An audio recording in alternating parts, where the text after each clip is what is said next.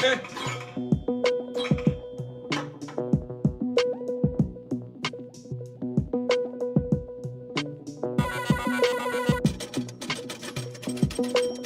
Hang on a second, we're getting ready. Hang on a second, we're getting ready.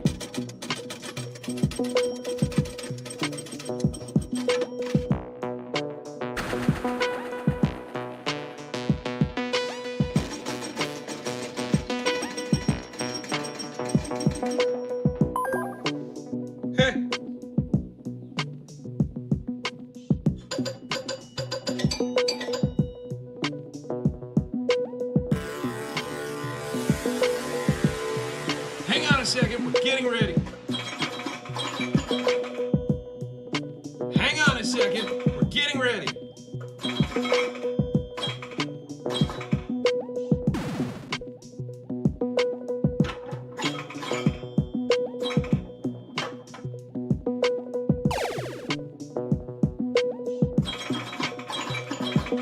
Hey.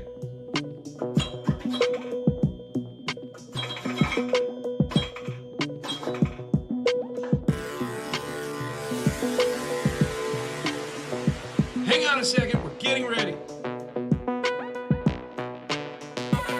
Hang on a second, we're getting ready.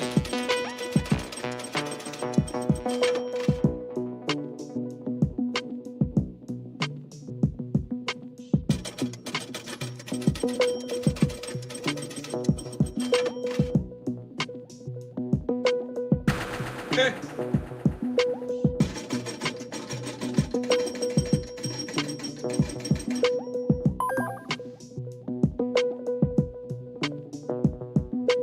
Hang on a second, we're getting ready. Hang on a second, we're getting ready.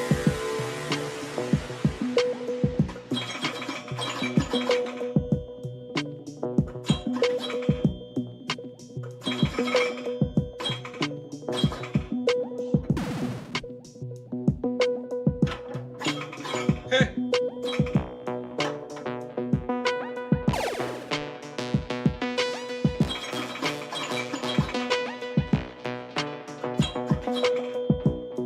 Hang on a second, we're getting ready. Hang on a second, we're getting ready.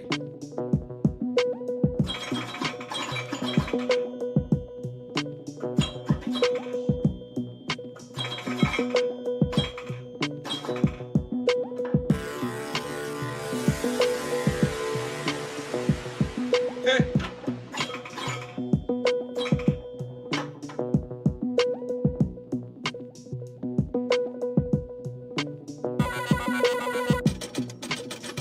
Hang on a second, we're getting ready. Hang on a second, we're getting ready.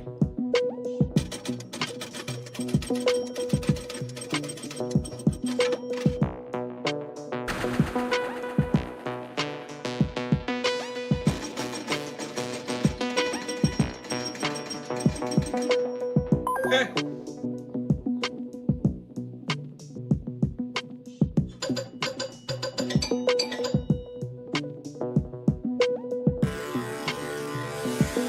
Hang on a second, we're getting ready.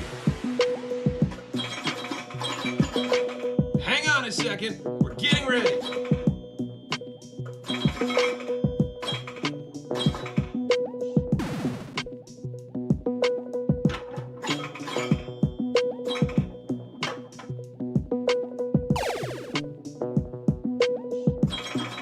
Hey.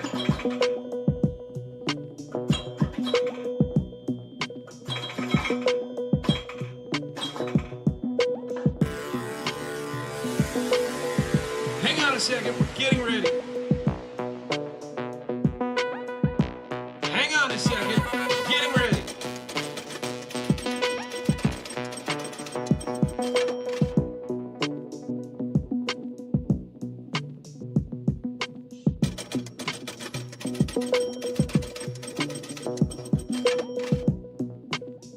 Hey.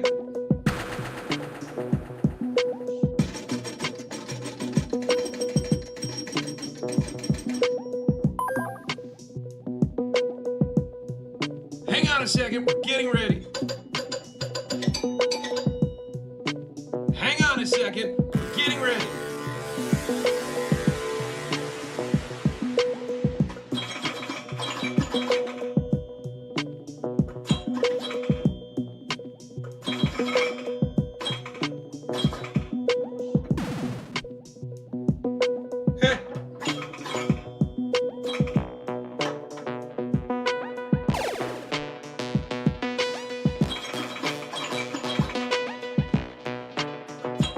Hang on a second, we're getting ready.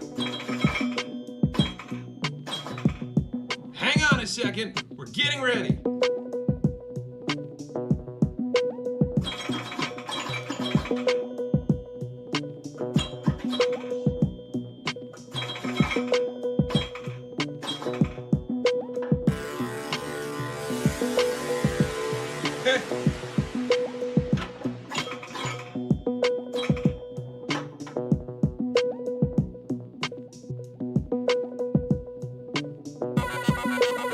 Hang on a second, we're getting ready. Hang on a second, we're getting ready.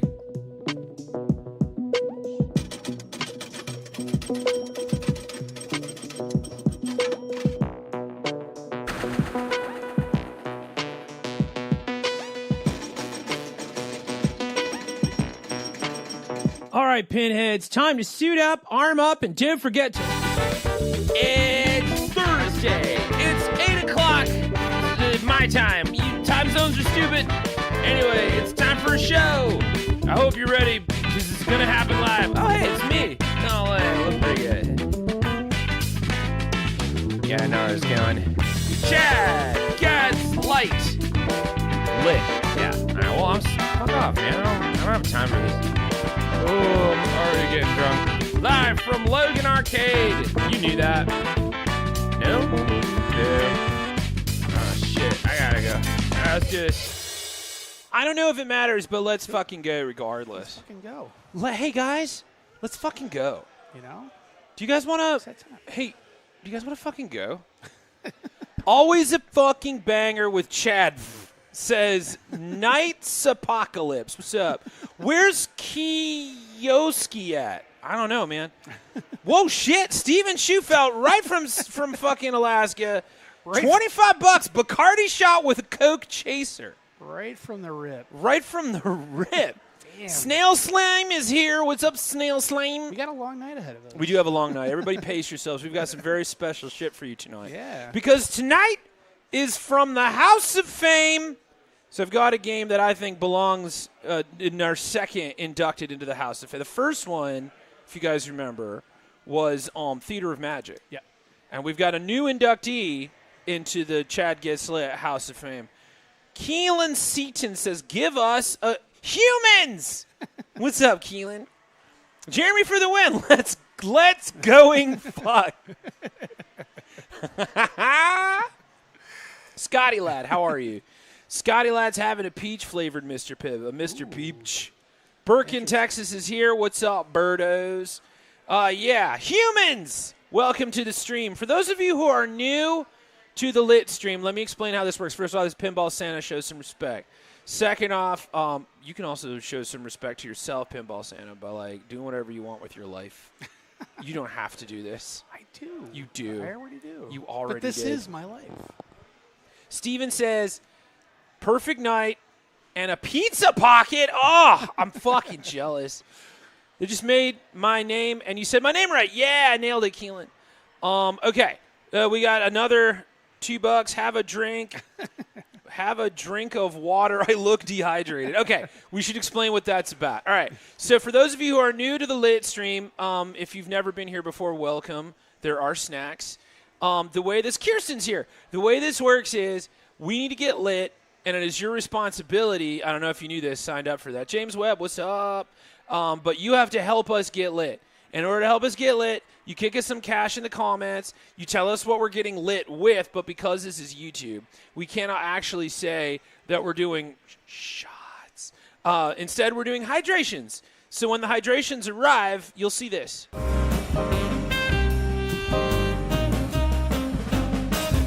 Hydrate! and that's what you do. You hydrate. And that's what goes down. Made my night. It's okay. Don't be sorry. Oh, okay, whatever. You did an asterisk because I could look back and see what Keelan actually said. But I feel like you're doing great. Scotty, Chad, I'm working on my 10th page for my independent comic project. Hell yeah. Oh, nice. You got to let us know when it's done. Find that Discord. Hit me up. Let us know what it looks like. The most certainly is a snack, and it's me, D. Pills Hexo. What's up, bud? Anyway, yeah. You tell us what we're hydrating with, and we will do the hydration, and you'll see that little skeleton.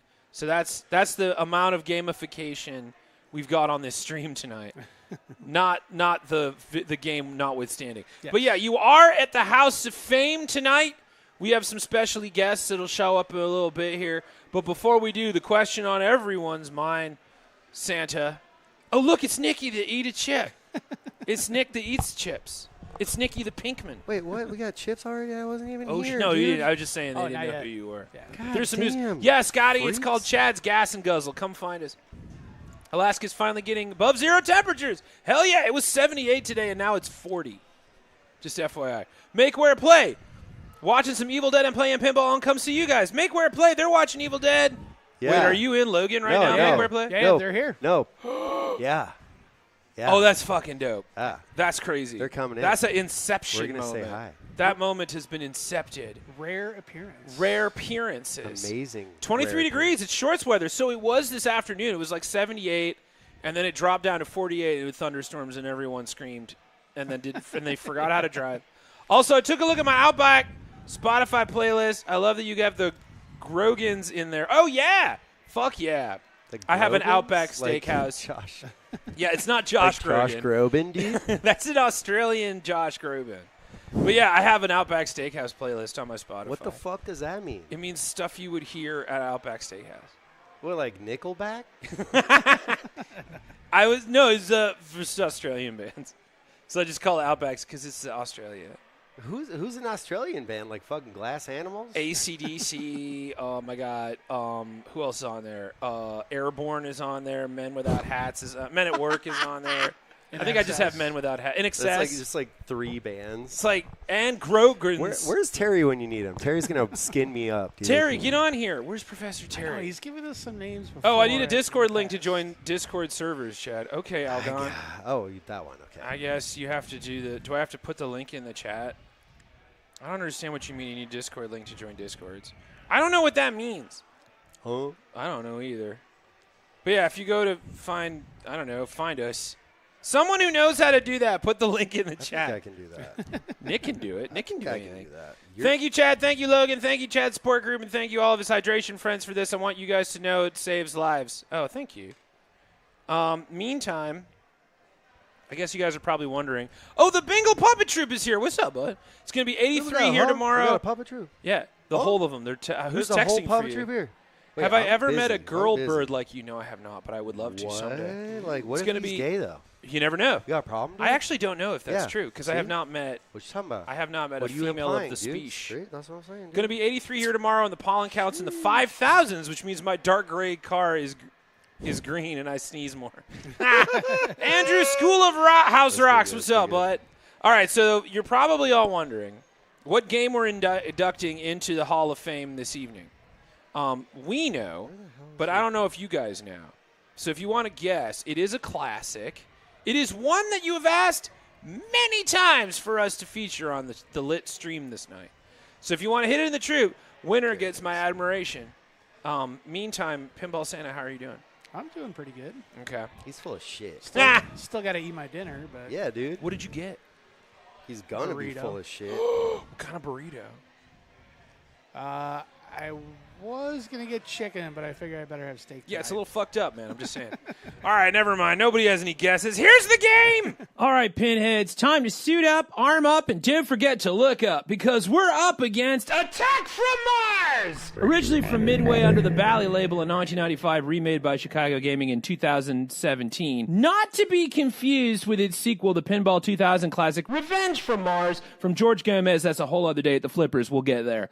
Lock in, ballers, because because this one's an undisputed classic from the legend of the fan himself, Brian Eddy, with art from Doug Baracora, Devil's Dare, Fireball, Black Knight 2000, Watson, with software from the late, great Lyman Sheets Jr., and his first after leaving Williams back in the day. Number 5 on the Pinside Top 100, coming right off the heels of The Shadow, Brian Eddy went hard on classic B-movie sci-fi War of the Worlds camp fests, with Martians loosely based on the Metaluna Martians from this island Earth that actually got the attention of the Mars Attacks Topps Trading Cards Company. So Doug Watson had to write out a whole novel about why this is different. Because it is! The music was done by Dan Medieval Madness Ford, and he's the toasty guy from Mortal Kombat, which tracks, because this is a Midway game.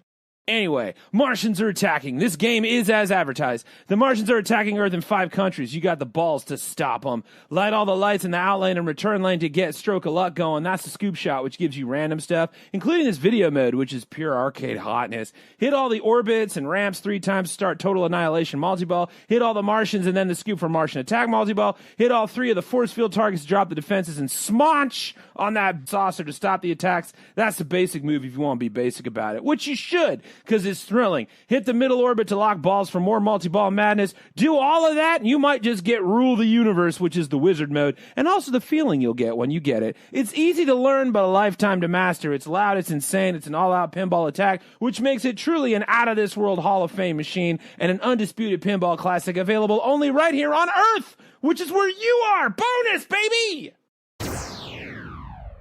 Yeah! Fully inducted into the Pinball House of Fame tonight. Our second inductee, the classic legendary Attack from Mars, 2017 remaster, but is the 1995 edition in my heart. Oh, look, we have guests.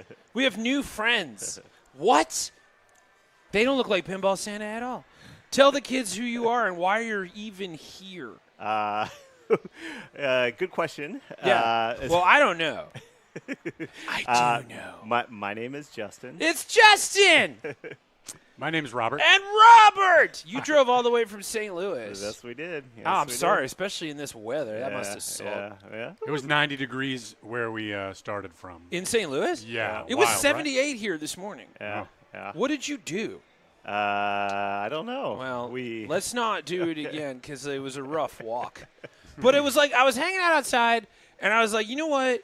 This is a terrible day to sit inside and play pinball. Yeah. And then all of a sudden, it was like thunderstorm death rattle outside, and I was like, all right, well, never mind. I guess fucking great day. Yeah. Anyway, welcome, Justin and Robert, to the Pinball House of Fame. But, like, there's a reason you're here. Yes.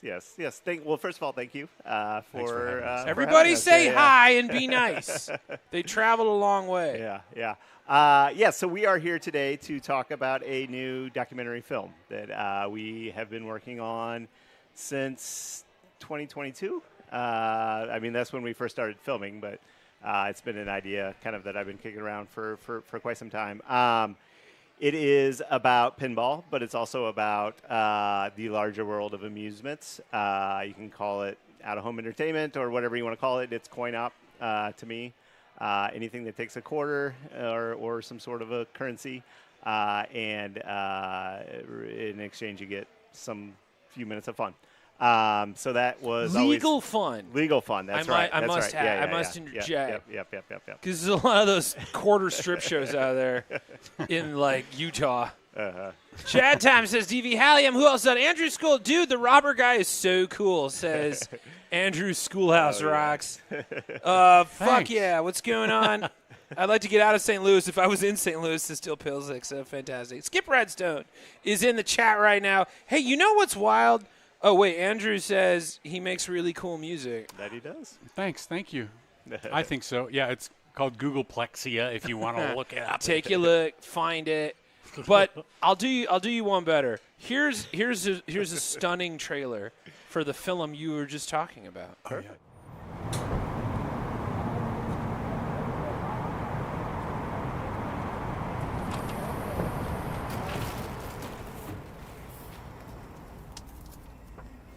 So what I like to do is I like to face all the toys towards you, so they're looking at you.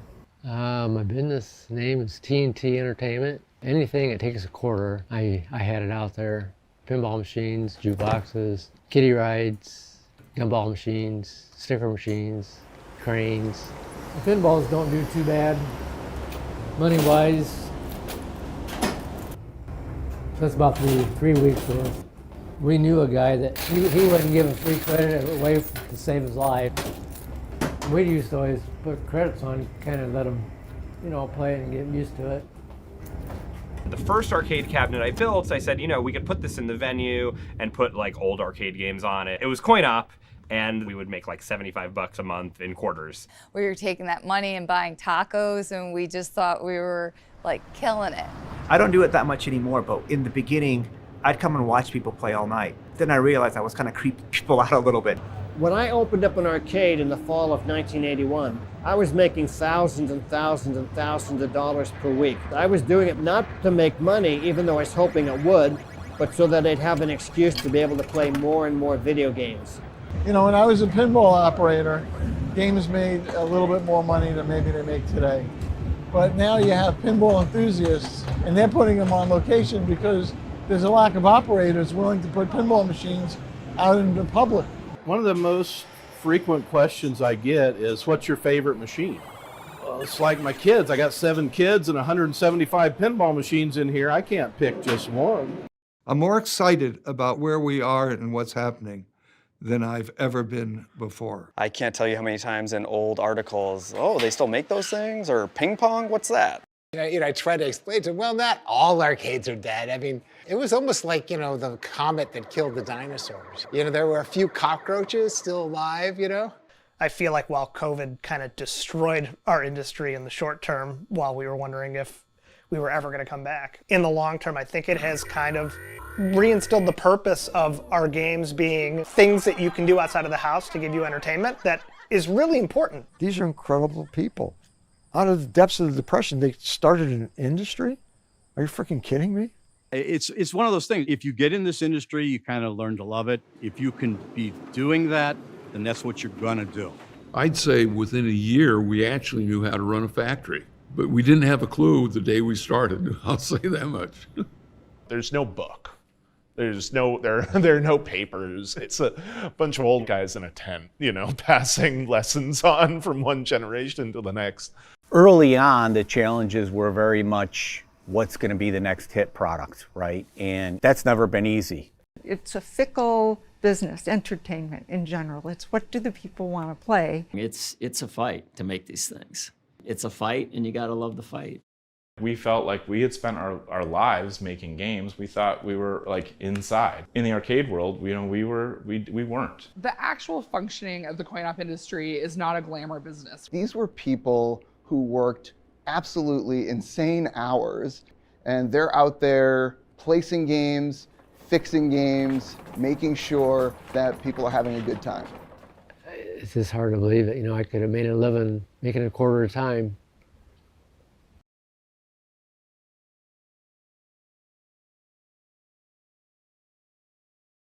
Look at that jazz. What's going on? That too, Jeremy, Midway royalty. So yeah, Nolan Bushnell, Mr. Atari, that's right. This must have been crazy for you two to meet these people. Yeah. Because you even had Walter on there, whom if you've not seen Fistful of Quarters, King of Kong, you don't know who Walter is. A must see. Yeah. Yes. Cool as hell, doggies, says Andrew Schoolhouse Rocks. Thanks, Andrew. Thank you, Andrew. But yeah, we are sitting here with the gents who work. This looks amazing. I actually forgot I was watching chat. That's hard to do, Snail Slime. But yeah, you got to keep watching us. The good news is the trailer will be back, in case you forgot what this was. Yeah, absolutely. Meantime, there goes Nick. He ran away. So anyway, talk to me. How did this happen? This is crazy. So I don't know. I mean, I love it when you're just we've never talked about it before, so it's hard to know. Do you guys know that you made this movie? This is This is your film. Barely. Barely. Did you guys? Well, you did just get here from St. Louis. Yeah. So. I will say we did not set out to make a film. I mean, we definitely we started right here in Chicago at Stern Pinball. Basically, still during COVID when you couldn't take pinball tours, and we wanted to make a virtual tour. We wanted to be able to film it and just kind of revisit this whole world. So in this trailer we just watched, one of the main subjects there, Chuck, was an arcade operator. He started the business with That's my dad. Trowbridge, right? Yep, Chuck Trowbridge. So TNT Entertainment stands for Trowbridge. I see it on some lapels. Yep. So that's what we're representing here. This was a coin-op business that started in 1981. With your dad Yep. and Chuck. Yep, my dad and Chuck. They kind of always had schemes and different things that they wanted to, start different businesses and Which stuff. is featured in the documentary. These Yep. are spoilers, by the way, for reality. Yeah.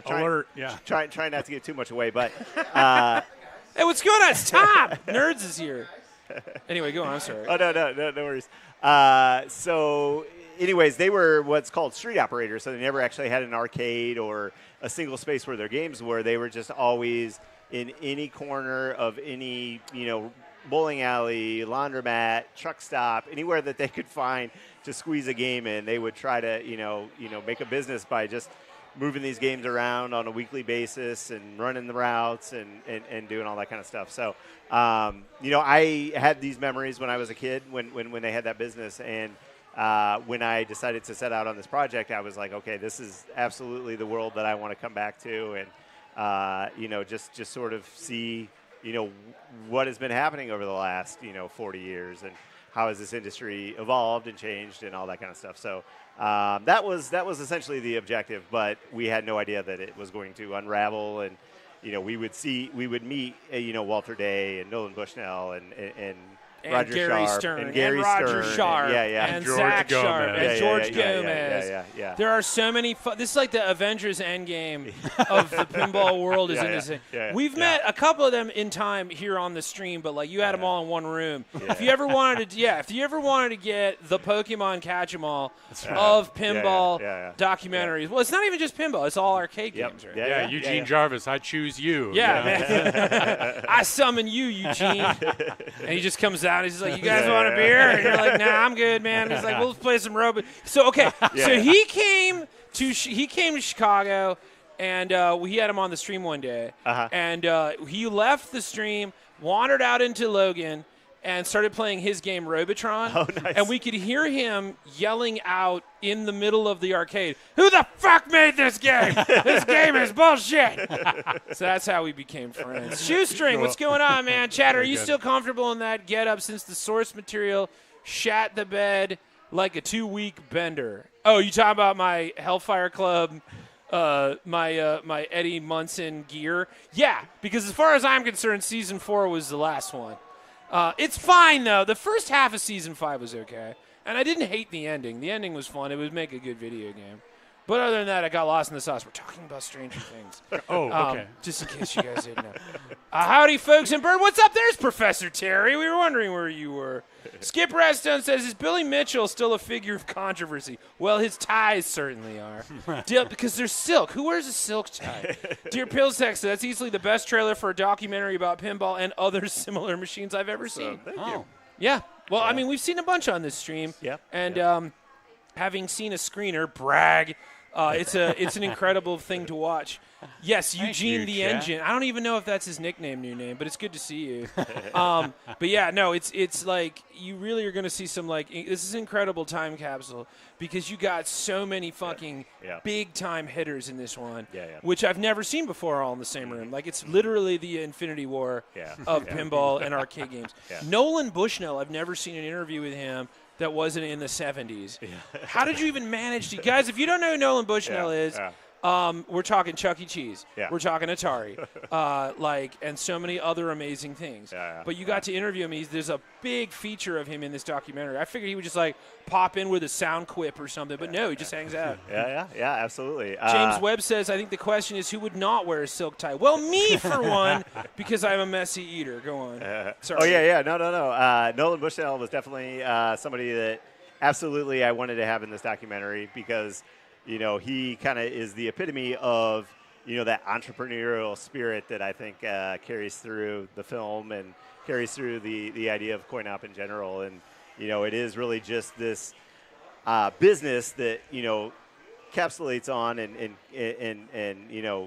hits on everything that's popular at the time and, just finding ways to introduce this new technology, you know, whether it's, you know, video games back in the 70s when, you know, such a thing as consoles didn't exist, or, you know, pinball machines, which are, you know, not something that you readily have access to other than you know, in arcades. So, yeah, it was great. It was amazing to interview him and to get to meet him. Where did you hang out with him at? Because that place looks really cool. Yeah, no, it was cool. So that was his son's arcade.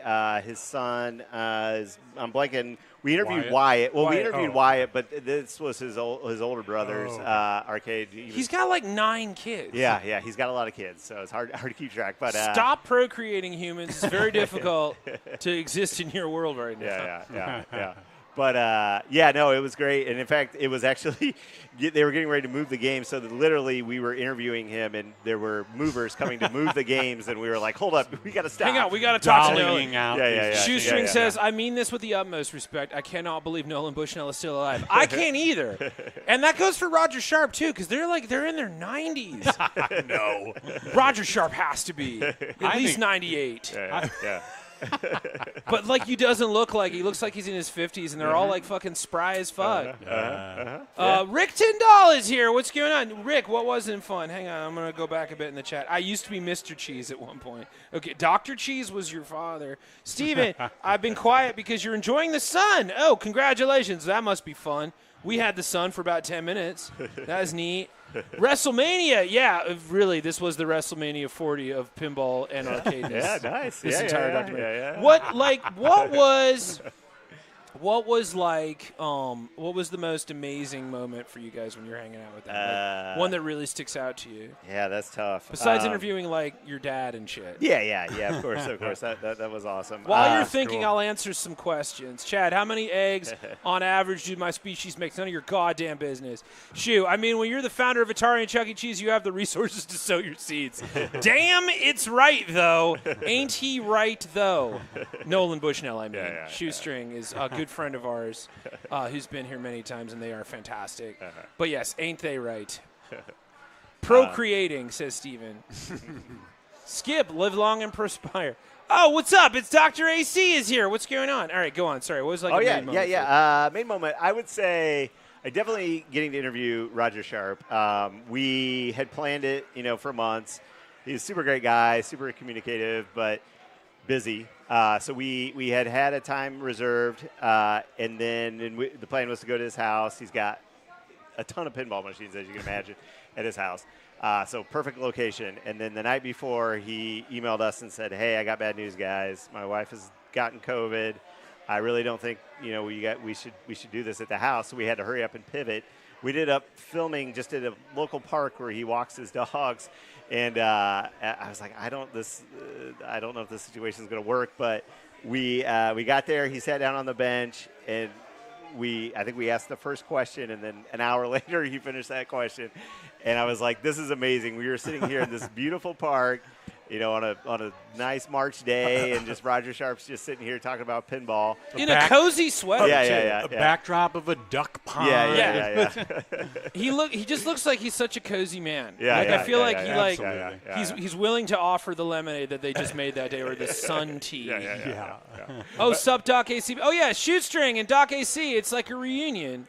This is a lovely moment in the chat. You guys don't know these friends of ours. Well, welcome anyway. These humans that are here. Shoestring is not from this area, but they did come here not too long ago and had their first Malort shot, which I will forever remember. Nice. All right. Malort, Meantime, Dr. AC does live in Chicago, does a horror stream. You should all be following Horror 101.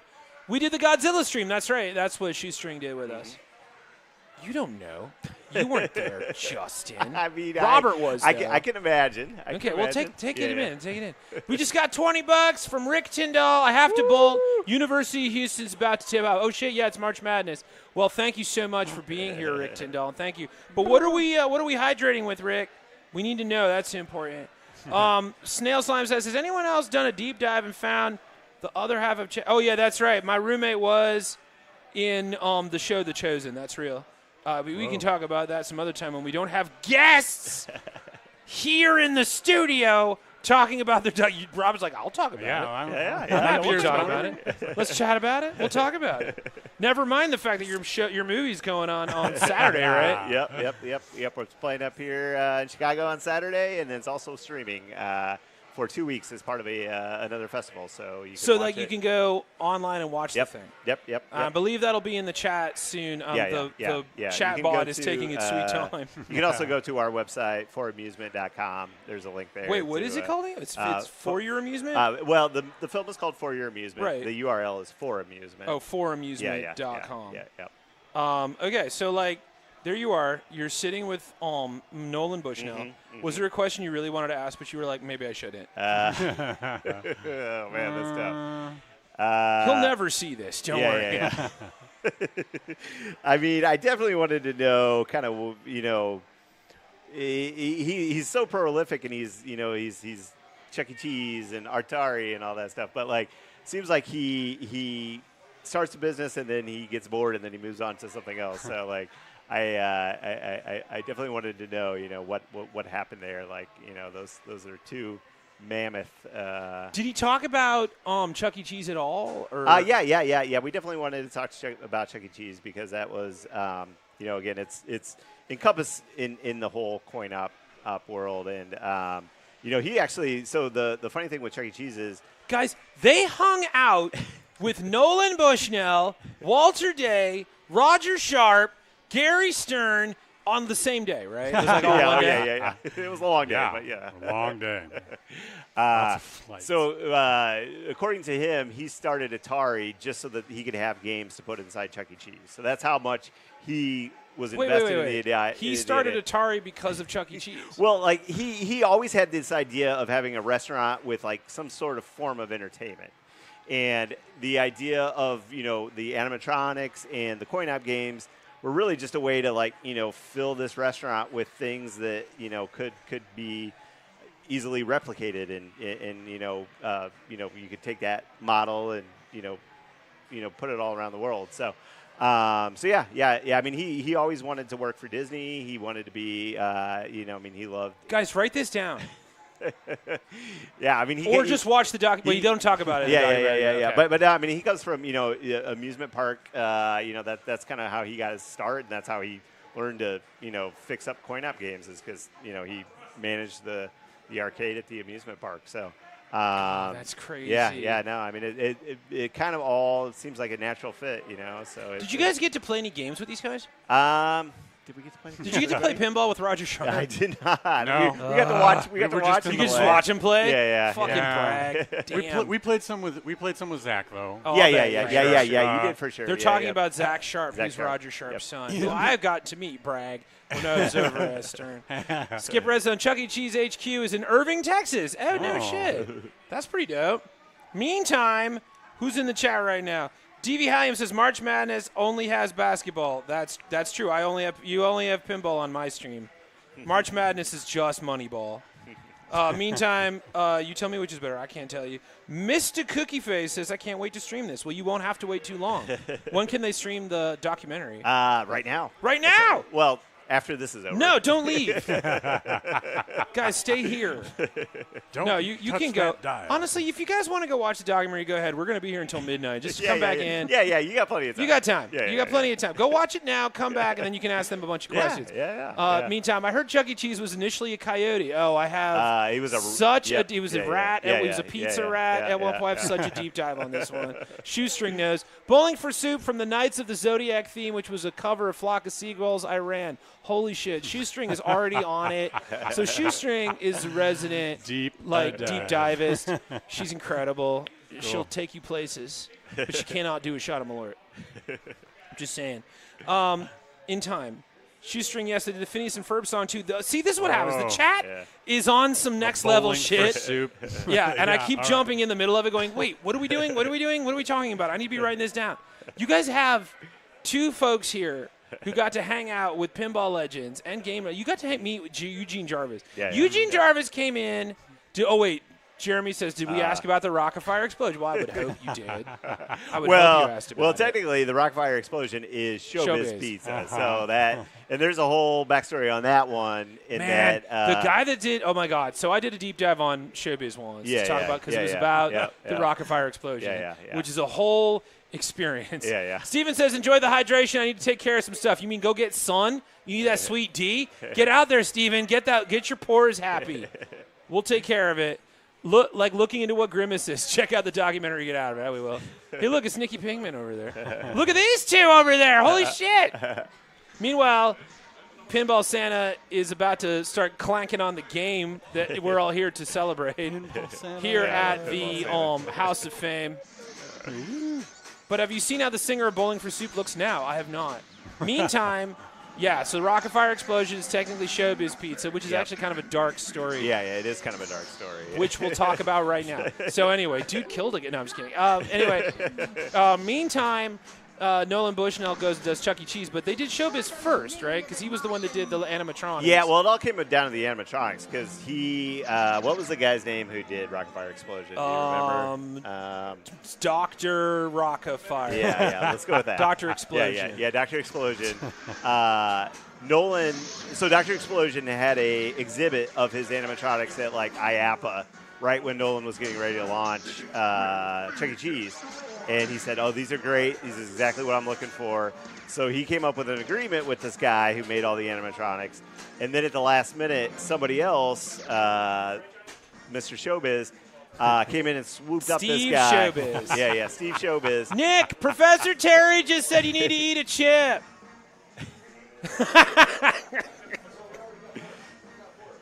We still can't see the Popedy's Nerfix shirt on the site. Oh, okay. Well, we'll make sure it comes back. But here's the thing. Shirt. Yes, thank you. We'll have it back on there closer to the Halloween times. All right, see? He's eating burger rings. Burger rings. Yep. Fucking own up, kids. Aaron Fetchter. Shoestring, this is interesting. Shoestring says that their mom was one of the first Billy Bob performers for Showbiz. Oh, interesting. Nice. Okay. See, Chad knows how to run a proper solo pinball to free play mode. Damn right, Algon. That's what we do back here. But here we are at the Pinball House of Fame with Justin and Robert of, is your company CoinOp? What's the name of the company? For Amusement. Well, so the name of the documentary is For Your Amusement. I'll answer for you. Yeah. I'll answer. It's a For Your Amusement. No, okay, sorry, go on. For Your Amusement is the name of the film. Center Films is the the production company. I mean, we didn't really know what we were doing, to be perfectly frank, and we just kind of were introduced into this world. The first day we shot at Stern and got to meet Gary, got to meet George. Zach was super awesome and kind of letting us in the door. Yep.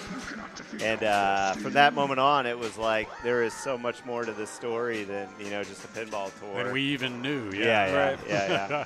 So we just kept at it. Went to Pinball Expo after that, and then. Wait, you were at Pinball Expo this year? Well, we were actually this year. We actually screened the film at the world premiere of the film was at Pinball Expo. Dude, I was there. I didn't even fucking see you guys. Yeah. Thursday night. It was like at 11:45 p.m. or something. I'm pretty sure I was drinking with Jack Danger. They swept us under the rug a little bit. I was hanging out at the rave they were throwing over by the Monster Jam. Or whatever. Nice. What was that? What's that one? It's a double. It's a two-header. It's called Monster Bat. Monster something. Yeah. Monster Ball, I think. It's Monster Ball. Yeah. Jeremy says, "Would you say there was more than meets the eye?" Yeah. Shoestring says that the real name is who created Showbiz Pizza was Showert Bizinski. Okay. That's not true. It's Aaron Fetchter.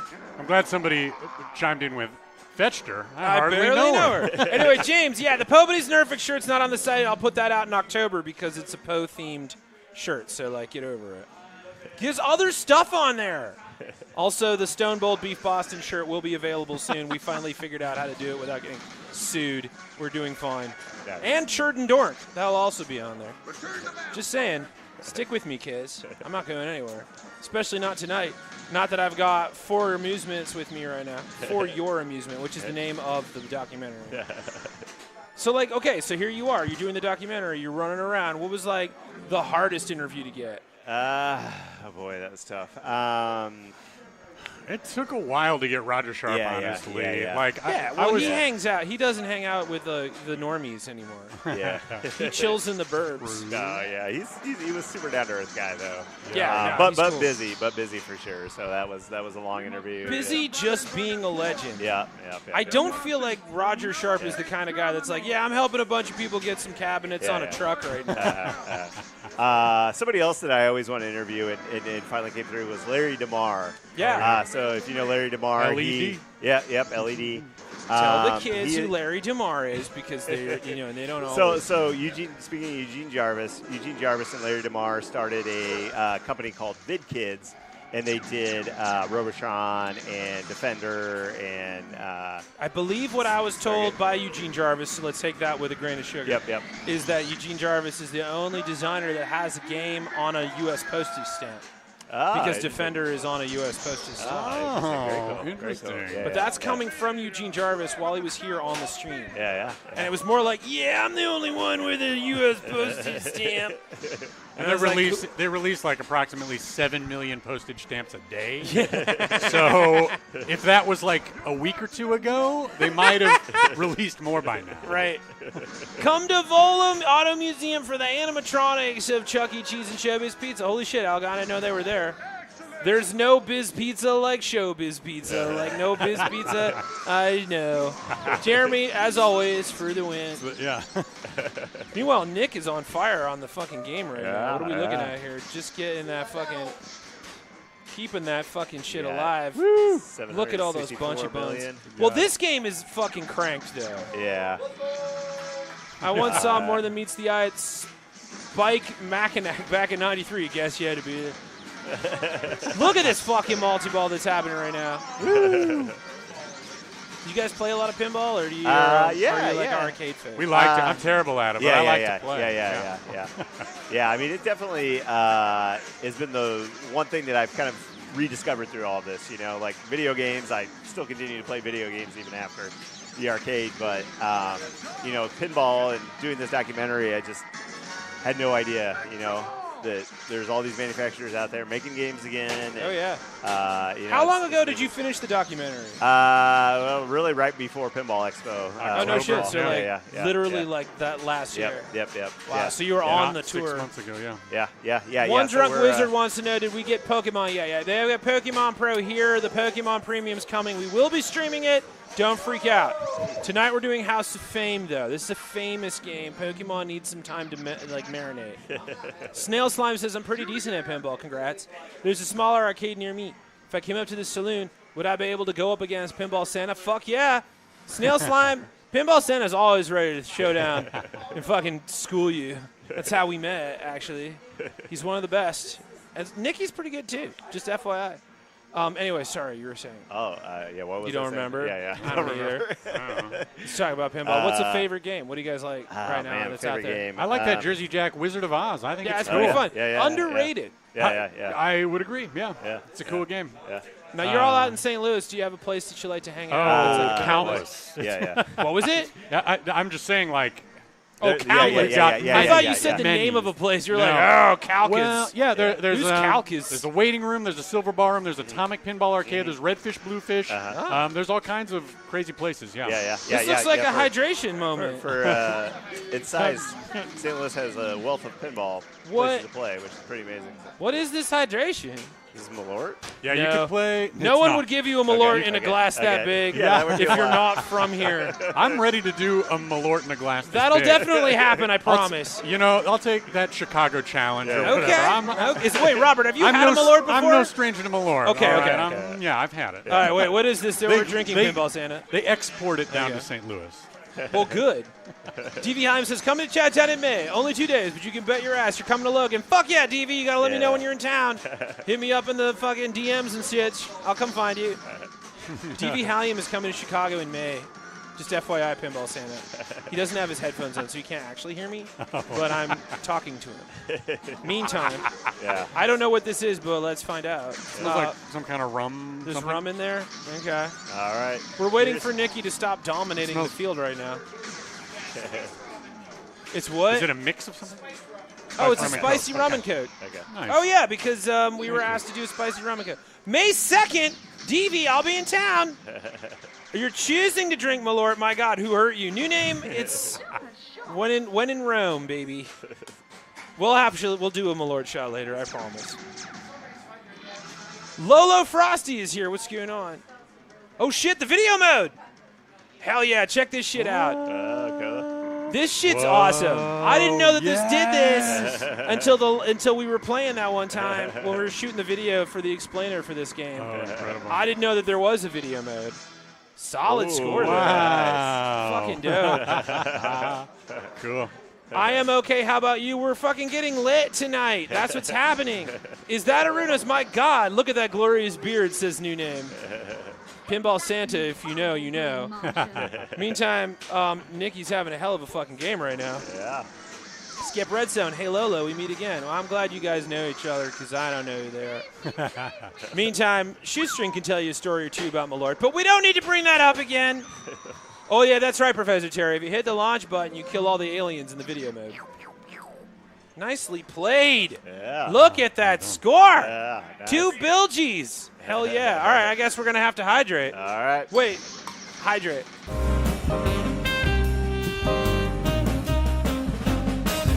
Hydrate. That was delightful. Thank you for that. Yeah. Yes, thank you. That hit the spot. Well, that was just a rum and cake? Okay. You don't need to be technical. But you put a little spice in there. Okay. Pinball Santa knows when you've been bad or good. So be good, for fuck's sake. Did they do the touch? Oh, you guys are talking. Okay, if you guys have not seen the Cybertronic Spree, you're missing out. Do you guys ever see those guys? The Cybertronic Spree is a rock group that dresses up like old school Transformers, like from the 80s. Okay. Oh, like amazing. full outfits, Nice. like full like auto out. It's crazy detail and shit. And But they play the touch. Yeah, they play all the songs from the original Transformers 84 soundtrack. Transformers. Yup. They do Dare to Be Stupid. They do Dare to Be Stupid. And they do like it's Amazing. just like nothing but like 80s montage workout songs. Yeah, That's awesome. perfect. But dressed Yeah. like traditional Transformers. Incredible. I saw them open for the Protomen, which if you don't know the Protomen, they're a Mega Man themed rock group that sounds like Meatloaf, but all their music is like the story of Mega Man. Nice. Fucking incredible night. That was at the Concord Music Hall in Chicago. man. For those of you wondering about the Concord Music Hall, that's where the Robin Williams mural is on the back. Shoestring says, if you're not ready, this is about Malort. If you're not ready for it, it hits you in waves. It lingers in the back of your throat like Sharpie ink. Yes! That's legit! That's good. incredible. Yeah. Cybertronic Spree is awesome. I haven't seen them on tour yet, says Skip Redstone. I mean, you should. They're wonderful. Yeah, like Transformers Guar. Yeah, Jeremy, 100%. Yeah, they definitely do Dare to Be Stupid, which a lot of people don't know. Eric Idle, also a voice in the Transformers movie on the Trash Planet where they play Dare to Be Stupid. Nice. Never forget, Weird Al Yankovic has a track in the Transformers movie in the 80s. Also, fun fact about the Transformers movie, that is Orson Welles' last film. Which means, Robert, Orson Welles' last line, the guy who created movies as you know it, his last line in cinema history was, "You'll never defeat me," before exploding in space. We should all be so fucking lucky. Yeah. What a champion. What a way to go out. Yeah. Cybertronic Spree didn't go with the name Knights of Unicron. That's fucking dope, James. Lolo, you found me on the TikToks and what have you. Well, I'm glad you're here on the live. Welcome to the thing. We've got so many people in the studio today. I know. There's so many friends. Feels good, yeah.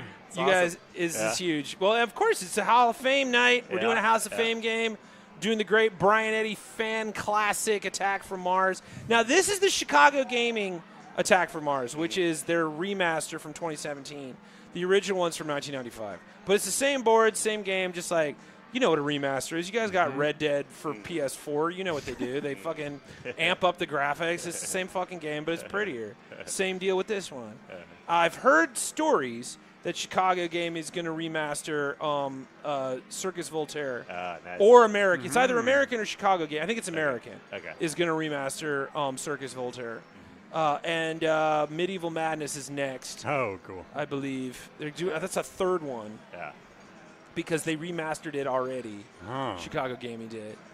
You'll never defeat me, Boom. Technically not defeat, only death. It's true. Meantime, if you haven't already, go to the website that I keep plopping in here. But if you are in Chicago, you can go see the movie. Yeah, at Facets this Saturday. Noon. At noon. Just down the street from here. And It's then a small it's not far, theater, yeah. so we recommend getting tickets in advance. If you've not been to Facets, you should. It's not far from here. You can come back here when you're done, hang out, slam some balls. It's a great way to spend an afternoon because you can see this movie, learn all about its history, learn all about the kings in the ring that they have in this. I cannot believe the new Avenger lineup that you have in this fucking shit. It's wild, man. Yeah, I mean, these are like first-generation people, too, you know? Like, this is amazing. The fact that, you know, Robert and I, you know, we come from This is Robert, by the way. Yeah, we come from a film background. We both went to film school together. And, you know, we used to study, like, you know, the history of film and Malays and the Lumiere brothers and stuff. And just, you know, these people who... weird Muybridge. Yeah. Edvard Muybridge. It's just these people who like invented the language of cinema. All now dead for a century. Yeah, they've been gone for a while. It's a hard interview to get. Yeah. But now we have the people who invented the language of video games, and they invented in you know the modern pinball machine, and just you know all of these people are still around. They're still prolific. They're still designing. They're still you know doing things, and they you know they certainly you know could have rested on their laurels and. You know, retired long ago, but they're doing it because they love it and because it's you know it's such a fun industry, and I think that you know above anything that's what I wanted the film to be is just you know just a celebration of that you know that fun like it isn't you know trying to be you know anything other than that and just you know spotlight these people that you know have kind of been in the shadows for most of their They talk career, about that right? in the documentary. Spoilers for the documentary. Spoilers for your Alert, documentary. alert. But they actually get into that. I think it's Gary that talks about like, hey, it's just got to be fun and like we don't have to do it, but we want to do it. It's an avocation. Mr. Wilson, this is your first stream. What's going on? We're at Logan Arcade in Chicago. This is the House of Fame. We're playing the classic Brian Eddy Attack from Mars, but this is the remaster from 2017. What's happening? Lolo says, I majored in arts management and entrepreneurship, and I minored in theater. Nice. So you work as a barista, but that's okay. But honestly, no, Lolo, what are you doing for money these days? I hope you're managing a gallery, or I hope that you're, like, making movies, and I'm just being a doink right now, which I probably am. It happens on occasion. But meantime, you guys did the same thing, and then you end up making this documentary. Which wasn't originally it was just going to be a thing about your dad. And this is a cool thing. Lolo, you're unemployed! That's not right. The arts need, people love I don't know, Lolo, if you're in the States, but the States are notoriously super cool about people in the arts, so it doesn't, you know, that's dripping with sarcasm. Real easy to make a living in the arts in the USA. Yeah, basically all of us right now are tethered to some kind of nooner job. Lolo, come to Chicago. Come hang out. We'll buy drinks. Mr. DeBears, indeed they are. But they're not here tonight. Tonight we're playing their pinball. Lolo, you just keep fucking going, man. Like, the arts are notoriously slept on in this country. So the more you can do, the more they'll notice you. Meantime, these two are a fucking success story right now. Robert, you did it. Thank Robert, take the fucking W, bro. I made it? You made it, bud. You did it. I'm here. I mean, I'm being interviewed by a puppet. So to me, I'm like, that's the apex of what I could hope for. It's true. As an apex predator, I only hope that that's true. Lolo says, I'm currently live in Ohio. Okay, well, St. Louis over here. Makes sense. Last Adventures of Lolo game was decades ago. Shoestring with a slam dunk as always. Got him. Anyway, Lolo, come to Chicago. Come hang out on the stream. It's always a good time. We're always getting lit. For those of you who don't know how this works, first of all, Animal Drummer Punk should have drafted Mahomes. Oh, yeah, that's true. This has been great. I'm going to go back to watch Chad the Bird videos, probably Pat. Yeah, Keelan, come back. We're going to be here until midnight. Please come back. And also, if you have not checked out the the link to go check out the documentary, you should. As I said, I got to see the streamer, and it was fucking dope. What the fuck is a puppet, Jeremy? I don't know. My brother lives in Chicago, though. Miss him. Well, Lolo, you got an in. You can come hang out with us. We're hanging. I mean, come get in the car. It's not that hard to drive. We're in Ohio. It's like Youngstown, because that's a bit of a drive, but it's still not that bad. Yeah. At least you don't live in Colorado. And that's a hell of a drive. All right, so if you might live in Toledo, and that's not as bad. Seriously, not that bad. That's just kind of skip around the. Have you all been bit. from St. Louis your whole life, or what? No. Well, so I grew up in Fort Wayne. That's where their business started. But speaking of Youngstown, that's all the way on the other end of Ohio. They actually there's a mega truck stop in Youngstown, Ohio called Truck World. Yep.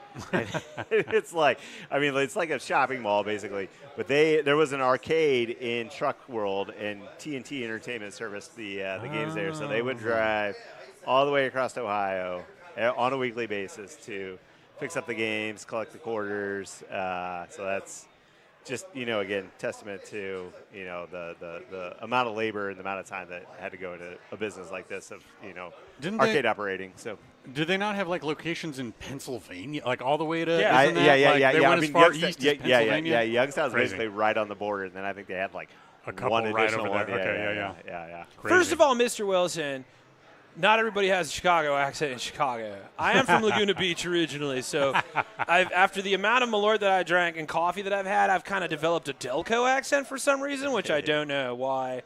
Also, I did learn Youngstown, Ohio, birthplace of the American Bagatelle, because the first ever Bagatelle game was made in Youngstown, which influenced Harry Mabs and Gottlieb and all those guys to create the game that we know and love that is a Chicago original. Pinball. Nice. Because the flipper was invented in Chicago. Oh, yep. Up until then, it was just Bagatelle. We've done this before. Oh, yeah. But this is the room to do it. Yep. The amount of times I've been snoozed for talking about pinball history in Chicago. I know. I feel like, we made a documentary about I was going to say, I feel like you guys know we're some not of this. Yeah, well, we know some of it, but we're not going to sit here and be like, all right, yawn, or what. Pass. We're more like, oh, yeah. No, well, what's say some crazy? more, What's crazy is that we live. Oh yeah, I guess it's almost time for refreshment break. I mean, it's 9:04. I guess we got to go on break. When we come back, more Chicago pinball history, more hanging out with the creators of For Your Amusement. Don't go anywhere. We will be back, and so will you, I hope.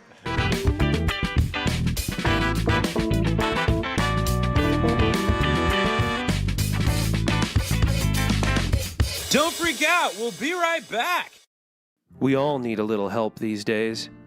A helping hand, an arm to steady ourselves on, a friend in times of need. Hi, my name is Chad, and for just a few simple purchases at my merch store on my website, you can be that person. Because all proceeds from chadthebird.com/merch go to me, because I'm poor. Every hour, my bills are growing. The electric bill was fucking ridiculous this month. I barely use my TV, seriously. For just one purchase of an official Chad the Bird sticker, hat, shirt, or hoodie, I could make better choices, smarter choices, in frozen pizzas. I can enjoy a beer that doesn't cause me to shit so loud it sets off a car alarm or scares the neighbor's dog. With your help, I could pay my rent on time and not have to pretend I was out of town. Shit, did I say that out loud? Okay. If Mr. Bogdan is watching, this is an act. I'm just acting. I was in St. Louis for real. If you or anyone you know is experiencing rough times like these, don't worry about them. They'll be fine. They always figure it out. Me, I don't have thumbs, and I'm tiny. I'm like 3 apples fucking high. And I want to get high. 'Cause it's stressful. But weed's pricey now, so I gotta resort to that shitty stuff that Tyler's roommate Keith sells, and it's got seeds in it. Please don't leave me in the cold, smoking shitty ditchweed. It sucks, and I look gross doing it. It doesn't take much to make someone's day, so make mine, and buy some stuff. It's cool shit, too, look at it. Look at this guy. He works in programming, so he has his choice in attire, and he chose my stuff, so be like that guy and make a smart business decision. For a simple purchase of a hoodie, hat, shirt, or sticker, you can make a good business decision and help me have money so I can too. We all need a little help these days. A helping hand, an arm to steady ourselves on, a friend in times of need. So, buy my stuff and be that person tonight.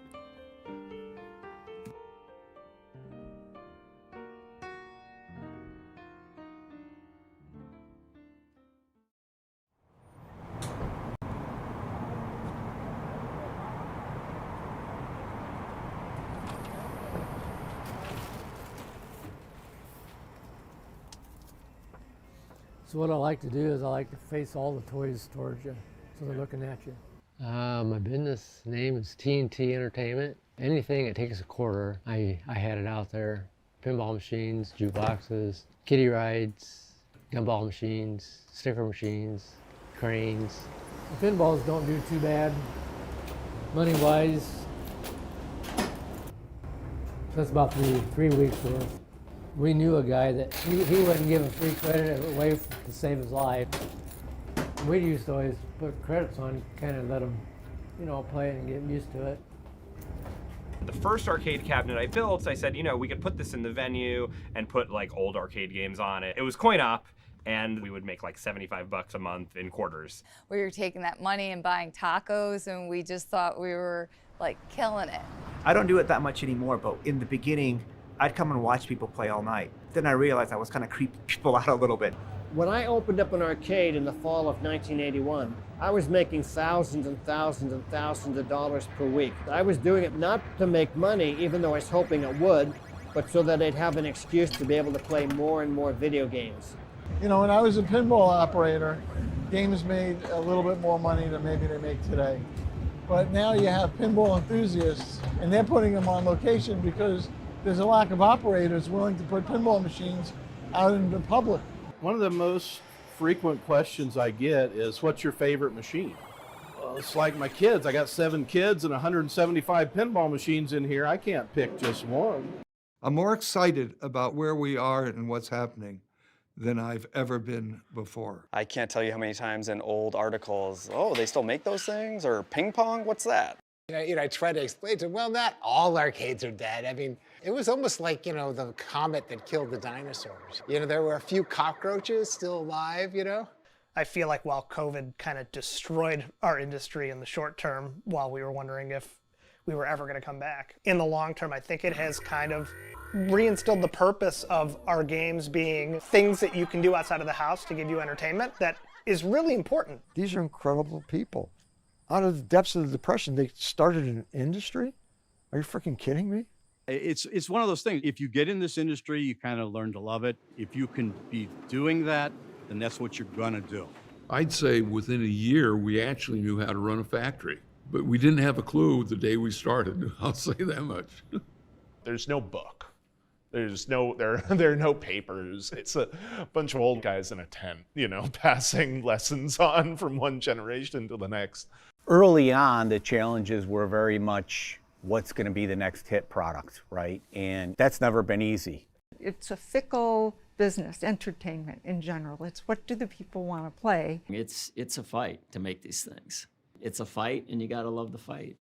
We felt like we had spent our lives making games. We thought we were like inside. In the arcade world, we weren't. The actual functioning of the coin op industry is not a glamour business. These were people who worked absolutely insane hours, and they're out there placing games, fixing games, making sure that people are having a good time.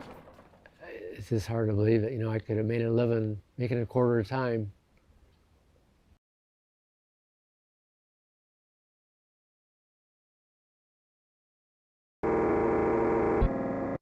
Bon appetit, my little gooligans. Hey, why did the ghost starch his sheet? He wanted to scare everyone stiff.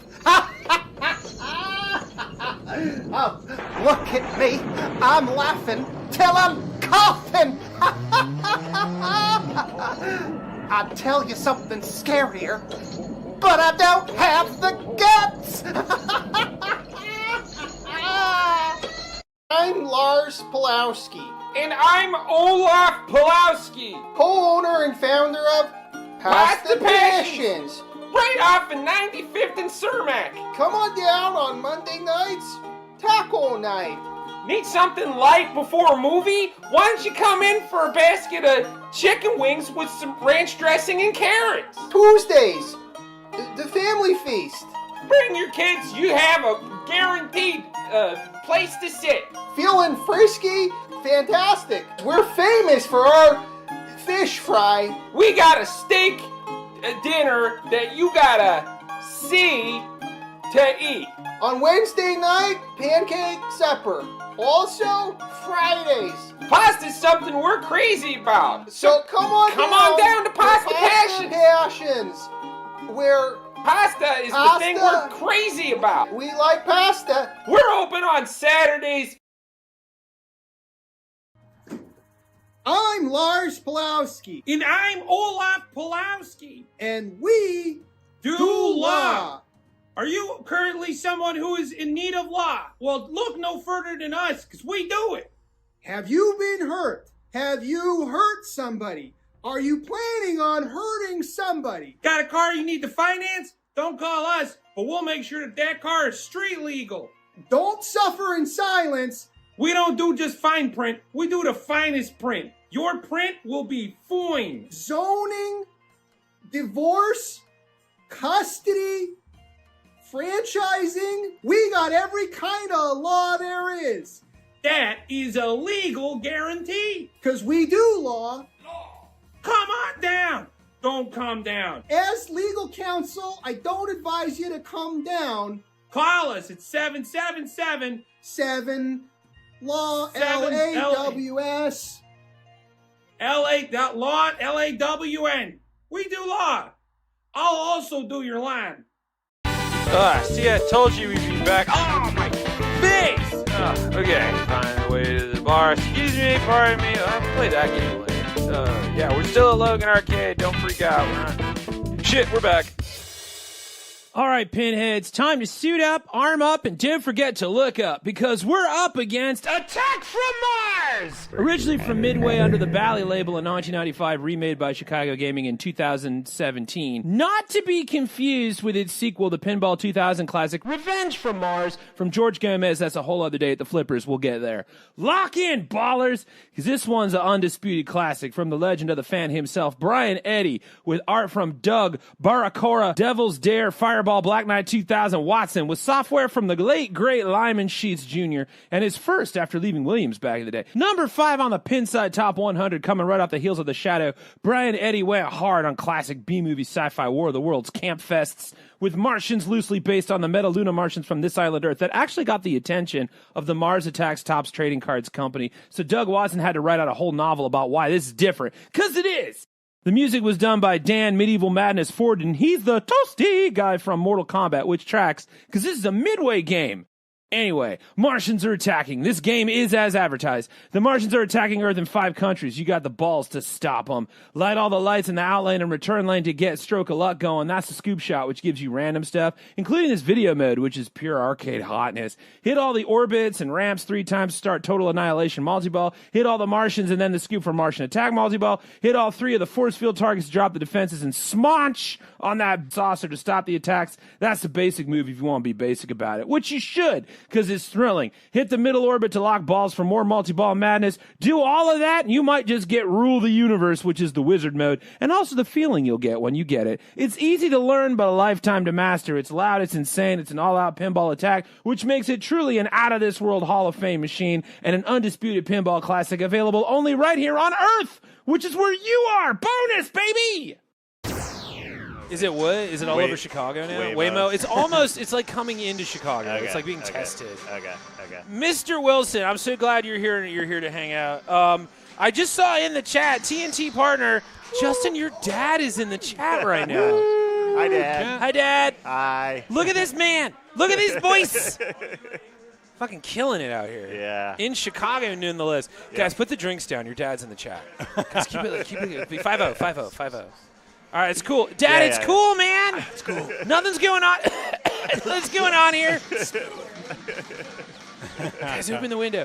Bro, you're so entertaining, fat-filled, funny, toasty. Hell yeah, Mr. Wilson. Thank you for being here. We were just talking about the fact that Forden, who's the guy who does the music that you're listening to right now for Attack from Mars, is the toasty guy from Mortal Kombat because Midway, Bally was Midway's pinball division back in the day. So the original three, Bally's, Gottlieb, Williams. All Chicago, because Chicago is the home to pinball. Chicago is to pinball like Detroit is to cars.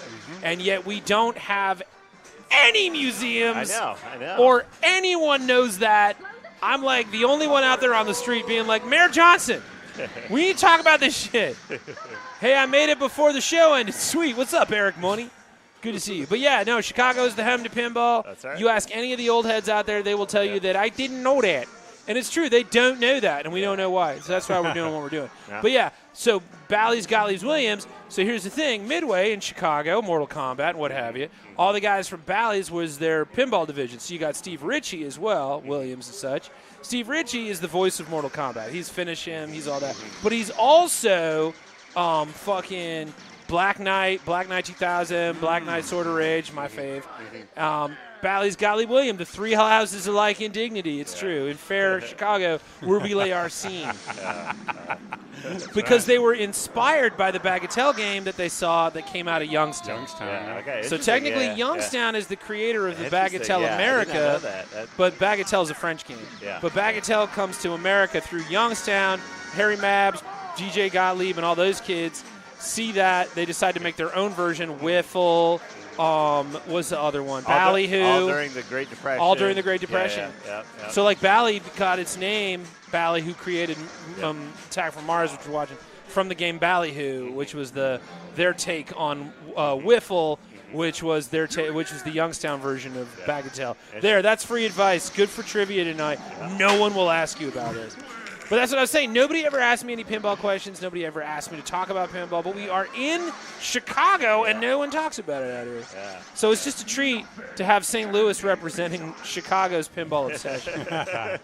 But the reason you two are here is because of your movie For Your Amusement. Which is premiering at Facets in Chicago this Saturday at noon. At noon. Shout out to President Dads, raising confident and nice dudes who host cool shows with birds. Hell yeah, kid smashing. Hell yeah. Sometimes it's okay to just be fun and have a good time and be witty and amusing. And we are the home of coin-operated amusements here in Chicago. That's right. Yeah. Not just pinball, but all kinds of electromechanical, any kind of coin-operated thing was made right here in Chicago, which is pretty awesome. And New name says, wait, the DJ Meathammer Gottlieb? Yeah, the same. Anyway. Guys, we're having. Idea what that means. We're gonna need to bring it down. Okay, we just started. We've got 2.5 hours to go. If you want to help us get more lit, kick us some cash in the chat. Tell us what we're getting lit with, and because this is YouTube and we can't talk about actually drinking, you'll see this.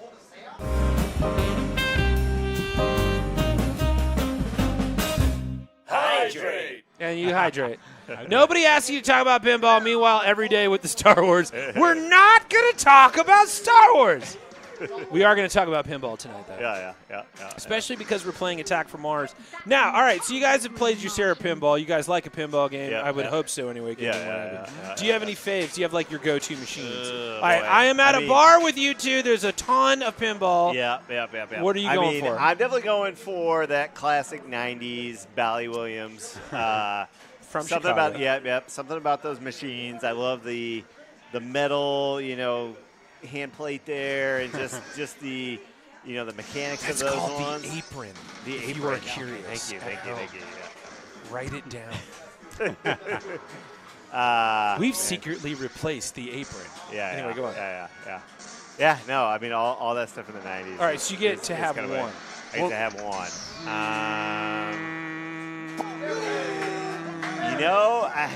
That might be a controversial opinion, but I love the game Taxi. Taxi's a fucking banger. All right. Steve Ritchie, fucking legend. Rolo says, I watched on YouTube that I went to the Wonka experience. Oh, yeah, I have a whole story about that we'll get to at some point. How do I feel about Zen Pinball? Zen Pinball. That's digital, right? That's digital pinball? We'll Google it in a minute. Robert, what's your pinball machine of choice? Well, in your home. What do you serve at your home? At my home. Oh, you mean my well, like favorite? you humans do that thing where it's like, I serve this in my home, and like I'm supposed to get shit about it. Gotcha, yeah. Well, my home, and by that I mean my favorite, the best bar on planet Earth, only has one pinball machine in it, and it's Funhouse. Funhouse. So Fuck yeah, man. we play that a lot and love it, yeah. All right, so the question on the table was, well, fucking Rudy, man. You talked about that on the documentary, too. Spoiler alert for the documentary. So, yeah, we're talking about what's up, Hank Scorpio? What's up, Say? Whoa, good to see you, bud. Jeremy for the win. Another obscure fact: Chicago is home of the oldest manufacturer of barber poles and barber chairs. I actually knew that. You know why? Because I did a show where we actually used one of those. Zen Pinball. Yeah, that's a digital pinball. I got no truck with Zen Pinball. I have no issue with the digital pins. I have some pals out in Tennessee that have one. Out of Nashville that has his own home brew, which is where I learned about Pizza Time, which you can only play in digital form. I really need Pizza Time to be a physical game. It's one of the best pinball games I've ever played. I've never heard of it. Oh my God, it's so good. It's the Yeah. stoneriest stoner game you've ever played, Stone. Nice. It's really just the whole, it's like Taxi, it's like Diner. You have ingredients for a pizza you have to collect, and then you have to deliver the pizza, and the whole time you've got these guys that are just like stoinked, like churted to the fucking moon, that are doing all these like call-outs like, oh bro, you forgot the pepperoni. Oh my God. And then the Pizza Time multi-ball, oh, it's fucking perfection. If you don't play Stone, is it still good? No, it never is. No, I'm just kidding. It's fantastic. It makes you feel like you're Stone, Lolo. Yeah. That sounds awesome. We're looking at Stony Baloney fan. That's probably fair. Yeah, I love the homebrew games like that they have at the Pinball Expo. Yeah. Those were great. And amazing to see how many they were. Oh, the homebrews this year at Pinball Yeah, Expo were great. yeah. You guys saw that on that video that I put out there about the homebrews. Yeah. New Name says, oh, for the two other gentlemen in the panel, they're talking about you. My gimmick is to give names. For instance, this fine eve, my name is, and he's talking about me, Chadwick Elizabeth Von Mannerstein St. Patrick Nugget. So that's New Name. Always gives me a new name. Yeah. Pretty good. New Name, can you give Justin and Robert some like fine, upstanding pinball-related names that we may call upon them in our hour of need? And also, I will scream this during the premiere of your movie at Facets on Saturday. I always love seeing going to Stony Island in Chicago. I mean, that's where I usually hang out, man. This is a lit stream. You know what you're getting into. Meantime, the game is fresh. Who's jumping in on this one? I feel like you two want to dive in. Right? Yeah, I think it's our turn. I think it really is. Hey, look, it's Tom, a.k.a. Nerds. Okay. There goes Tom. He's left. Wait, Pinball Santa's trying to figure out what we're going to do. How many physical tables do you own? I don't own any. I'm too tiny. Yeah, same. None of us have any money. Zero. Ask Lolo what it's like being in the arts and affording pinball machines. That's right. That's right. The space does fill up fast. It's true. Logan Arcade, though, come on down. I think they have over 20. Am I supposed to go first? Hey, Okay. Pinball Santa, how many pinball machines do you actually have? Is it 20-something? Yeah, they have about 20 on the floor here. The oldest one is a Centigrade 31. It's from 79, I think is their oldest one here. But they always, so the thing about this place is that it is a Stern bar. So every time Stern has a new game, they get it here and we get to play it. Which, by the way, a lot of you have been asking about Pokemon. The Pokemon Premium will be, they have the Pro here, but the Pokemon Premium won't be here. I only stream the Preem. So when the Premium gets here, you will see a Pokemon stream. I can promise you it's worth the wait. That game rips. Meantime, we're inducting a new game into the House of Fame tonight. Brian Eddy's classic Attack from Mars, which we are streaming tonight. You're watching it happen. It's an absolute classic. It deserves its place in the House of Fame, joining the only other game we have that is a House of Fame game, which is Theater of Magic. This is only the second inductee. This is only the second inductee into the House of Fame, right here. You're seeing, right. you were here to see it. I want you to buy my dad the James Bond Dr. No table. That would be the James Bond Pro. But if you want to do the Premium, You Only Live Twice, which is even better. It's so good. It's $10K. You're right. It's a lot. Ask Pinball Santa about his love affair with the James Bond Keith Elwin greatness, because he loves that game. Justin Outlaw. Oh, wait. New Name gave you a new name, Justin. Justin, outlaw, last name referencing the progression from the era when pinball machines were outlawed to now being the subject of a documentary. That's your whole fucking name, dude. You did it. Wait, whoa. Wow. Yeah, your name now is Justin Outlaw, last name referencing the progression from the era when pinball machines were illegal and outlawed, now being the subject of a documentary. So if Bally Williams, Gottlieb, and Midway are the Illinois gaming powerhouses, ID, Gearbox, and Origin are the Texas ones. That's true. Well, I feel like Blizzard also fits in there somewhere, right? Isn't Blizzard a Texas thing? I don't know. I've never been that far south because you all love wings when you're drunk. What was the game that everybody was playing at Pinball Expo? Mystery Fun. Oh, no, that's Barrels of Fun, right? Yeah, They're Texas, yeah. You guys got Barrels of Fun because they did Labyrinth, which I fucking love. They did Winchester Mystery House, which was a fucking banger. Right. Wait, I saw something in the chat here. I thought you were talking about Big Trouble in Little China. Also a banger, but that was a homebrew. Yeah, an amazing. And a really amazing homebrew at that. Surprising that that's a homebrew with how good it was. It was so good. Also, Predator. The lines were long to play. That's Predator. Pinball Bros. They're from the Netherlands. I want to say. I got to meet them. Brag. Yeah. There was someone in there that said something, but I lost it. Anyway. The Return of Pinball Santa. He sees you when you're tilting. He knows when you skip place. It's true. Kit smashing. It's very true. Who's our fourth? Yeah, who is the fourth? I can't. I got to be in charge. It's got to happen. Dad, well, you were at Pinball Expo this year. I was there, too. It was a fun time. Yep. I think my favorite of the homebrews on the floor were the Steamboat Willie one was pretty great. Yeah, that one was great. And there was one called the Atom that I really liked. Did you guys get to play that one? I don't think it's like the size of this tall boy that I'm sitting on right now. Yeah. It was like square. Yeah, right? It was really tiny, and it looked like a porthole. And you Yeah. basically play an atom. Yeah. You've got electrons, protons, neutrons. Oh, it's a fucking banger, that guy. Cool. Yeah. But, yeah, Steamboat Willie was pretty dope. Yeah. Also, the Mad Max one was pretty dope, too. Yeah, I think I saw that. Roger Sharp, by the way, new name. Oh, Robert Sharp, in reference to the guy who successfully argued in court that pinball was a game of skill and not of chance. All right. This is fantastic. Cool. Together you are Sharp and Outlaw. Nice. Yeah. That should be your production company from now on. Sharp and Outlaw. Okay. Or Sharpay and Outlaw, depending on how you want to pronounce it. Wow. Yeah, for those of you who don't know about Roger Sharp, you can see a lot about him in the documentary, by the way, because you guys got to meet him. Yep. We met him. We talked to him. The shot that shaved the game. According to the documentary movie that I watched called The Man Who Saved the Game, which I have notes, but it's not a bad movie. It's not a bad watch. Yeah. Also, it's nice to see Chicago placed in a good light. Yeah. We're not all ex-cops. Yeah. What was like, okay, I'm assuming there was stuff in the movie that you could not use. And was it cut for time, or was it because they were like, hey, man, don't actually use that? I didn't mean to say that. Well, we didn't touch on the mob. In Chicago? Yeah. Never heard of it. Yeah. But that wasn't that was just by choice. I mean, there's certainly things you could talk about there, but it wasn't really the tone that we were trying to set. Jeremy for the win says Sharp and Outlaw Rescue Rangers. Well, that was like the whole reason why pinball was outlawed in the first place, because of like LaGuardia was they're connected to fucking Al Capone, yada yada yada. Yeah. And, Odyssey Eurobeat says, I grew up on Addams Family from Bally Midway. Love that game, even if I'm awful at it. Here's the thing about the Addams Family game. That is still to this day the best-selling pinball machine of all time. That's right. No other game has sold as many units as the Addams Family pinball machine.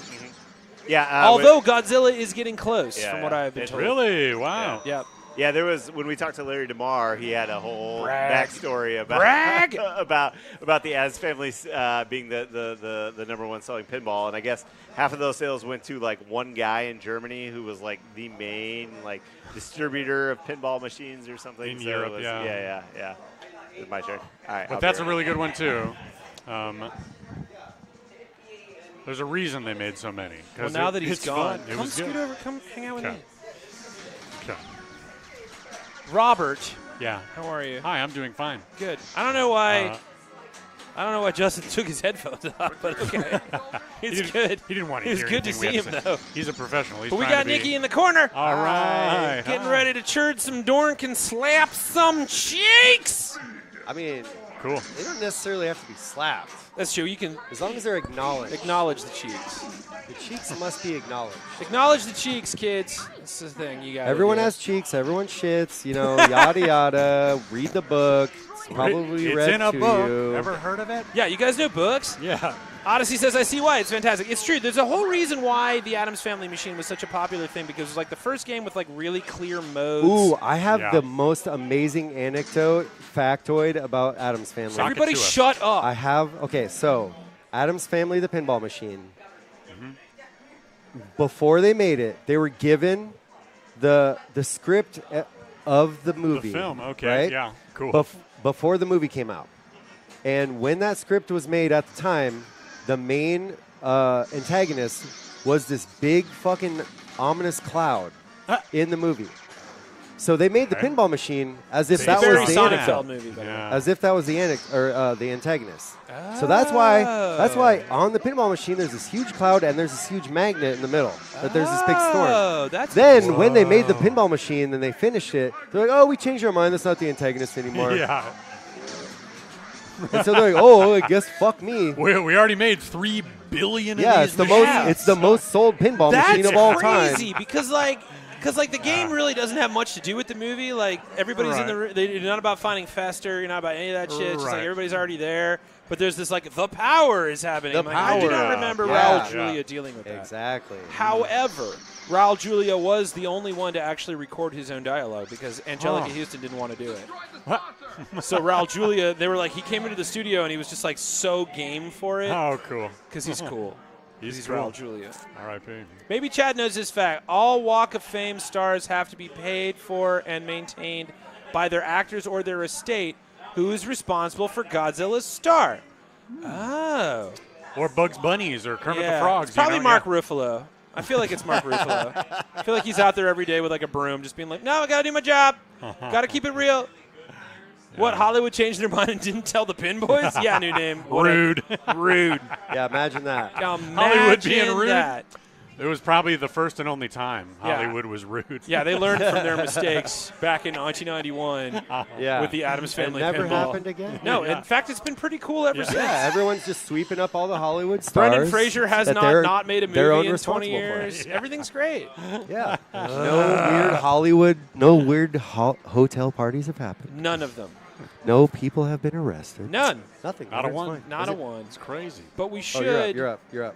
Oh, wait, I guess you're My up. turn. Okay. Ooh, he got nominated for a Walk of Fame star. Step I'll take over. it. Step over. No. There you James go. Webb, I'll take it, man. You make it happen. We'll make it do it. Me and the captain. Make it Making happen. it happen. Meantime, we're playing a little Attack from Mars. Nikki's been playing some fucking banging tonight. I've been crushing some fucking scores. I've been doing a lot of that. You got a 2 bilch. I saw it. Damn. So, against the popular opinion, I don't like this game. Oh, why not?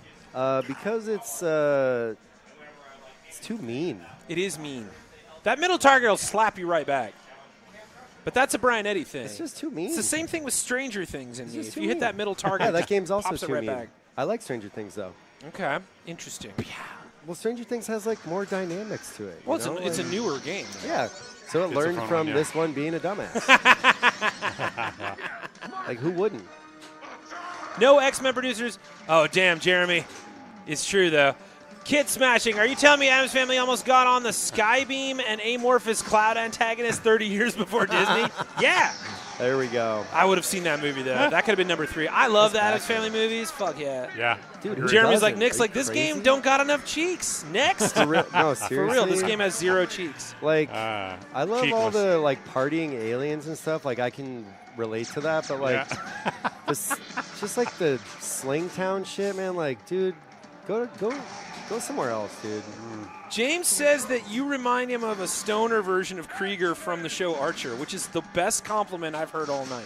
Did you ever watch Archer? Did you ever watch the show Archer? No. Oh, Krieger's the best character. It's Chris Parnell. No, it's not Chris Parnell. Who the fuck is it? He's the doctor. He's fucking great. Anyway, that's a compliment. Who are you talking to me? Yeah. They said that you remind them of I don't fucking smoke weed, bitch. Okay, but- that said, my grandma grew weed in the 70s, so. What? Yeah. That's fucking She might dope, still grow literally. I'm surprised the Addams Family villain wasn't originally a giant mechanical spider. That is a deep dive, Jeremy, for the win. Do you guys know about the mechanical spider legend and what have you? No. Okay. Guess not. Is that like Wild Wild West mechanical? Yes. Oh, yes. Is that really? It Seriously? ends. This story ends with Wild Wild West. Are you serious? Okay, So there's a nice. producer in Hollywood that was really obsessed with these giant mechanical spiders. Back in the day when Kevin Smith was writing this treatment and the screenplay for the third, for the Superman movie that they wanted Tim Burton to make. The guy who was producing, so back in the day, Tim Burton did Batman and Batman Returns. And then McDonald's saw Batman Returns and was mad because the Penguin was really freaky, and they were like, dude, this is not for children. Too scary. So they were like, we're not going to give you an endorsement until you get rid of Tim Burton. So Warner Brothers was like, fuck off. So now Tim Burton's like, all right, I'll do Superman instead. So now he's doing Superman. And while they're fixing the pinball machine, so now Tim Burton is doing Superman. It was originally called Superman Lives with Nicolas Cage. Nicolas Cage, and the producer on that movie was obsessed with putting a giant mechanical spider in this fucking screenplay. Fuck? Now, Kevin Smith tells this story because Kevin Smith was one of the head writers for the Superman movie that Tim Burton was supposed to make. You can see all of this in the documentary. Also, Robert made a documentary. You can see all of this in the documentary. What happened, the life and death of Superman Returns, or Superman Lives. Lives, yeah. Okay. It's amazing. It's an amazing documentary. You can see it for free on YouTube. Anyway, so Kevin Smith is supposed to be writing this screenplay about Superman, but the producer's like, yeah, but what if he fights a giant spider? And he's like, there's no reason for there to be a giant spider in this movie. From then Enough on, with the giant spider.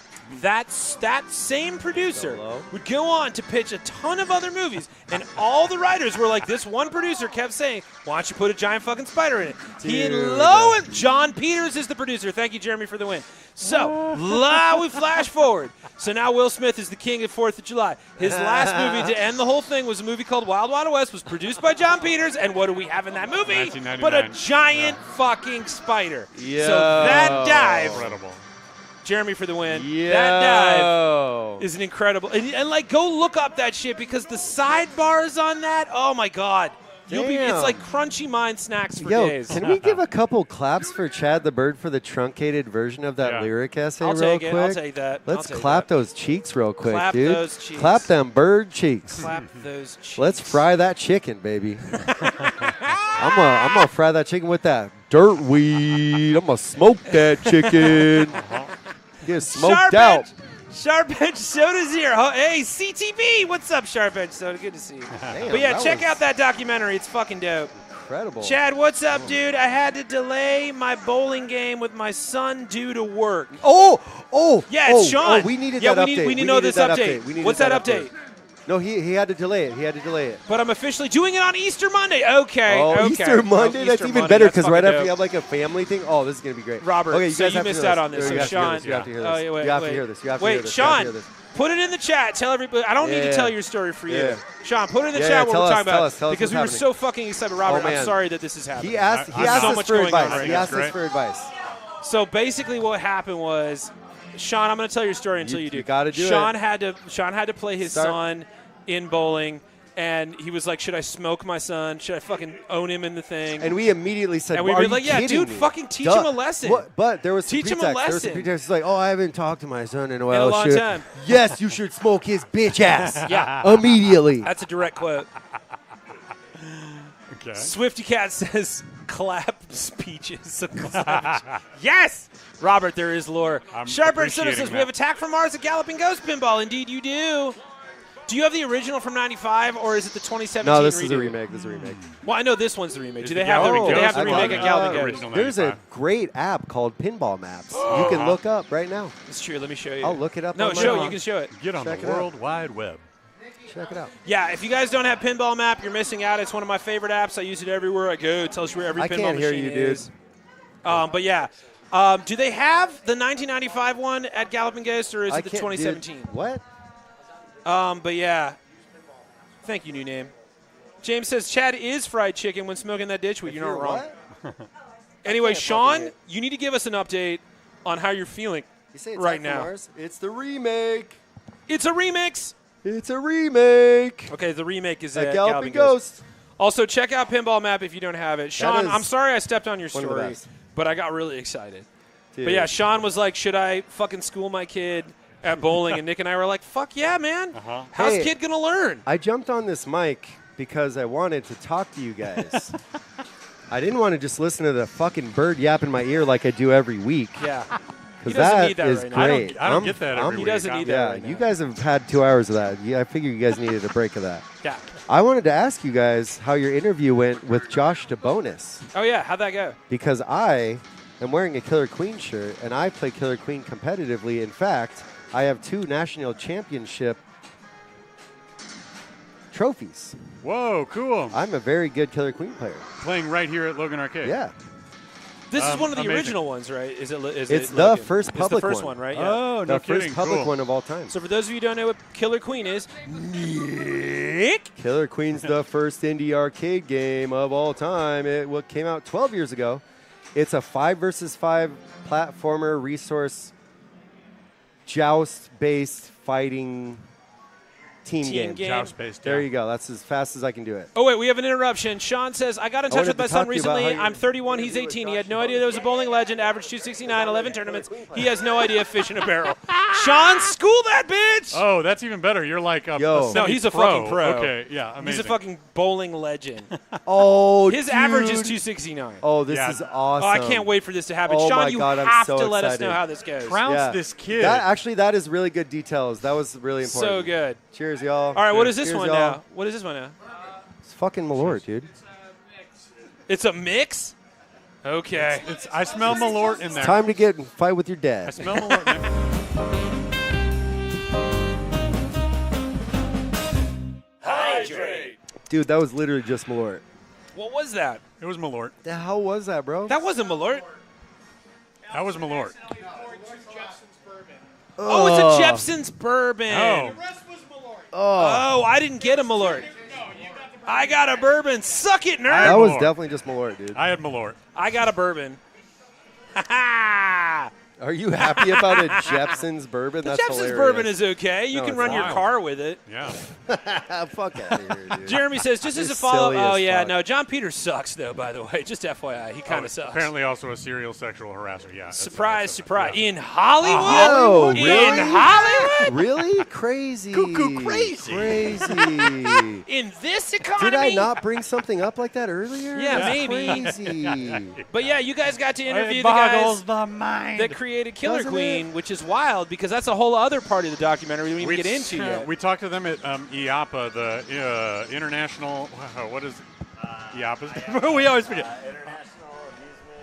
Amusement and Amusement Parks Association, or Association of Amusement Parks and Amusement. But I don't know, Justin, if you heard, but you are in the presence of a Killer Queen champion. Yeah, that's awesome. Yeah. And no, and they talked up Logan quite a lot because as the story goes, they kind of just made this game Killer Queen for fun. It was actually like a field game, like it wasn't even a video game. And then they started to develop it as, they just were using NES controllers and projected it on a screen. And then somebody had basically talked him into making it into a cabinet. It was a cabinet. Okay, interesting. I did not know that part of the story.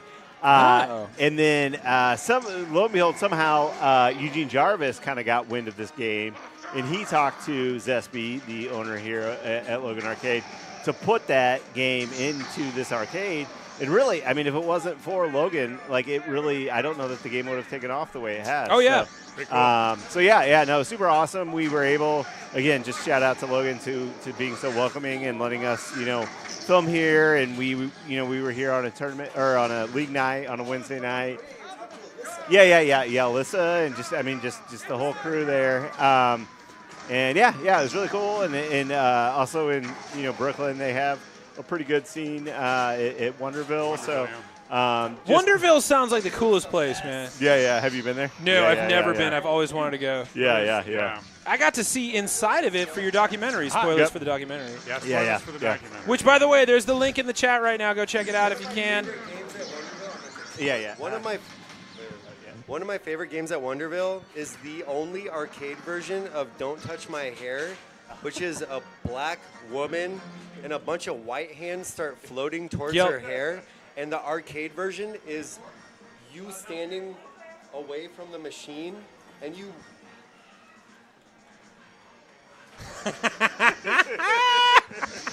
Like swatting white That is hands awesome. away from the hair. That is Amazing. awesome. Yeah. Fantastic. They did fucking not have that on the love it. floor when we were there, but that sounds awesome. Yeah. Yeah, No, so I like mean, that whole arcade is just like all homebrews, it's right? all, yeah, it's all homebrews, all indie games, and basically. Shout out to you fucking get after us, buds. Wait, I'll find it and put it in the thing.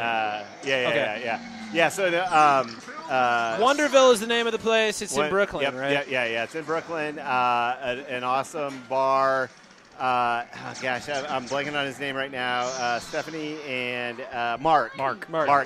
Long hair. Looks like yeah. Mark Borchardt from American Media. Yeah. So Mark is kind of like he just loved to build these cabinets and connect with people who are making these games, a lot of these indie games, and just, finding a way to make them really, come to life in the arcade, and just, finding the controls that make sense, and just, just the communal space. I mean, it's just a lot like Logan, and that, a lot of regulars that come in, and just an awesome scene. So, it was definitely important to us. Like, kind of, we sort of started with the OG, guys that have been around for a long time, but I wanted to make sure that we were, these people are only going to last so long. There needs to be another generation continuing to kind of, advocate for this, this form of entertainment, and this, this thing that we all love. This art, this to art. be honest. Yeah, it really is an art. Meeting Mark, and meeting the people here at Logan, like, it's great to see that this is still, viable, and this thriving industry is. Oh, yeah, absolutely. Meanwhile, I just have to point out, Sharp Edge Soda, Galloping Ghost at C2E2 this weekend. We got 60 games. Whoa. The owner's 9-foot-tall 3D printed Godzilla, and the indie fighting game you're working on. By the way, I don't know if you noticed, Sharp Edge Soda works over at Galloping Ghost. So Sharp Edge, come on down to Logan sometime, bud. We haven't gotten to do a stream yet. It's fucking be dope to have you. Sean says, have I ever watched the PBA tour? I would love to. Oh my God. Yeah, we were talking about Kingpin bowling. is one of my favorite movies made by humans. Yeah. Oh my God. Yeah. I would love to. Same, honestly. Robert and I were also in a bowling league. We were in a bowling league together for a few That years. tracks. Yeah. Given your general vibe and stellar jacket. At the oldest bowling alley west of the Mississippi. That's right. Saratoga Lanes. Shout out. Fucking dope. I've been bowling, like, as a kid. My dad kind of pushed me into bowling, and I've loved it, ever since. I've not kept up with it as much as I should. My average is probably sub 200 at this point, but that's pretty good. Mine always was. Yeah. Keelan, you're back. I'm glad to have you here. If I get like a 144, I'm like, whoa, I did well. I can't bowl for shit. I'm like 3 apples high. And I was in a league for 10 years. I can't even put my fucking wing around one of those things. Yeah. Bowling is one of those sports that I'm happy that humans can do it, because I get to watch you do it and never participate. I can barely even play pinball. I'm just glad my wingspan's enough that I can even get after those fucking flippers. But somebody has to hold me up. When do I get to sleep under your billiards table, Terry? Oh, it's fucking Nikki on Logan Arcade's stream right now. Okay. I see it, I call it. But yeah, when does he get to sleep under your billiards table, Nick? I want to know. Fuck no, man. Get out of my chat. Or don't. It's better that we're all here. Meantime, Sean says, I'm currently doing laundry and contemplating, sipping on tasty drink. I'm glad to be in touch with my lineage, but I'm afraid for the world about my spawn. Who isn't? But at the same time, kick that kid's ass. As long as I get to drive home. If I did a 144, I'd be pissed. I'd be pissed, right. Could I participate in bowling if I was the pin? Dark, James. But yes, absolutely. Is Southport Lane still open here in Southport, Chicago? I don't know. Is Southport Lane still around? I actually don't know that. Anybody know in the chat? It's I went there once. I don't think it is. I know that Timber Lanes are still around. I know the Fireside's still around. Timber Lanes, yeah, that's Timber a good one. Lanes around. Timber Lanes, by the way, for those of you contemplating a trip to Chicago, come check that place out. Our buddy Dennis works there. Love that place. There's an old... Is Fireside just down the road? Fireside's not far. Okay. Fireside rocks. Fireside's a literally classic. and figuratively. You've literally seen their facade on many Chicago things. I saw the Beths and Harmar Superstar there one time. Okay, yeah, brag. pretty good. Cool. With those glasses, no way. Anyway, these are newer than that. Yeah, that was probably 23 years ago. Dope. Wait, so you've been to Chicago many times then, right? Oh, many a time. Yeah. Where's the place that you usually go to hang out? Like your favorite bar in Chicago. I mean, Fireside's Fireside's a dope really place. cool. That's dope. a classic. I like. What's the? There's a bowling alley that's like upstairs, 8 lanes. Maybe you still score You're with talking a pencil? about Lincoln Square Bowling. It is Is gone. that gone? It is gone. It burned down. What? It burned to the fucking ground, wow. man. I bowled there 17 years ago or something. It's wild 15, if you 17, go yeah. check out that area on Lincoln and Ainsley. It's a whole different area now. Whoa. Yeah, no, burned to the fucking ground. One of our most historic and old ancient upstairs bowling alleys also burnt down under Mysterious. I don't know Well, how there was a mysterious lot of mysterious. But here's what's interesting about that one is that the Lincoln Square Bowling was at the top of like a big brick like building. It looked like a fucking chimney. And like the basement there, they had a fucking hardware store that was really dope. Yeah. And everyone's convinced that they just burned that shit down. Oh, man. Because it happened real quick. R.I.P. Yeah, well. My grandmother had a pinball machine in her game room, and I wish I could remember what the name of it was right now. Not sure what happened to it. Cold Thulu, do it. Figure it out. Chad, we could have a mashup. I give you a handicap with my little burner arms to get you some bowling alley nachos. I will just eat the fucking nachos. You can have the game. Happy to be there. I always show up for the nachos. Mr. Wilson says it's refreshment time. Okay. Get after it. We got about 8 minutes before we have to go on a break anyway. Oh, we just got $5 from Skip Redstone. A drink of choice. Thanks, Okay. Skip. We'll figure something out. Skip. Yep. Someone kick me off this keyboard. No! You stay. Anywho. Is there a conspiracy against 2-story bowling alleys? That I don't know, Eric. But it doesn't sound like it's that hard to understand. The one that we bowled league at, which is still very much operational, which is the oldest bowling alley west of the Mississippi, Saratoga Lanes in Maplewood, Missouri. It is still going strong. Hasn't burned down yet. Even though it's one of the few places in town that I would frequent or go to at all that allows smoking. Yeah, I was going to say, do they still do? Oh, that's you can still, if you're in the county, because it's Maplewood, not technically the city of St. Louis, just outside of the city, and you don't make a certain. I think that. Don't quote me on this, but I think I shan't. If you don't make enough of your revenue from food, then you can allow smoking, and they have a big red S on their window. You know, it's like grade A. You know, for the drinks or whatever at the bar. I guess food. You know, like whatever, like passing Board of Health. inspection, Board of Health. Grade A on that, and then grade S with a big red S for we still allow smoking here. Whoa. Pretty wild. And it's the ventilation is not great. No, it's not good for you. No. You shouldn't be doing it. Ventilation is terrible. But that's not why you're here. They do now, which they, for most of the time that we were bowling there, they did not have, but now they have like they built off the side of the building on the second story like a basically like a little smoker's retreat. patio. Smoker's patio. Eric Money says it smells like a proper bowling alley. Yeah, exactly. Or like Galloping Ghost. Exactly. I'm just saying. Yeah. I got him. George is about to switch Atlantic time, which doesn't do daylight savings times. Very fucking jealous of you. Same. That is a long 8 minutes. It's true. We got 6 more minutes to go. Fractional Mateo is here. What's going on, bud? How are you? Who is thirsty? Well, good for Georgia, I guess, his new name. At least something is. Every. Yeah. On principle, never talk to cops. Jeremy for the win. Once again, that's good advice. Yeah. But you can talk to these two who are not cops. filmmakers, not cops. Opposite, yeah. Who made some incredible shit with their new movie, For Your Amusement. Look at that segue. You're welcome. And you can see that Saturday at Facets in Chicago. It's going to be fucking dope. That's right. Yeah. Please noon o'clock. Noon o'clock. And then you can stream it. When can they stream it? Right now. Right now. You can, right is now. it on your website? Can you do it on your website? Yeah. If you go to For Amusement, there's a link. Check out that link right takes you there out. in the chat right now. You can take you to the website. Takes you to another film festival's website where it is streaming for the next 2 weeks. I promise you're going to want to watch it. You'll see some trailer here in a second. Based in Atlanta, where they don't practice daylight savings time. No, apparently not. Right. So they're in 2017 now. Yeah. Or I guess 2027. I'm not entirely sure. We're not doing math. We're getting lit. We're drinking shots. We're getting lit. There's no math when you lit. But there is pinball. Where do you go to film school, said Mr. Wilson. Webster University. Webster University in St. Louis, Missouri. Yeah.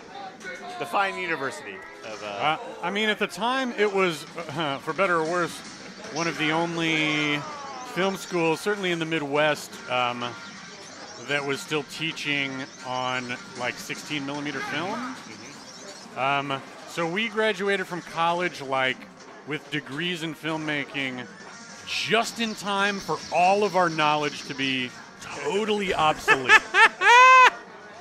Because they were very much like transitioning to digital, digital mini DV at first, and all that, as we were pretty much graduating.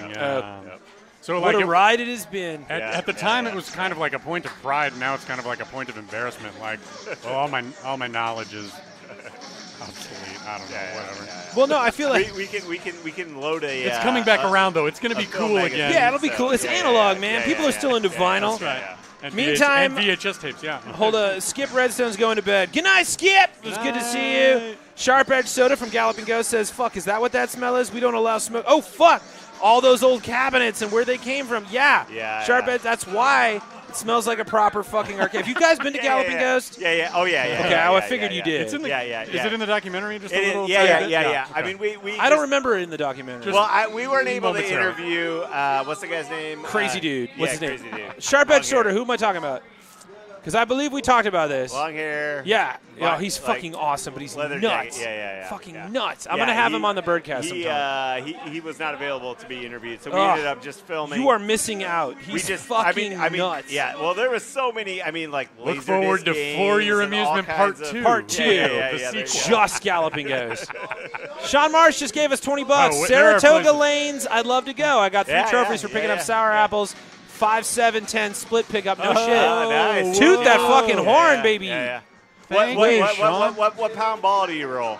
Yeah, what pound ball? Are you using a full 16? Doc Mac. That's who it is. It's Doc Mac. Okay, sorry, go on.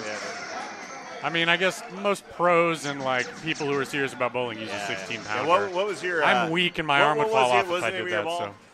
I had a ball that was sparkling gold, and it was called the Prospector. Who are you, fucking Ernie McCracken? What the fuck is this shit? I told you. When you said that Kingpin was like one of your favorite movies by human beings of all time, similar. Yeah, absolutely same. I could call that my favorite movie and not like bat an eye. Yeah. What did the Prospector come in at? A big fat 12 pounds. What a fucking champion. Wait, hold up. We got Minos is here. What's up, Minos?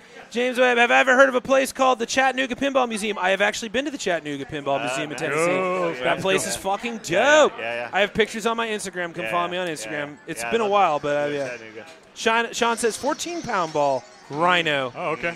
Fucking dope. Well, if you're bowling 269s, then you're not DV says, my team won our league this year. I throw a Black Widow Mania that I named Klinger. Of MASH fame, nice. Cool. I love it. Ernie McCracken and his brother Phil. Yeah, well, Jeremy for the win again. Wait, are we talking about bowling? Yeah.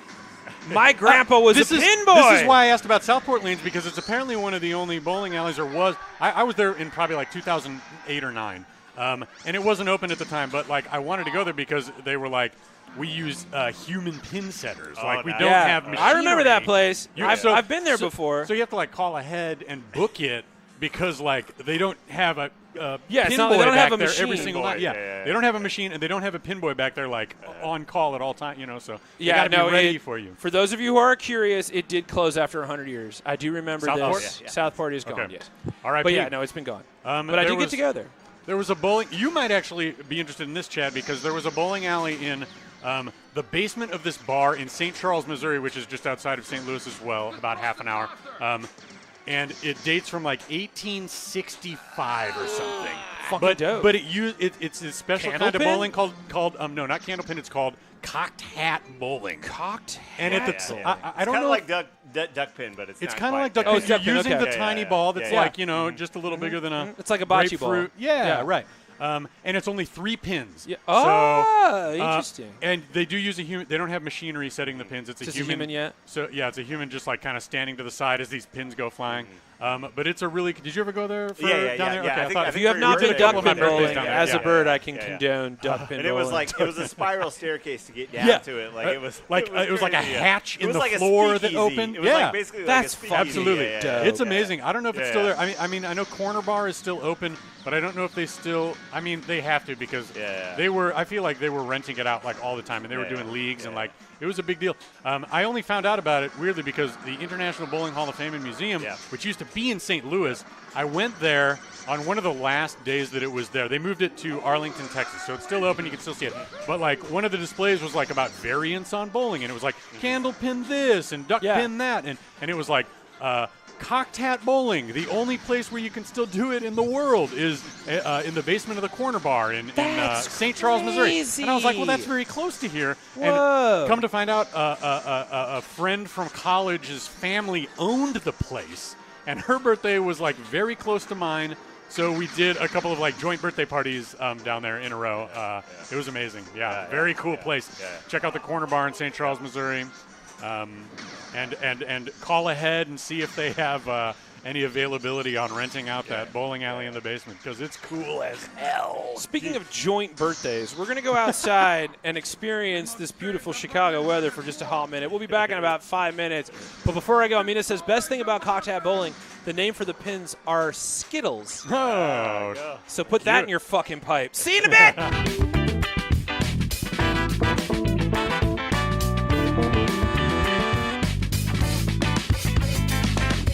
Don't freak out. We'll be right back. Hey, my little snack-o'-lanterns! Did you hear about the sailor who turned into a pumpkin pie? He was a squash-buckling pirate! Come on by. Let's give him pumpkin to talk about. Oh, my gourd!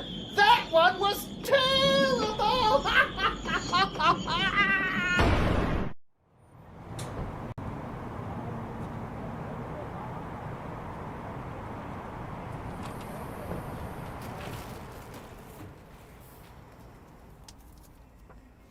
So what I like to do is I like to face all the toys towards you, so they're looking at you. My business name is T&T Entertainment. Anything that takes a quarter, I had it out there. Pinball machines, jukeboxes, kiddie rides, gumball machines, sticker machines, cranes. The pinballs don't do too bad, money-wise. That's about the 3 weeks worth. We knew a guy that he wouldn't give a free credit away to save his life. We used to always put credits on, kind of let him, play and get used to it. The first arcade cabinet I built, I said, we could put this in the venue and put like old arcade games on it. It was coin op, and we would make like $75 a month in quarters. We were taking that money and buying tacos, and we just thought we were like killing it. I don't do it that much anymore, but in the beginning, I'd come and watch people play all night. Then I realized I was kind of creeping people out a little bit. When I opened up an arcade in the fall of 1981, I was making thousands and thousands and thousands of dollars per week. I was doing it not to make money, even though I was hoping it would, but so that I'd have an excuse to be able to play more and more video games. When I was a pinball operator, games made a little bit more money than maybe they make today. But now you have pinball enthusiasts, and they're putting them on location because there's a lack of operators willing to put pinball machines out in the public. One of the most frequent questions I get is, what's your favorite machine? Well, it's like my kids. I got 7 kids and 175 pinball machines in here. I can't pick just one. I'm more excited about where we are and what's happening than I've ever been before. I can't tell you how many times in old articles, oh, they still make those things? Or ping pong, what's that?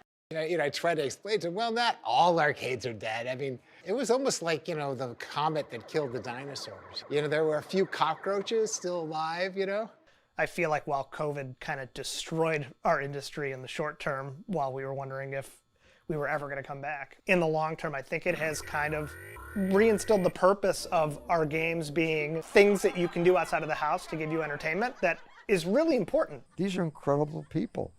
Out of the depths of the Depression, they started an industry? Are you freaking kidding me?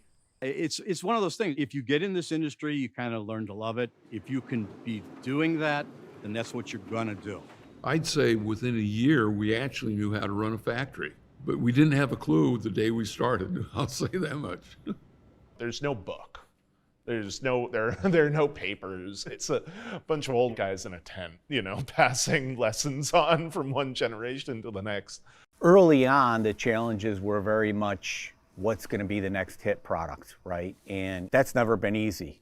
It's a fickle business, entertainment in general. It's what do the people want to play? It's a fight to make these things. It's a fight, and you got to love the fight. We felt like we had spent our lives making games. We thought we were like inside. In the arcade world, we weren't. The actual functioning of the coin-op industry is not a glamour business. These were people who worked absolutely insane hours, and they're out there placing games, fixing games, making sure that people are having a good time. It's just hard to believe it. I could have made a living making a quarter of time.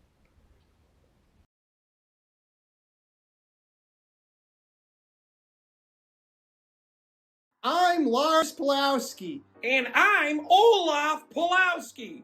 And you should come on down to Cream and Jeans. You love creams? I love them too. Cold, hot, I go either way. We got all your favorites. But here at Cream and Jeans, we just go cold with it. Chocolate, vanilla, almondine, Napoleon, strawberry, orange, fudge, pistachio, tiramisu, gelato, double chocolate, chocolate chip, chocolate fudge, chocolate chunky chocolate chunks, Rudy Tooty fresh and famous, rum raisin, strawberry. Visit our toppings bar. You should come on down to get your creams. Cream and Jeans. For all your screams for ice creams. It's Cream and Jeans. It's winter, but we're open. We all need a little help these days. A helping hand, an arm to steady ourselves on, a friend in times of need. Hi, my name is Chad, and for just a few simple purchases at my merch store on my website, you can be that person. Because all proceeds from chadthebird.com/merch go to me, because I'm poor. Every hour, my bills are growing. The electric bill was fucking ridiculous this month. Like, I barely use my TV, seriously. For just one purchase of an official Chad the Bird sticker, hat, shirt, or hoodie, I could make better choices, smarter choices in frozen pizzas.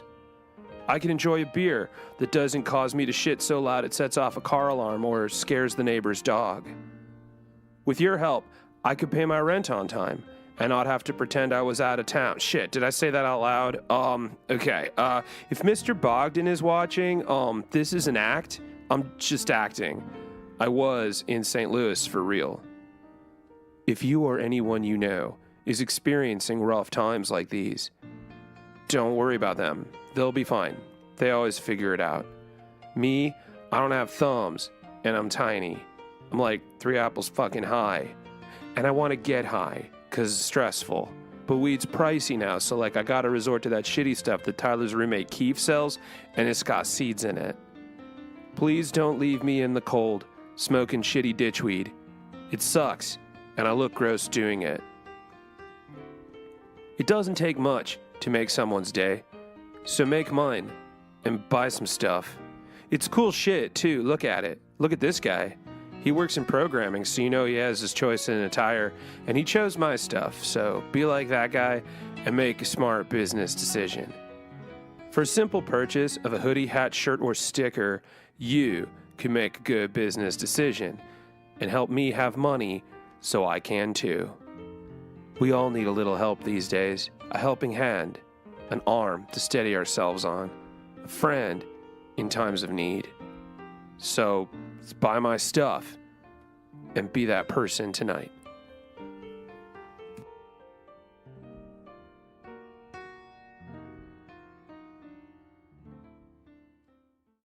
I'm Lars Pulowski. And I'm Olaf Pulowski. And we're Not open! You probably seen our storefront when you've driven past it. I know you want to come on in, but you can't, because we're not open. Don't worry, there's something coming. Right now, though, we're not open. We can cater to any of your needs. Weddings, bachelorette parties, birthdays, bar, or bat mitzvahs. Just not right now, because we're not open. We're not open. Celebrating 10 years in the same location. So come on down. Don't come over, because we're not open. See, I told you we'd be back. Oh, my face! Okay, find the way to the bar. Excuse me, pardon me. I haven't played that game later. Yeah, we're still at Logan Arcade. Don't freak out. We're not. Shit, we're back. We're still here. We're alive. Meantime, fucking Nerds is on the fucking keys right now. I had to get revenge. I played so, like like shit. you were saying that it was your birthday not too long ago. Tuesday, Lyman Sheets' birthday. Yeah, so he shares a birthday with the late, great Lyman Sheets, who also did the code on this game that you're playing right now. Legendary code master. Sean says, Chad, I'll get a shirt and have a photo taken with my son at the bowling alley. Where do we get the merch? Well, I have a feeling you know that now because you saw the commercial. The commercial. Sorry, Birds also did hiccups. Yeah. But yeah, if you go to chadthebird.com, go to the merch. Nice. That's where you find the shirts. The Po Buddies Nerfix shirt will be available in October. Minos says happy birthday, Tom. Thank you, Minos. It's either Minos or Minos, but I've been saying both interchangeably. But anyway. Kit Smashing says happy birthday, nerd. Look at you with your hands up. Stroke of luck. Stroke of luck. Extra ball. I didn't want to tilt it. Well, you're doing a pretty good job. Yeah. Jeremy for the win says happy birthday. Thank you, guys. Thank you, everybody. Well, you should have told us, man. We would have thrown you a thing. Oh, I don't do a thing. By the way, you say that like it's no big thing, but you're at 2 billion right now on this game. Which, by the way, Attack from Mars score stacks like it's trying to reach the top shelf. But, like, still 2 billion. I never cracked that. You're going to turn that over. I mean. Yeah, really. Yeah. Check out the displays on this shit. Yeah. I love the display on this game. It's so pretty. But look at that score, though. 2 billion.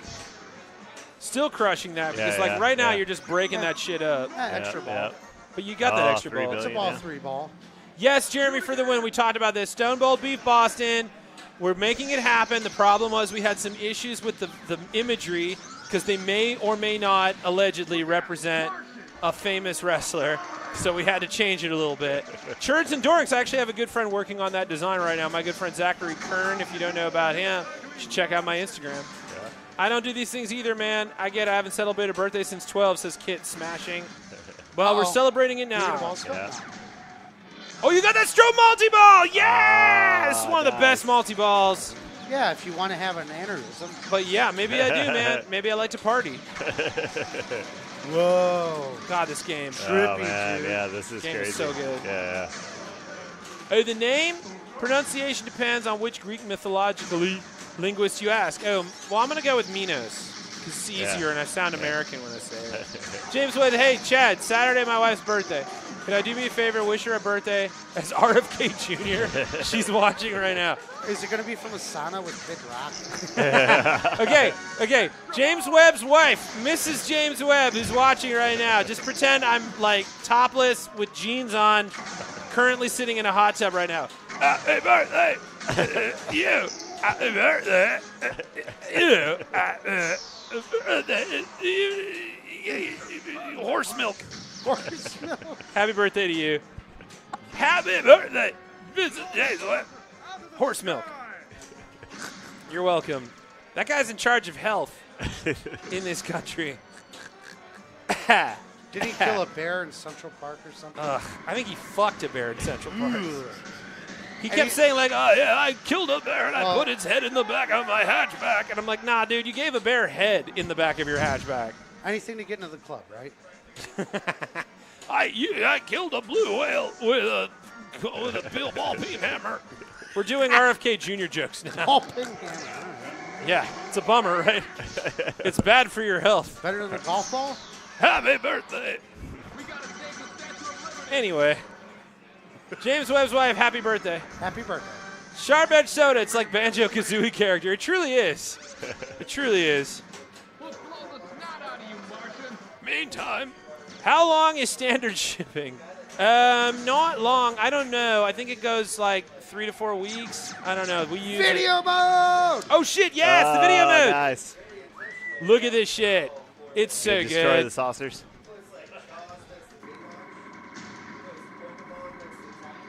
So good, so good.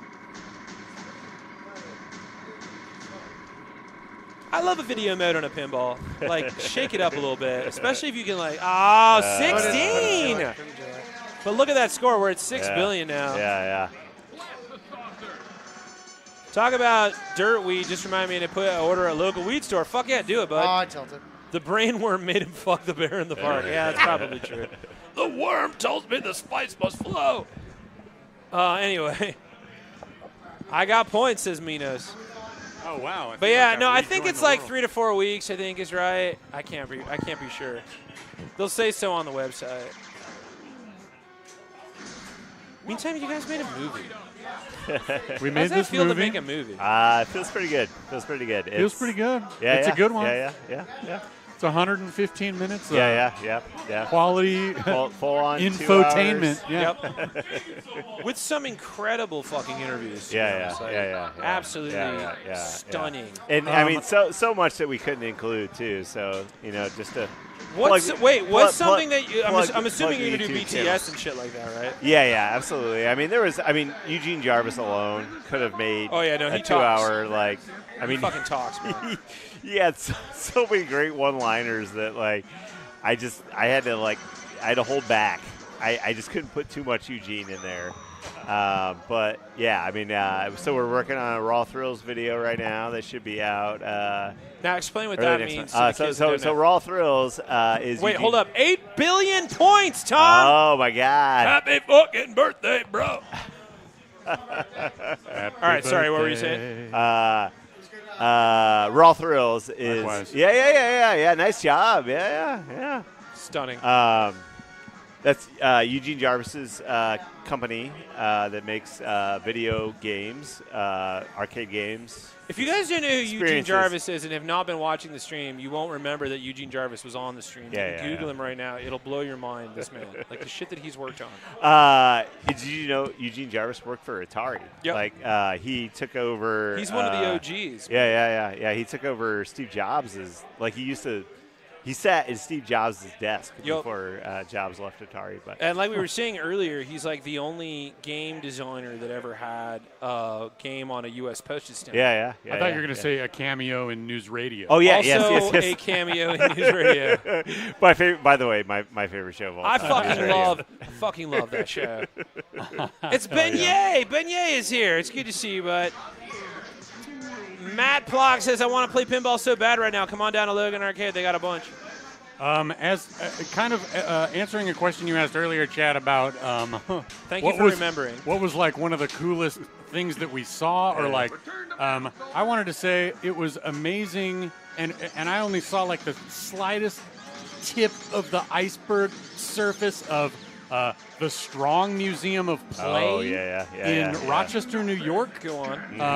Which is where the Toy Hall of Fame in museum is. Oh, yeah. And we talked to this really amazing dude named Jeremy Saucier there. I remember this part in the doc, who, right? Yeah, I don't know. It was cool to be there. Like, we were there like before they opened, like early in the morning, like getting our interview in. So we didn't really get a chance to actually play that. Well, Justin did he can tell you a little more about it. But he got Justin. Sorry, what was it like? So the Strong, can't Do say they enough. call him the Strong? The Strong. Well, the Strong Museum of museum, Play. yeah. But the Strong. Can't say enough good things about the Strong. I actually got a fellowship there, so I got to spend a week essentially going through their private library of all kinds of materials, correspondence, just anything related to the world of coin op that gets donated to this museum, including the archive behind the scenes where they have like copies of full-on cabinets. They have like essentially every NES, SNES, Atari, Sega, like every single cartridge game. Like I mean, They're trying they to are archive amassing. this stuff. Yeah, they are amassing like. Jeremy, for the quite- one saying it's also the home of the Video Game Hall of Fame. Yep, which you yep, see yep, in the fucking documentary. Video Game Hall of Fame and Toy Hall of Fame. It's amazing. Yeah. And I mean, a lot of the people, a lot of the people that we've interviewed, like they've donated things to this museum. George Gomez is, a lot of his prototypes, his whitewoods of games that he worked on, are there on display where you can see. Wild. Yeah. I mean, it's an amazing place, and again, just such a resource for this project and being able to. Fucking dope. Yeah. So if you're ever in Rochester, which I know it's a little out of the way. Go to Rochester. I'll play a club. It's a destination worth going to. I think I'm excited about going back sometime and taking a day and checking out the museum. It's incredible. Just the little tiny bit that we saw, or that I saw, was just blew my mind. Really cool. Yeah. I mean, again, it's great that they're keeping this history because, again, you talk about these physical cabinets and pinball machines and arcade machines and stuff. Like they've got to find out life. They're not going to be around forever.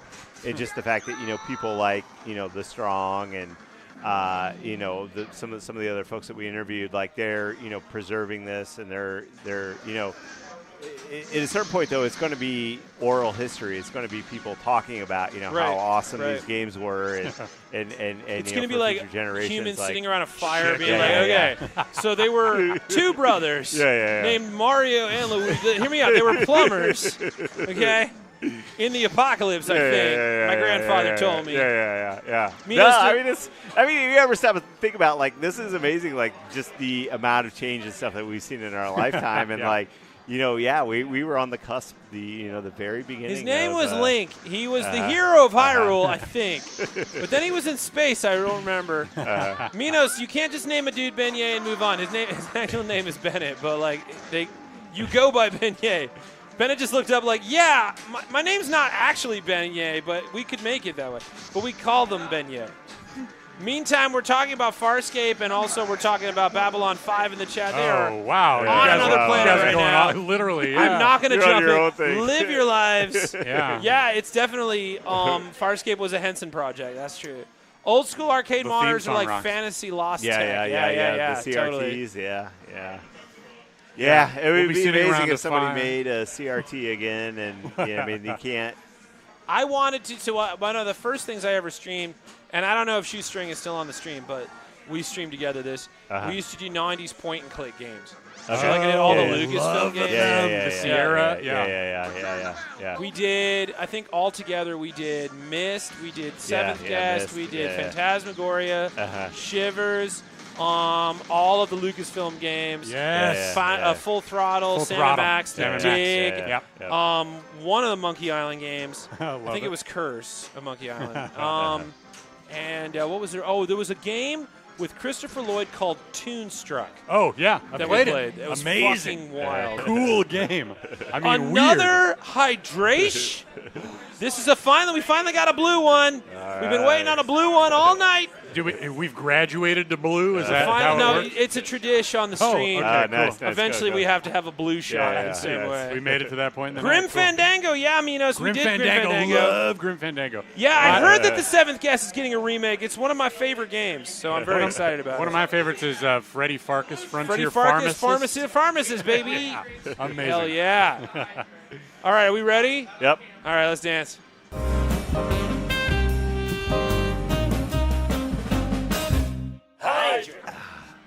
What was that?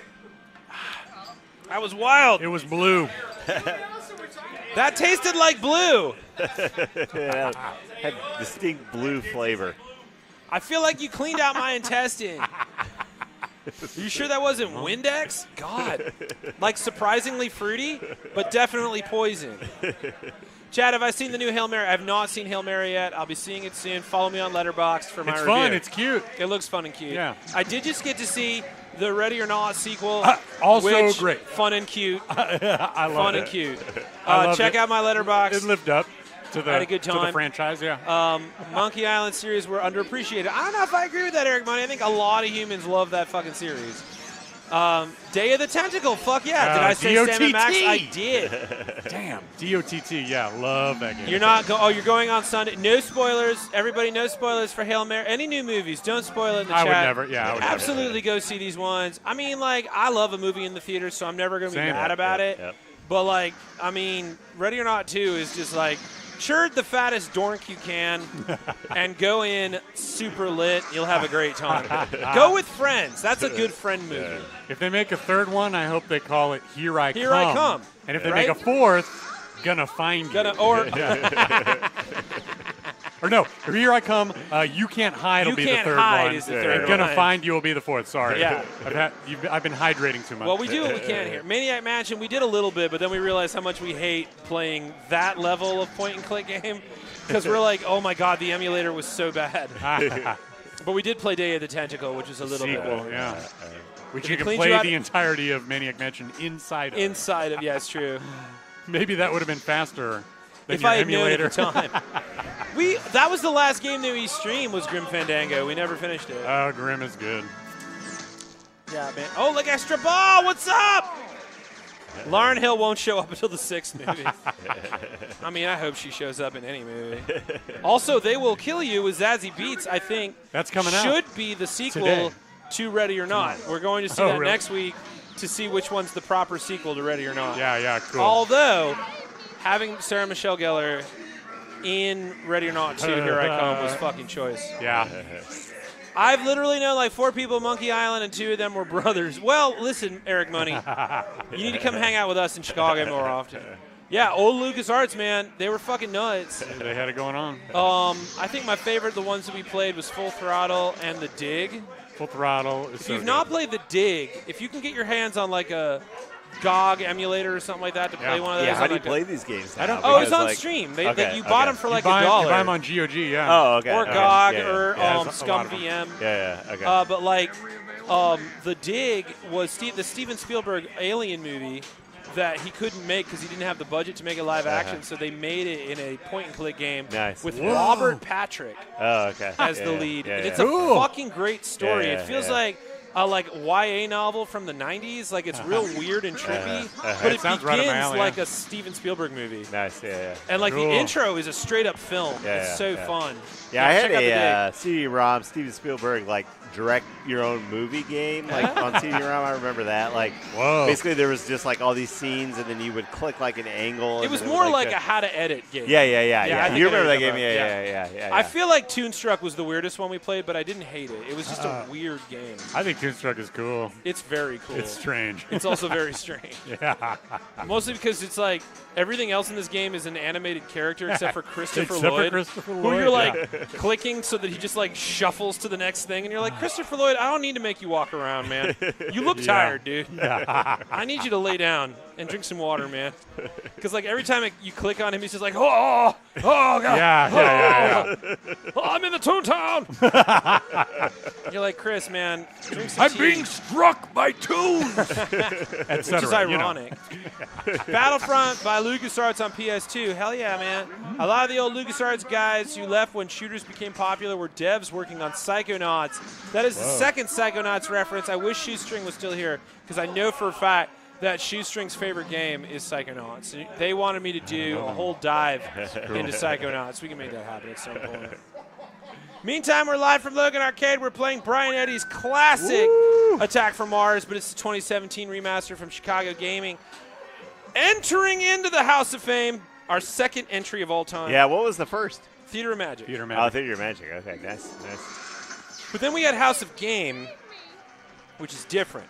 Because House of Game is a game that pinball people love to play because of how good the gaming aspect is. And we've had 2 inductees so far into the House of Game. We had No Fear, the Dwight Sullivan joint with Steve Ritchie, and the and Jaws, the Keith Elwin Jaws. Yeah. But right now, we're at the House of Fame because you can't get, I honestly don't think, more iconic and famous in the pinball world than Attack from Mars. This game is a literal fucking legendary game. Yeah. Well, Minos, I'll get that fucking dive on Psychonauts going then. Fine, fuck it. Let's go. I guess we're doing Psychonauts. But first, we're talking about Attack from Mars, Brian Eddy. You didn't interview Brian Eddy. Yeah, we did. Or Jack Danger for that matter. Yeah. I mean, there were a lot of people, stern people. We can't interview every single Yes, person. you can, Robert! Like you I want said, in this game or not? Chad, like I said, For yeah. Your Amusement Part 2. Yeah. The sequel. Yeah. Here I come. Yeah. Gonna You find can't you. hide. Double Fine made one of my favorite roguelites called Rad, which is themed around early 80s video game style. Put that in the chat, Jeremy, for the win. I've never heard of that. Also, I played my first roguelite game. It's called Hades. I know there's like a bunch of gamers in the chat right now going, fucking old dude. I'm like, yeah, I'm canonically 20 years old. But yeah, no, I just played my first roguelite. I played Hades. That game fucking rips. Have you ever played Hades? I have it on my Switch. So nice. Okay, Hades is it's like one of my favorite games of all time, Diablo 3. Okay. It's a top-down, just like run and gun, slashy smashy game. Cool. But you are wait. Jeremy for the win says, for your amusement. Solid. That's it. We got a title. We got to make it. Solid. Nailed it. But yeah, Hades is like you're the Greek god, and you're like in Hades, and you're trying to escape. Oh yeah, it does rip. It's so good. But it's just like a smashy game, but it's roguelite, which means the levels are randomly generated. Mm-hmm. And the whole concept is you're trying to escape from hell, but hell is a never-ending maze. So every time you go back into fucking dance, the whole maze has been regenerated. Wow. So you just have to get really powerful. Yeah. That sounds cool. Oh, it's really fun. It's just like total smashy smash. Yeah. And that's it. Like the whole game, you're like, is this it? And it's like, yeah, man, you're just smashing. Cool. So good. Hades is great. No spoilers. Just know that when you think you're done, you're not done. I don't know if that's even a spoiler. That tracks for me. How do I get this guy to shut up? It's impossible. We wouldn't want him to. I thought we were talking about dub pinball, not dub airs. Mr. Wilson, we're doing what we can. Mr. Wilson says, I know I asked earlier, but I got distracted. Is this a show up and pay to enter event, or do we need to qualify first? Well, just to be able to fucking get into it, I think you just need to show up. Yeah. All right, who's playing? Who's on the keys? You're talking about the movie screening on Saturday. Oh, is that what we're talking about? I'm not entirely Definitely sure. not. Okay, yeah. I'm trying to bring it back to that, though. But you do have a film that's out. Yeah. Playing on Saturday in Chicago. Yep. Playing in Chicago noon on Saturday. Also streaming online for the next 2 weeks. And yeah. I mean, it's just about the economics of this industry, this point-up industry. From a variety of viewpoints, the players, the creators, the operators, absolutely. the venue owners, all kinds of different. You have a whole thing in the movie about mechanics. Yeah. Like people who repair pinball machines. Yeah. I mean, again, that was kind of my entry into it, and you think about these things as like physical machines, and like especially in the golden age in the 80s. Like, these games were, they were coming out with new games every week. First tilt of the night! Oh, no. You tilted. So you were constantly having to, like, move these machines around and, like, and again, I mean, it was a cash business. You were counting quarters. It's just, to me, it was fascinating to think about, like, the entrepreneurial spirit behind these machines, and just how they continue to evolve, and how the industry is survived, basically. I mean, it has done what it had to do to keep going, and I think that's what I love, and I think that's what I think is endearing about it, is that these people weren't in it for the money; they were in it for the love of the of this business itself, and they had to evolve and they had to change in order to keep it going, and I think that's really admirable, I guess. What do you think was like? Well, first of all, thoughts on Nahim? What's going on? Hello. The YouTube channel No Clip, which has amazing video game documentaries and a whole series on the making of Hades. I'm gonna check that out, Jeremy, because that game fucking rips. Cool. Anyway, what do you think was like the most rewarding human to speak of? I mean, besides your dad, don't Yeah, be weird. yeah, Who was the most rewarding? I'm assuming he's still listening right now. Who's like the most rewarding? Dad, shut up, Dad. God, I'm talking. Who's the most rewarding? Oh, wait, Kent, you Sean's still taking out up. there? You still Yeah. awake? Wait, hang on. Yeah. Chad, I got to go. I'll give you an update about the bowling game. Oh, my God. Yes. Fucking Sean, we want to hear Sean, about your we bowling need game. a play-by-play. School that kid. Fucking film the final score and send it. Oh, my God, Sean, Just I'm so obliterate excited. him. So excited for you. This is wild. I'm in And Chicago. he hasn't spoken to his son in a while. Yeah, I was Is gonna that say. the- Yeah, it's like yeah. what I think is hilarious about that is like his son's gonna be like, Dad, it's been so long. He's like, Yeah. yeah, shut the fuck up and show me what you fucking got. Schwa, schwa. Meantime, Master Wilson says, another X. market 8, bro. I live in Colorado, so making the theater event work for me. Will you come to Colorado sometime? Oh, I would love to come to Colorado. Actually, we were in Denver. There's an arcade bar there that we super awesome guys. Nice. So yeah, absolutely. Let me know. Let me know where we can show the film. Where can we show the film? What's a good place? Yeah. Where can they reach you? Yeah, Just yeah, at the website? Is there a yeah. place to email you? Send us an email, yeah. Yeah, send me an email. right, well, look in the For chat. Amusement.com. Yeah. Has all the contact Yep, information yep. and links to the YouTube channel and everything else. It's in the chat. Yep. Film the final score. Film the score. Film that final score. But what do you think was like the most rewarding person to interview? Oh man, that's tough. It's a I mean, I got to give a shout out again to Chuck, who was my dad's business partner. R.I.P. He again was the one who kept the business going. My dad eventually was like, "I've got 3 kids. There's no way I can continue to do this and travel and all that stuff."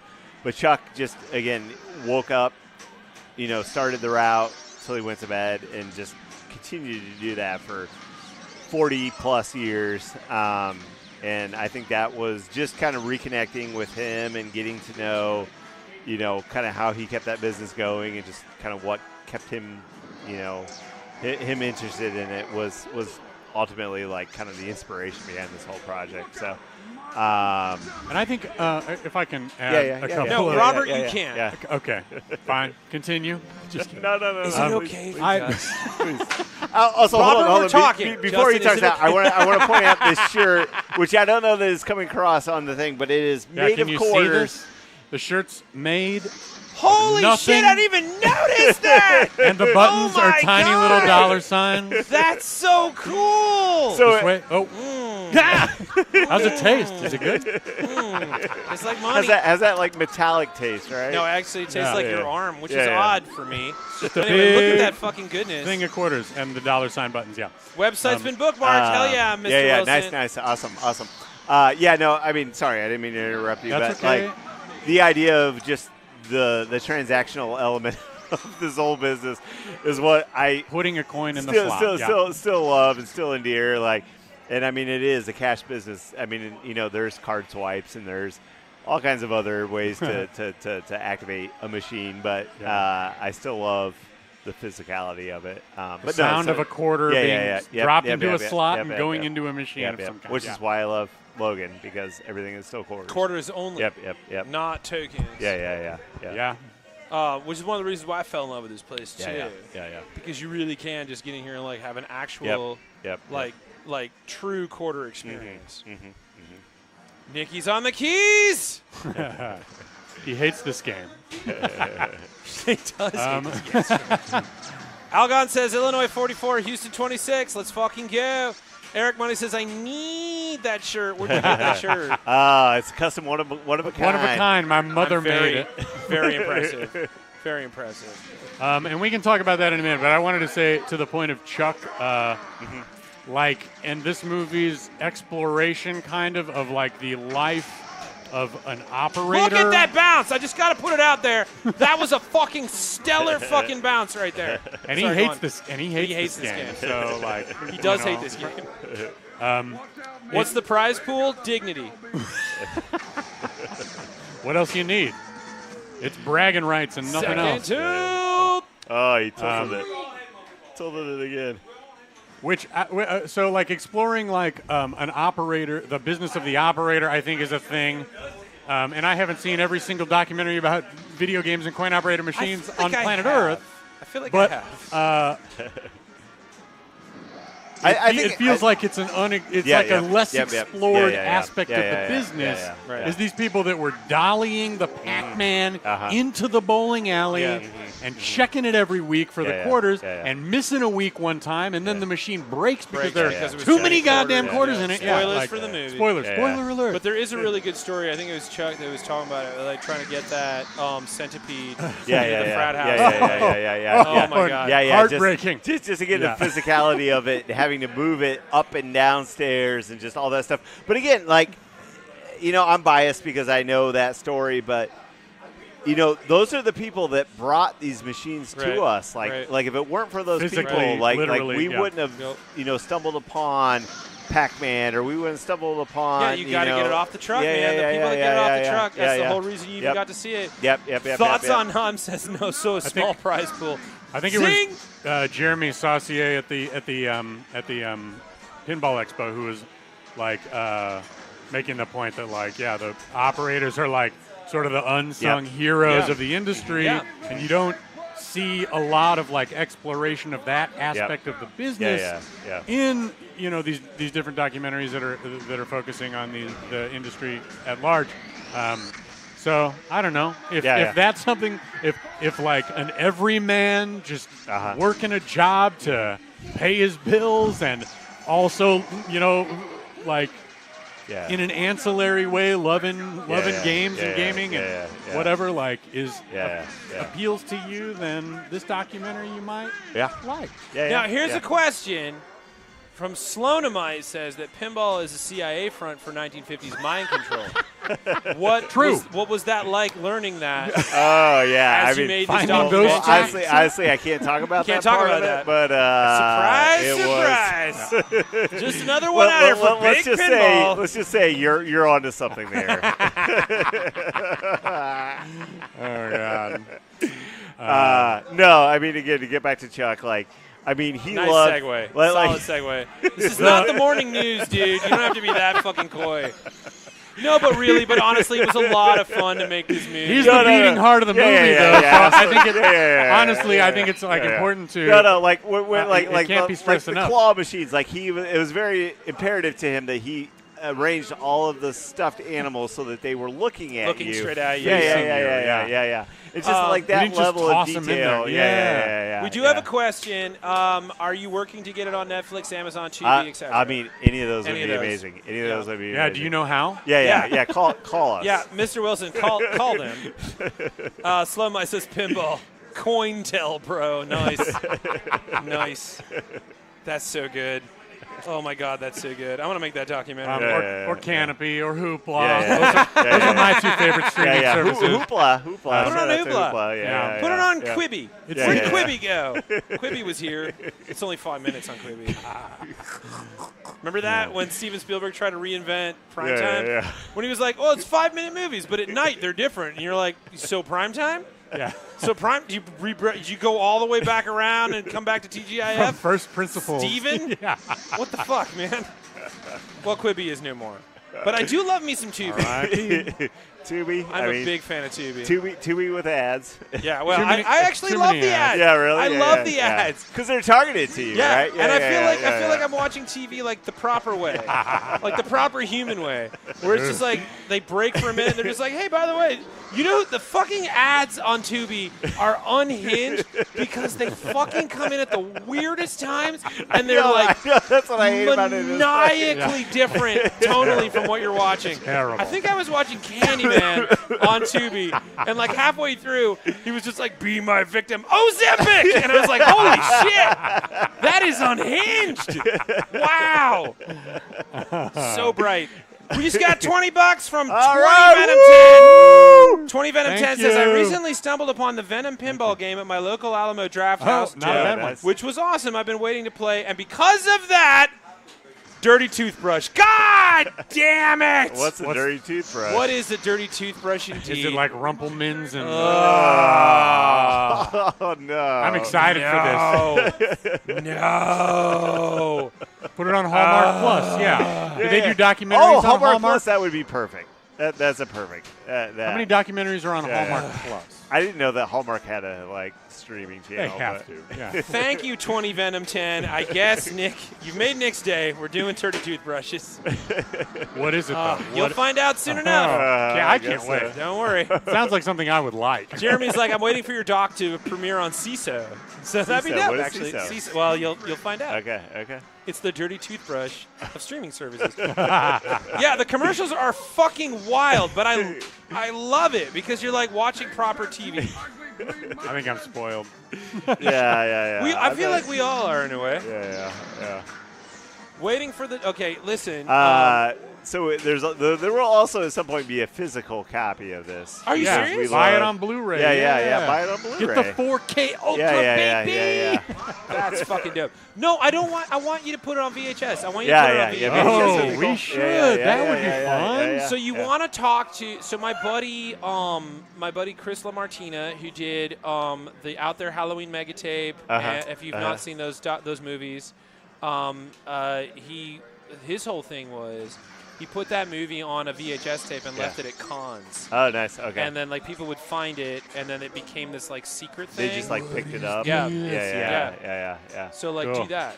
Yeah. Or, that's a move. I mean, if it was VHS, I'd want to design like that old, like the early '80s, like where it was like a big piece of cardboard that like was inside of the tape. Yeah. I think that would be amazing. Do it like the Disney Vault. And do it- like Yeah, that cushy, that cushy one. And the spine looks like something out of Glamour Shop. Yeah.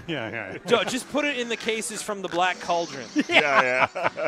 Hello, Sammy. Clamshells, baby. Clamshell. Yeah. We owned a campground in rural Montana as a kid, and there was one guy who by himself cycled his arcade cabinets between businesses. Bitterroot Valley.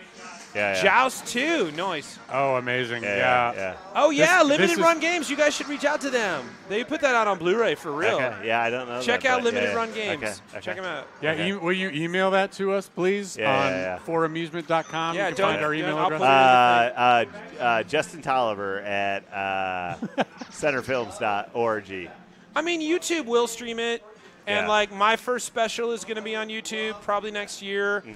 We do love our YouTube. Of big course. fan. They've been really nice to me. I've But I heard also of that. want to do it on physical media. I would love to release it on like a VHS tape. So do we. I feel like when we were at the Pinball Expo, I feel like we had a table, just kind of and a TV like showing the documentary on loop. And people would come up, and we had like our little our postcards and stuff, sign-in sheets. And Wait, and a was little this year? this month. But I must have absolutely walked by. Yeah, well, we were you easily we were could have out of the missed way. us. We could have been in a worse spot. We were like basically like Truly. tucked away I was too busy in the waiting back. online to play fucking Portal. Yeah. Which was dope, by the way. Cool. So, did you guys get to play a lot of games where you were at? I mean, we Here and there, definitely, we definitely kind of. What was your favorite one of the fest? Man, what did I play? I mean, a lot of the homebrews were All of them. pretty Like great. so, no homebrews, and that includes Okay. what do you call Big Trouble in Little China? Yeah. Which was also very dope. Yeah.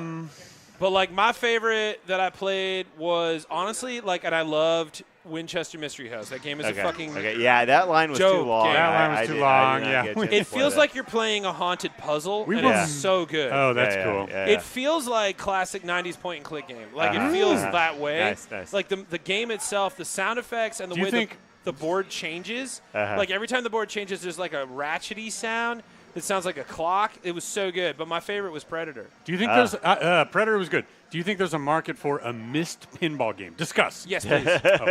Can we make that happen? My favorite homebrew, though, was Hellraiser. Because I totally forgot that game existed. Holy shit, that game was great. I think Chad would be amazing in a Tubi commercial with Olivia Tildeman. Yes, please, Minos. Are discs not dying? Physical media is the same as a hard drive. It's compressed, will eventually disappear from the disc. Listen, Mr. Wilson, I feel like it's the same thing with records. Like, vinyl is hot still, but it's still, like, artisanal. Yeah. Like, you need to have a friend who knows somebody. Or you go to their website. My buddy Justice Hill, if you're not listening to Justice Hill, what are you even doing with your life? But my buddy Justice Hill released his album on vinyl, and it's sexy. I have random access memories on vinyl. Amazing too, because you do the colored vinyl. Look at this fucking this jean jacket and tell me I don't have a vinyl collection. Look at these buttons and tell me I don't own an 8-track player. Is that a Criterion Collection button? Yes. I already know because I just watched Ryan Coogler do his Criterion closet. I already know what I'm going to do when I go into my Criterion closet. It's going to be Freaked, Garbage Pail Kids, Garbage Pail Kids, Kingpin, and Kingpin Nightmare on Elm Street 3. Yeah. I don't think does Freaked and Kingpin Garbage Pail does Kids not have are Criterion. God, wouldn't that be amazing? That would dude? be amazing. Oh my God! Like if they just said, "Fuck it, yes. we're gonna just everybody gets a start doing Criterion." random- Oh my God! Yeah, no, it's gonna be Freak. I don't know. Psycho Gorman, which is my favorite human movie of all time. Psycho Gorman is so fun. Steve Kostansky, please call me. Nightmare on Elm Street 3, Dream Warriors. Dream Warriors. Yes, please. Yeah, Don't wanna dream alone. It's true. I am a bit of a hipster bird, Slolomai. It's not by choice. I don't subscribe to your human ways. I just like what I like because I'm right.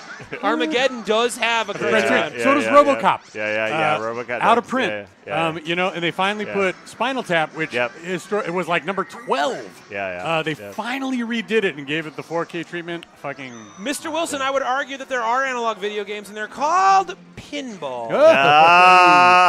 Touche. Got him. Touche. Nailed it. But I mean, like old school, like EM games. Because that's obviously a digital game. Yeah. Well, because you got two cycles, right? You've got your solid state and you've got your electromechanical.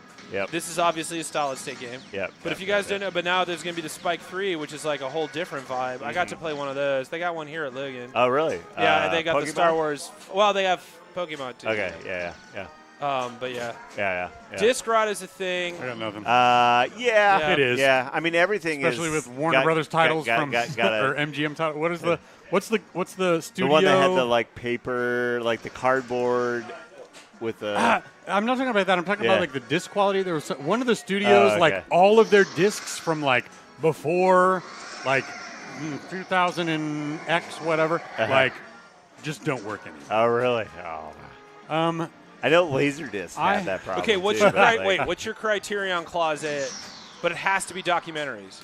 Ooh, I mean, does Spinal Tap count? Yeah, I get it. It's a real story. Yeah. I'm going to say Beauty is Embarrassing. Nice. The Wayne White documentary. What is? So he did Beekman's World, which is one of my favorite human shows. Like Heavy Metal Parking Lot. Heavy Metal Parking Lot. Yes. American Movie. Yes. American Movie. 100%. Gotta have it. 99er. Yeah. I'm gonna go Exit Through the Gift Shop. It's one of my favorites. Good. I'm gonna go. What's another great one that I love? Fistful of Quarters. I do love Fistful of Quarters. Yeah. It's good. It's a good one. What's the one that's about? When they found, Game Over, the Atari one where they look for the ET game. Well, I got to give a shout out to Tilt, which is the story of Pinball 2000. That's on. I think that's on YouTube now. You can. It find is. that. Yeah. That's a good one. Yeah. So here's my favorite pinball documentary of all time. No disrespect. Yeah. But my favorite pinball documentary. Well, yours isn't technically a pinball. Yeah. So my favorite pinball documentary, if you've not seen it, is actually a YouTube documentary. It's all flash video. It's called The History of Pinball. I've not seen Four episodes. In Search of Darkness. Hell yeah, Jeremy once again for the win. Cool. All three of those are amazing. If you've not seen those they just run through every era of horror film. They're so good. Nice. Tommy, hell yeah. What do you call? So The History of Pinball is this flash movie made by a guy named Baser, I think is his name. Okay. And he just goes through every pinball machine ever made. Up until when he stopped doing it. This is like early 2000s? I think this is like 2014. I can't remember. Okay. It is crazy. And it's 4 hours of just like him running through every machine ever made. And he just gives you all the history all the way down the line. It's like 4 parts. I've watched it like 50 times. Cool. And it's just a YouTube series. Just That's all YouTube. it is. Okay, It's just this guy who did this. Who I guess worked for one of the pinball games, but machines back in one of the pinball companies back in the day. I don't know. I haven't reached out to him, but like it's all I've ever used. Anytime I do any kind of deep dives, I always watch this one. It is a fucking commitment because you have to deal with a dude talking into a microphone that's obviously like an old compact Rosario kind of situation. It's so good. It's so good. Cool. Yeah, let's check it out. Some kind of monster. Some kind of monster. Yeah, solid. Yeah. What's another one that I love? Another great one that I just fucking dig. documentaries. Documentary-wise. Man, American movie. American movie just doesn't get any better than that. Fucking the parrots of whatever the fuck that was. The parrots of something something is a good the one. wild parrots Wild of Telegraph Telegraph Hill. Yeah, that's the one. I like that one. Really good, really good, really good. Fucking Jiro Dreams of Sushi is good. so good. Yes. But I also dream of sushi, so that's probably why. Please give it. There's a ton. Oh, have you seen Action Anything Park? Oh, The yeah, one yeah, about- yeah. Anything that's that very Errol good. Morris Yeah. does, I'm a fucking fan. So like Fog of War, Fog of War. fucking what do you call Mr. Thin Blue Line, Thin Blue Mr. Line, Death, yeah. Mr. Death, Death, which is yeah. a wild one. Yeah. Anvil, solid choice. Anvil, good. But if you've not seen Tabloid, that's a fun one. That's an Errol Morris one. Shit. God, there's so many good ones that I love. But I love the like slice of life ones. Yeah. They're all really fun. Have you seen Tickled? Oh yeah, Tickled is a fucking jam. Yeah, Capturing the Friedmans is a good movie, but I don't ever want to watch it again. Ooh, yeah. Like people, whenever I bring up documentaries, they're like, "Have you seen Dear Zachary?" I'm like, "Yes, I've seen Dear Zachary, and no, I never want to do that again. Humans are horrible." Mr. Wilson wants to know what your names are, gentlemen. That's Justin, and that's Justin. Robert. I'm Robert. They call me Googs. Hi, Mr. Wilson. Facebook? They have all those accounts. Yeah. So For We'll put those- Amusement, we'll For put- yeah. Amusement movie on Instagram. Are they all on the website? Yeah. If you just go to foramusement.org, and you will find links at the bottom to all of our socials. I would recommend checking out the YouTube page right now because that's where we're kind of basically housing all of the footage that we were not able to work into the documentary. BTS! This is everything that'll because we be in have- the DVD special features. Or the vinyl 8-track Because it was a Laserdisc struggle. version of It this. was a struggle to get it under 2 hours. Yeah, no doubt. and the YouTube, I mean, this is going to be all the great stuff that we have just was not able to make it into the final film. But And can I talk about that for a second? Yeah. go for So it. we didn't know what this project was going to be when we started. This Yep. Nikki was asking me earlier, like, so what did you do on this film? And I was like, I was there for moral support. My girlfriend's But gonna the kill me. real story, if we have enough time, I don't. I mean, we have like endless amount You've of got time. 3 minutes, and then we're going to go on break. Okay, so, okay, and then yeah. we'll come So, back for the last round. we were talking about Saratoga Lanes earlier. Which, Yeah. which Solomite also- wants to know where your BTS is. It's on YouTube. Coin Return. Coin is the Return. Coin YouTube Return channel. is the YouTube channel. Yep. I'll put it in the chat while you're telling the story. Saratoga Lanes, the oldest bowling alley west of the Mississippi. Yep. I worked with this local to St. Louis ad agency to make a couple videos of about cool places that I liked, including Saratoga Lanes and this other place called the Casalumba Ballroom, where they have like 20-piece orchestras play swing dances on Saturday nights and stuff. So just cool places. Well, the money ran out for that after just the 2 episodes. But Justin, of course, had seen those, and so when we were undertaking this project, and our first shooting day was at the Stern plant right here in Nice. Been Schaumburg there. or whatever. Elk Ridge. Elk Grove. Okay, Elk sorry. Grove. Yes, my mistake. Elk So Grove. so we were there, and we kind like in these videos for Saratoga Lanes and the Casalumba Ballroom.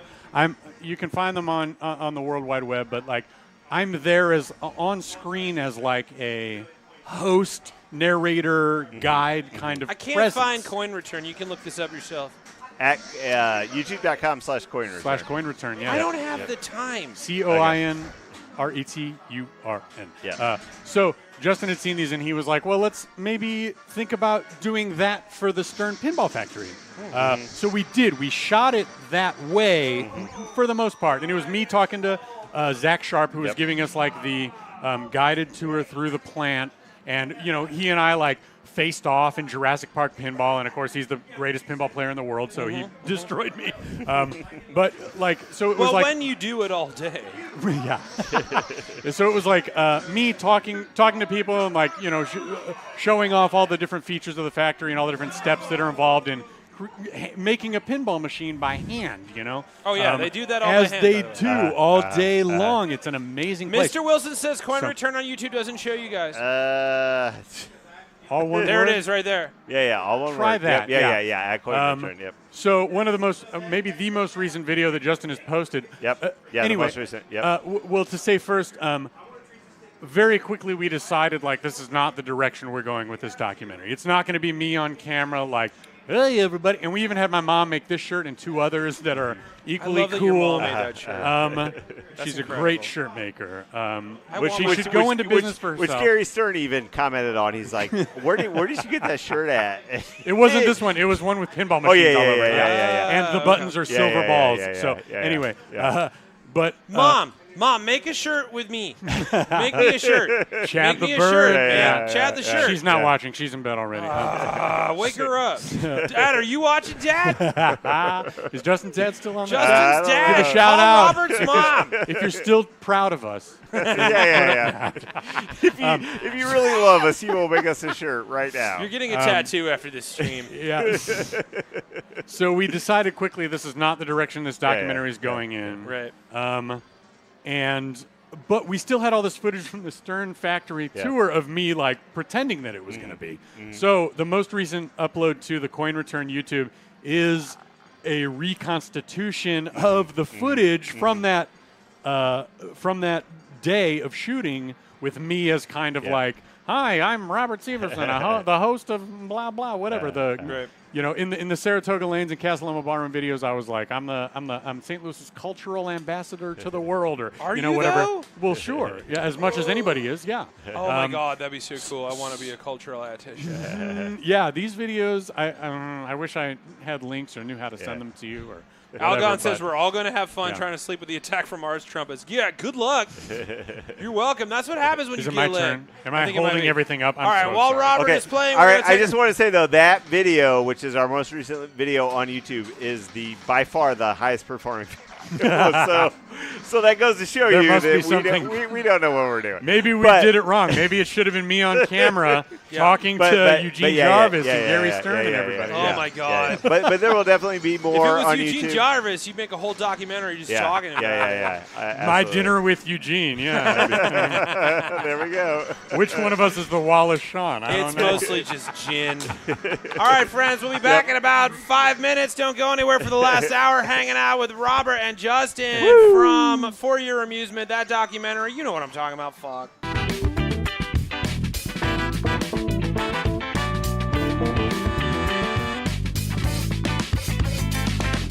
Don't freak out. We'll be right back. Bonjour, sucker. Don't mind me. I'm just here for the booze. What's it like to date a vampire? It's a pain in the neck. Glad you stopped by. Thanks for coming. It's been a nose for a hoot.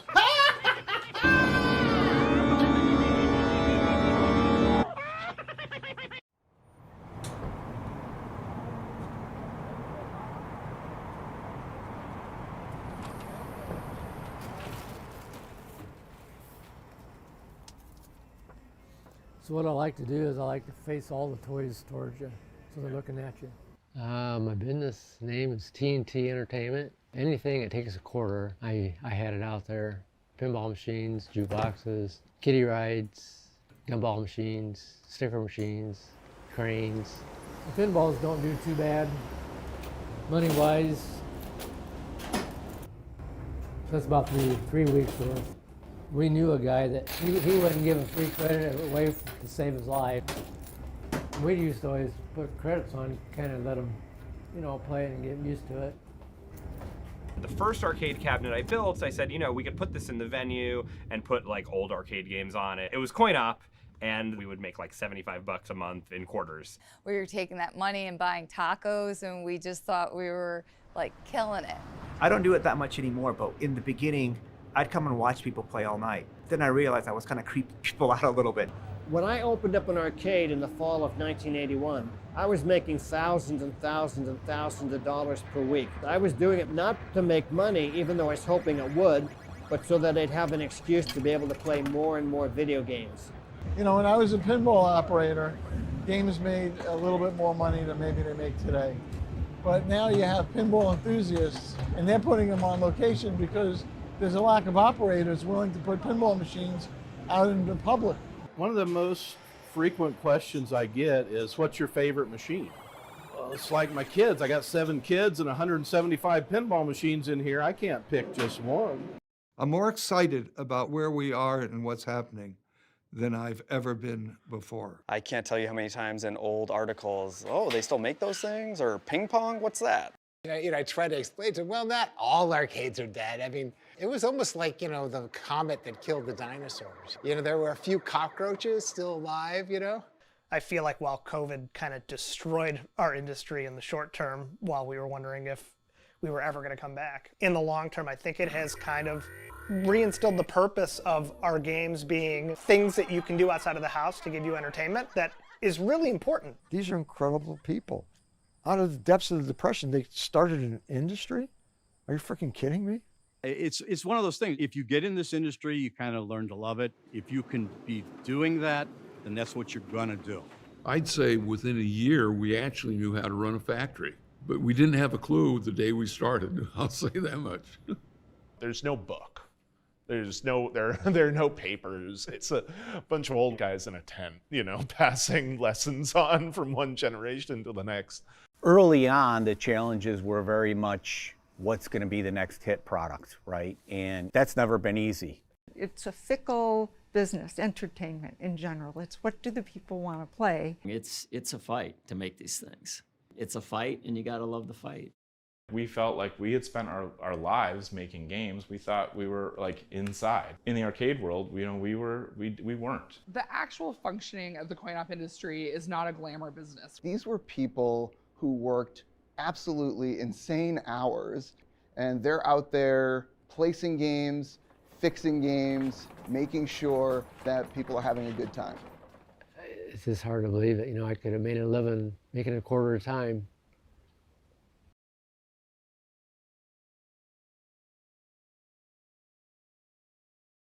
We all need a little help these days. A helping hand, an arm to steady ourselves on, a friend in times of need. Hi, my name is Chad, and for just a few simple purchases at my merch store on my website, you can be that person. Because all proceeds from chadthebird.com/merch go to me, because I'm poor. Every hour, my bills are growing. The electric bill was fucking ridiculous this month. Like, I barely use my TV, seriously. For just one purchase of an official Chad the Bird sticker, hat, shirt, or hoodie, I could make better choices, smarter choices, in frozen pizzas. I can enjoy a beer that doesn't cause me to shit so loud it sets off a car alarm or scares the neighbor's dog. With your help, I could pay my rent on time and not have to pretend I was out of town. Shit, did I say that out loud? Okay.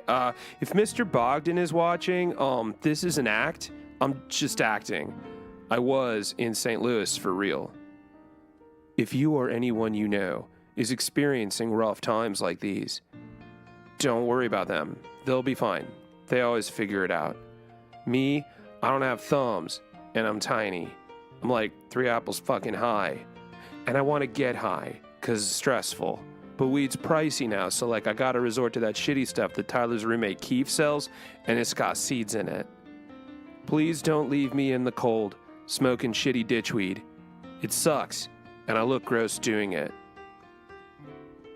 It doesn't take much to make someone's day, so make mine, and buy some stuff. It's cool shit, too, look at it. Look at this guy. He works in programming, so you know he has his choice in attire, and he chose my stuff, so be like that guy and make a smart business decision. For a simple purchase of a hoodie, hat, shirt, or sticker, you can make a good business decision and help me have money so I can too. We all need a little help these days, a helping hand, an arm to steady ourselves on, a friend in times of need. So buy my stuff and be that person tonight.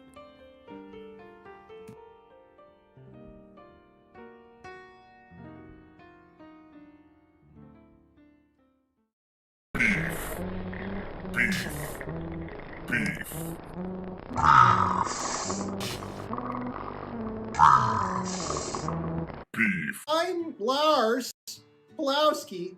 And I'm Olaf Pulowski. And we're I'm sober. Sober.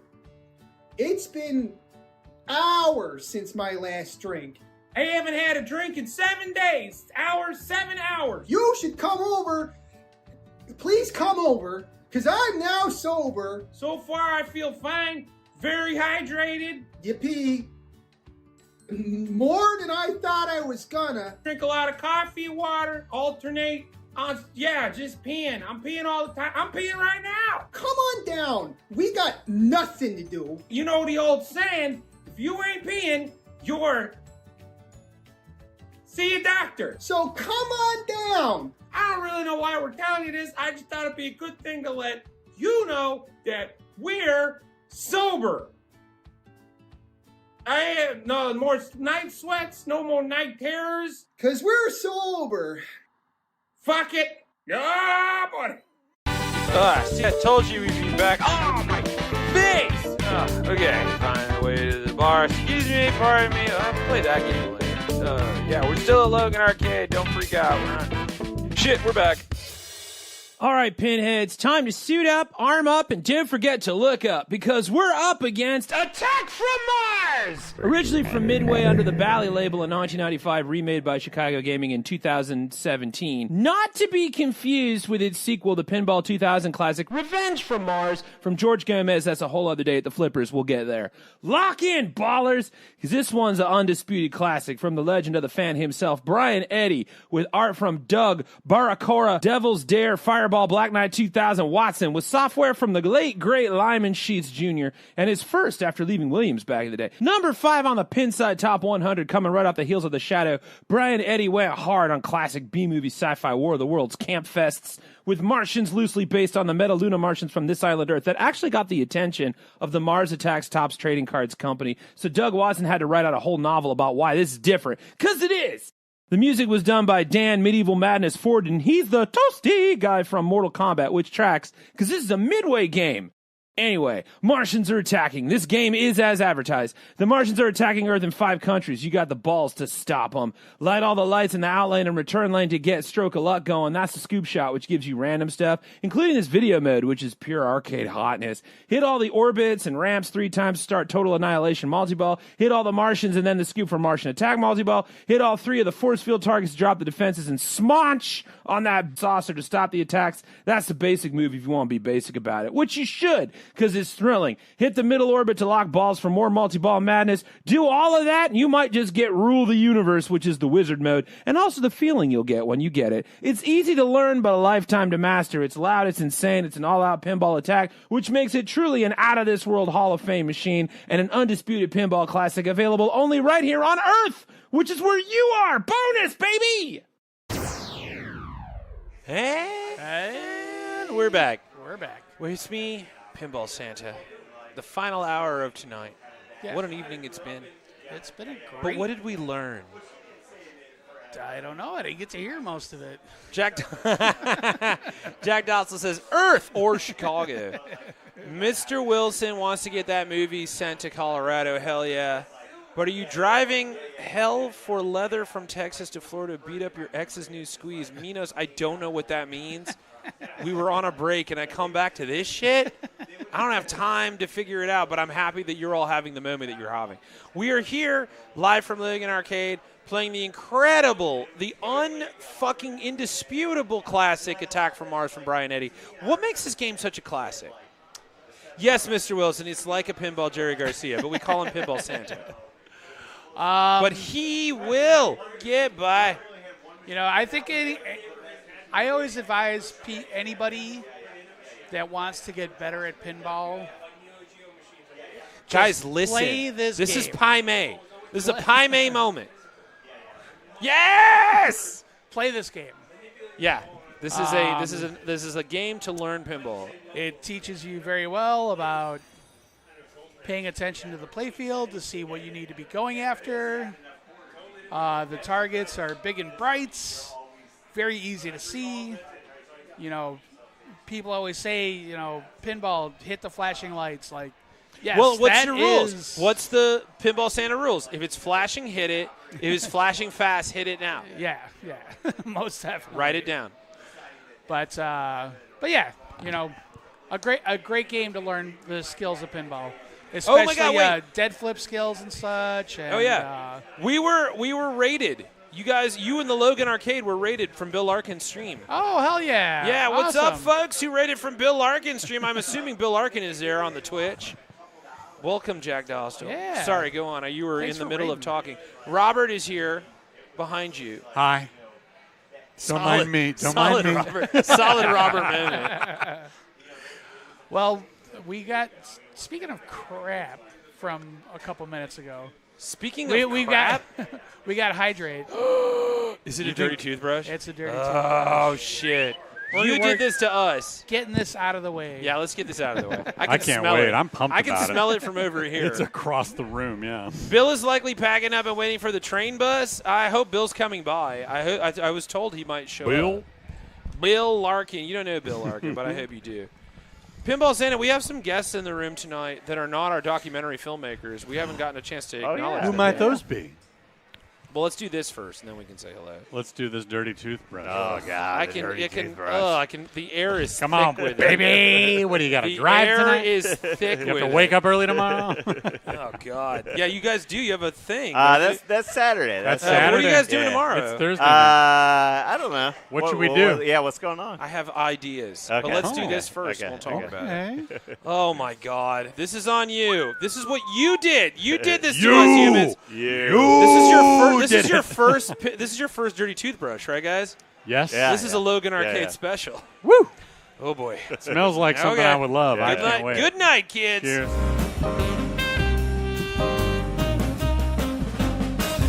Hydrate. Ah.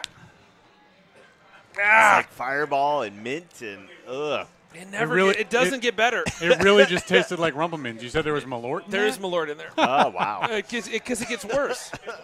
Rumplemints. So Rumplemans has a stronger flavor profile It's than Malort. Rumplemints forward.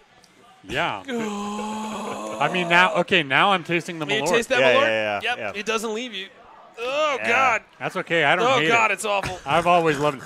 No, you hate it. I first no, had you hate Malort. it. Robert, Had you well, hate it. I hate Robert, Mal- this is not a taste sensation. I hate Malort. You hate all of what just happened in your mouth. Opposite. I don't hate Malort. I love Malort, but I don't like Malort with mint. I don't like a mint Lort. Yeah. You know what? Here's what I will say. Oh God. Malort to See me. that face? See that face that's happening Yeah, right yeah, now? yeah, That's the correct face. Robert's over like, it's okay. kinda like that- It's that got some aftertaste of flavor vomit notes when of a you, York peppermint patty and Winders. Meanwhile, Justin's like, Dude, it's more like a Tobler chocolate orange. Because it's like Malort has that citrus. I always think it tastes like grapefruit rinds. Yeah, you I don't know, disagree which with I that. think is Yeah. good. I don't hate it. And so to like add Jeremy that like for the win says it's Rumplemort. Rumplemans is like so Christmassy, and like Tobler chocolate oranges, you get them at Christmas. It's like the citrus, the Christmassiness, the Ugh. mint. I'm into it. Ugh. I think this it's tastes good. this tastes like Christmas vomit.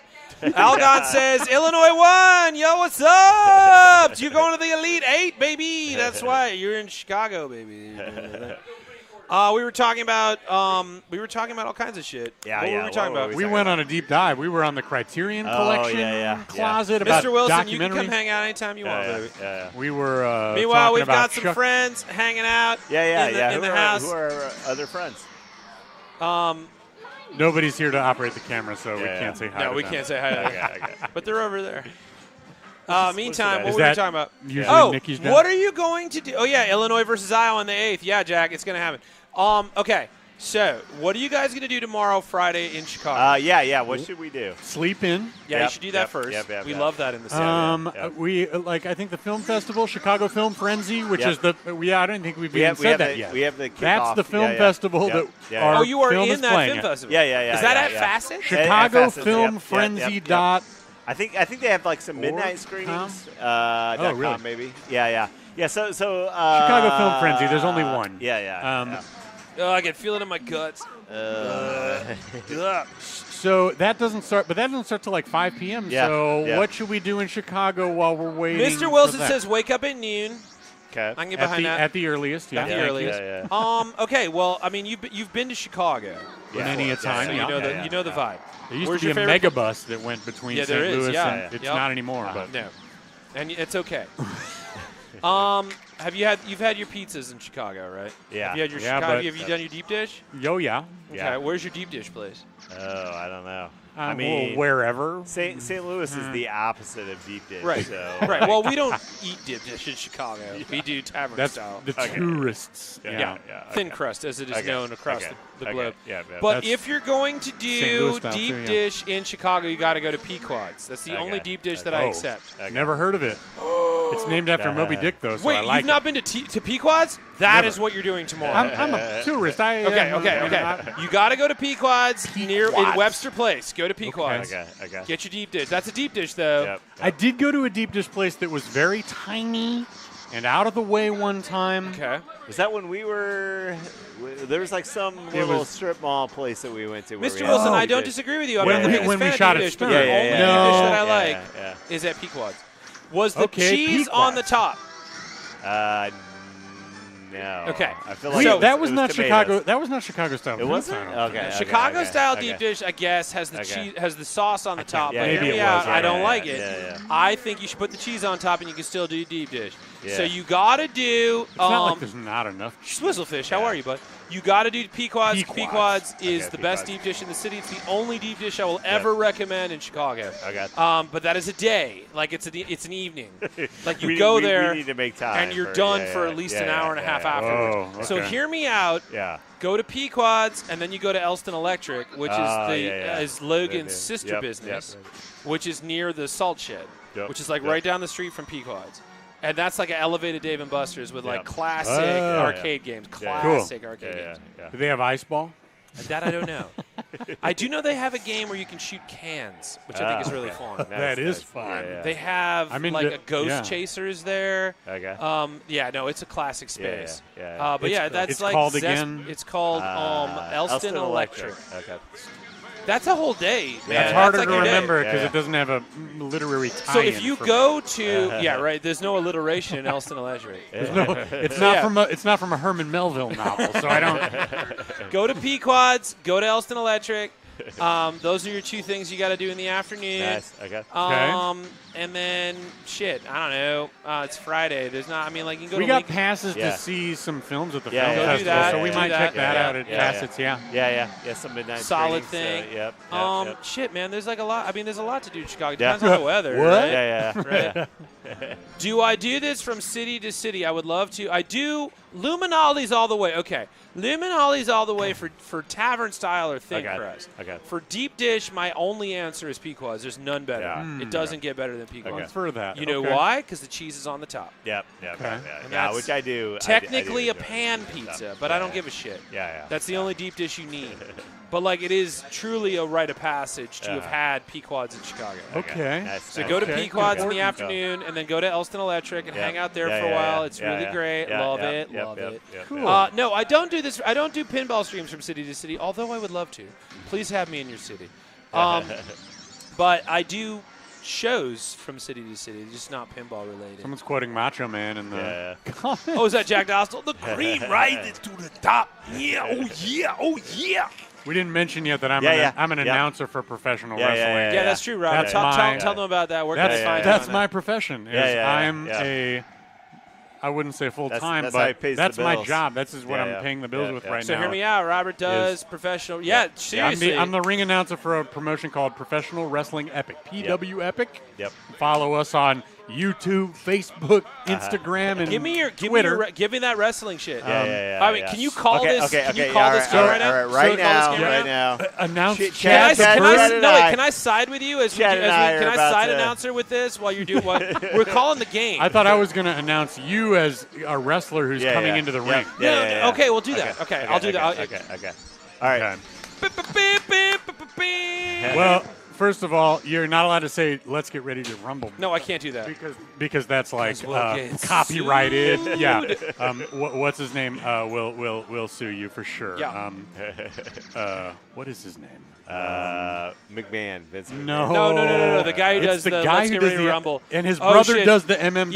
Yeah. No, he's on. He's on Jock. He's on MMA, Jock yeah. Jams. I just did a whole thing about this. Anyway, go on. Let's get ready to Bruce or Michael. Yeah, it's Bruce something. Bruce and Michael something. Anyway, Do it. Okay. What I say is like, I'm looking at my watch, and it looks like it's time to do some wrestling. Let's go! Michael Buffer, by the way. Buffer, yes, Bruce and Michael Buffer. Okay, so in this corner, weighing in at 6 pounds, the pink fur of the Midwest. I don't know your nicknames and stuff. I don't know. I'm the malfeasant magpie. I don't know. I'm making this up. That's not the malfeasant magpie. The feathered. The pulchritudinous parrot. The hot chicken. The only hot chicken you need. It's Chad the Bird. This is the coolest thing I've ever experienced. This is that's high the coolest thing I've ever praise. experienced. I bet you've experienced some cool stuff. Who would your villain be, though? No, I need to take this in. Hang on. Yeah, This is incredible. Who would you be challenging for the title? Holy shit, that was awesome. I've always wanted to be announced that way. Thank you. Holy fuck. Wow. Who would I fight? I would fight a fat dude at fucking hot Buffalo Wild Not Wings. another bird or like some other animal. No, You I want don't to need do? to. You want to I do want a to human? fight. I want to fight a human who Okay. got drunk and wanted wings. What did your wings? Fighting Roy Johnson from Elk Grove, Illinois. I would take him down. Yeah. Oh shit! He works at the Fling he from works at the Buffalo Wild Stern Wings. plant. Yeah. Let's get ready to churn. Hell yeah, He's James. a Stern employee. I would never fight John Goodman. I'm not crazy. Yeah. From St. Louis, though. Yeah, that's true. He's from St. Louis. Yeah, Live from Mundelein. Would Polly want a cracker? Fuck yeah, Pink Coochie. That's their name. Their name is Pink Coochie. Yeah, Pink Coochie. I would and fight Dork the Swizzle Clown. I would fight Dork the Clown, Jack. Dork. Absolutely. Dork the I Clown. would fuck up So Dork close. the Clown. God, fuck that guy. You piece of shit. Let's go. The question is, Mr. Wilson says, what shows do I do? Yeah, check out my YouTube. Check out my Instagram. You're on my YouTube now. You can check it He's out. famous You as can find out what I do. hell. It's true. I do have a bit of a thing going on. So much so that I have friends from out of town that are actually behind you right now. Yeah. If you just poke your heads in for a second. Just poke your head in. and Put say your head hi. in for a second. Get into Where'd you come from? Where are you coming here from? Chicago. Oh, you're from, I didn't know you're from Chicago. I thought you were from out of town. I thought you were from out of town. No, it's not even that. I just haven't seen you in the room. I always thought you were just from out of town and you're just coming in to say hello. Oh, that's wild. Well, never mind then. Go back to your homes.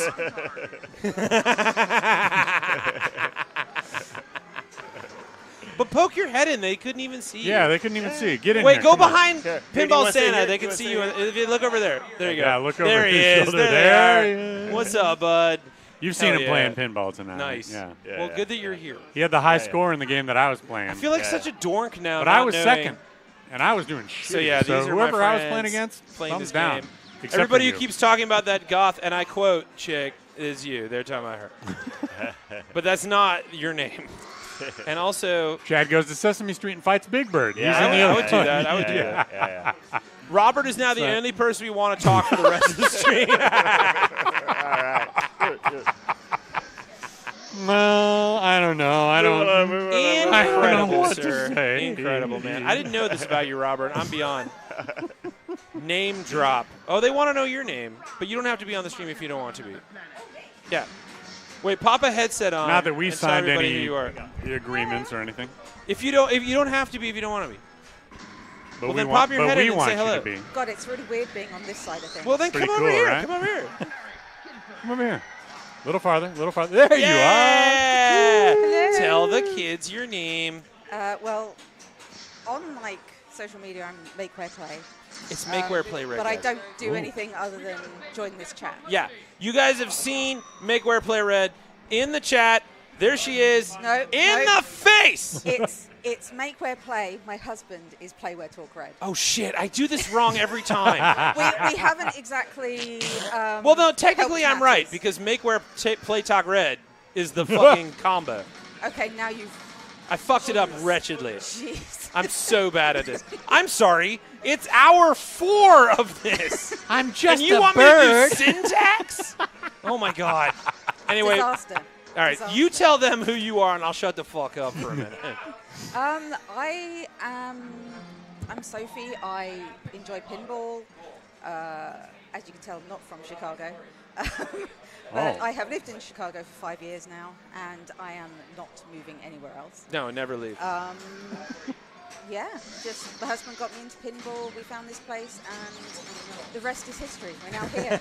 Instead of being in the chat, we're either here or in the chat. Jack Dossel says you're from East Chicago. Way Yeah, east, way. yeah. way east. Mr. Wilson says you are a fantastic player. Oh, thank you. He's been paying attention. He's clearly not been paying attention. Mr. Wilson says, hi, Sophie! Hello. Hello. Yes, you've seen them both in the chat. They're here live. They're in your face right now. One of them is anyway. The other one's running where's around the other somewhere. One? The other one's here. Come here. There he is. Get in the. Just no. In this bit. I can only help you so far. There's the other half. When you see them in the chat, this is who they are. These are your friends. And I will get their name right eventually. Make Where Talk Red, Make Talk Red, Make Where. I'm doing great. You're doing really great. I'm doing so good. I'm very proud of you. Tell them your name, your actual names, please. Because I keep fucking this up. Come in. Sophie. Well, I know the Sophie part. Oh, okay. But, like, So what's your name in the I'm chat? trying to get him in, but he's... in the chat, I am Make Where Play. Make Where Play. And then Where Talk Red is the other Play one. Where Play Talk Where Red. Talk Red. We will get there. No, but I see you all the time, and I do it right when I see you in my eye face. But, like, in my real life, I can't do it. It's difficult. It's difficult. There's two of us, and we both got very similar names. Their question is, are you actually the Negasonic Teenage Warhead? And I think maybe possibly. I'm definitely not teenage. Well, you said it. We did it. We just assumed. Could have fooled me, yeah. I'm in my 40s. I'm way past that. Okay. we would never have known what I'm well, saying. That's what very we're kind getting of in the chat. I'm just saying the chat is assuming. That's very kind of you. Well, there it is. High five.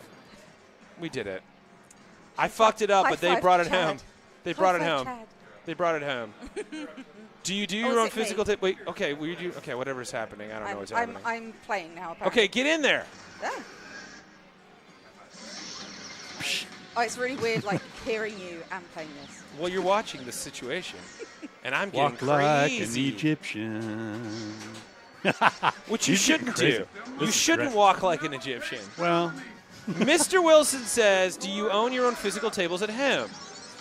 I am going to And? have to let DeAndre talk because I can't talk whilst I'm playing. I feel like this is abusive. It's a different dynamic. It's definitely a different dynamic. I'm not trying to be abusive. But I don't feel know. like it was new. It was new to me. No one's ever tried that before? Not really, no. Oh, weird. In the means, do you own your own physical tables at home is the question. No. Play Where Talk Red. There it is. Does this make you feel more comfortable? It's so much easier when I see your actual name. I see in the chat. Yeah, he's in the on chat the right chat. now. Oh, my God. I'm doing great. You are doing beautifully. I need an You're doing ornithological so check. well. You don't know what an ornithological check is. You know, walk like the Birdman. That's dope. Yes. Ornithological is when they check to see if I've gotten enough shots in that I'm too fucking lit to do the stream, but I can do ornithological. So there it is. How fast can I roll a blunt? How much time you got? Are you buying? Yeah, if you're buying. Supply the. I don't. Oh, the question Which from Mr. question? Wilson was for Make Wear Talk Red. Fuck. Do you own your ornithological? Do you Make own Wear your Play, own? Play Talk Red. Make Wear Play, Play Wear Talk Red. Make Red Talk Play. The two of you. I know. I have to see it to remember what it is. It's a lot. But my question is, do you have your own tables at home? Is the question. We have Godzilla. You have a Keith Elwin? Is it a pro? And it's. Is it a pro or a preem? Sorry, I'm just distracted. What happened? Mister, I would love to come to Colorado. I would love to. Well, why? Sorry. Anyway. He's been, Let's all go he's to been Colorado. Very,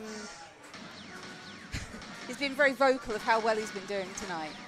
Well, I would if I was doing that well. But like, do you have your have you're on tables at Cameo? home? I am on Cameo. It's just Godzilla, and we have the premium. You have the preem? Preem. Wow, my favorite multi-ball of all time.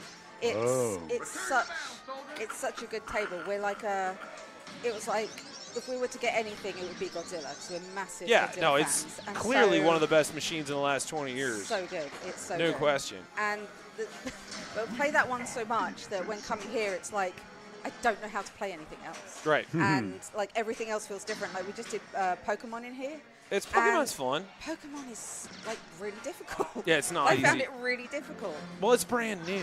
It's you like don't know this the rules cutesy yet. thing, Yeah. and Is Ludicolo in there? Yeah, here's what's wild about the Pokemon. What's your favorite Pokemon, Chad? Oh, fucking Snorlax, obviously. I'm fucking. Sophie, what about you? I want to hit an edible and fucking sit down. Mine is Mimikyu.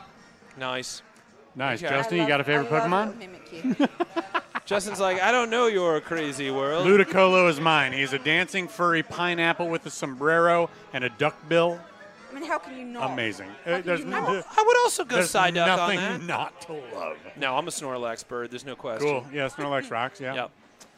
For you and the fellas, you may get your own table. Which one is it? Okay, here's the question for everyone. Here's the question for our filmmakers. Here's the question for my friends from the chat who are physically here right now. If you could make and own one table, what would it be? It would actually be Godzilla, but that's Godzilla. happened. That's true. Yeah.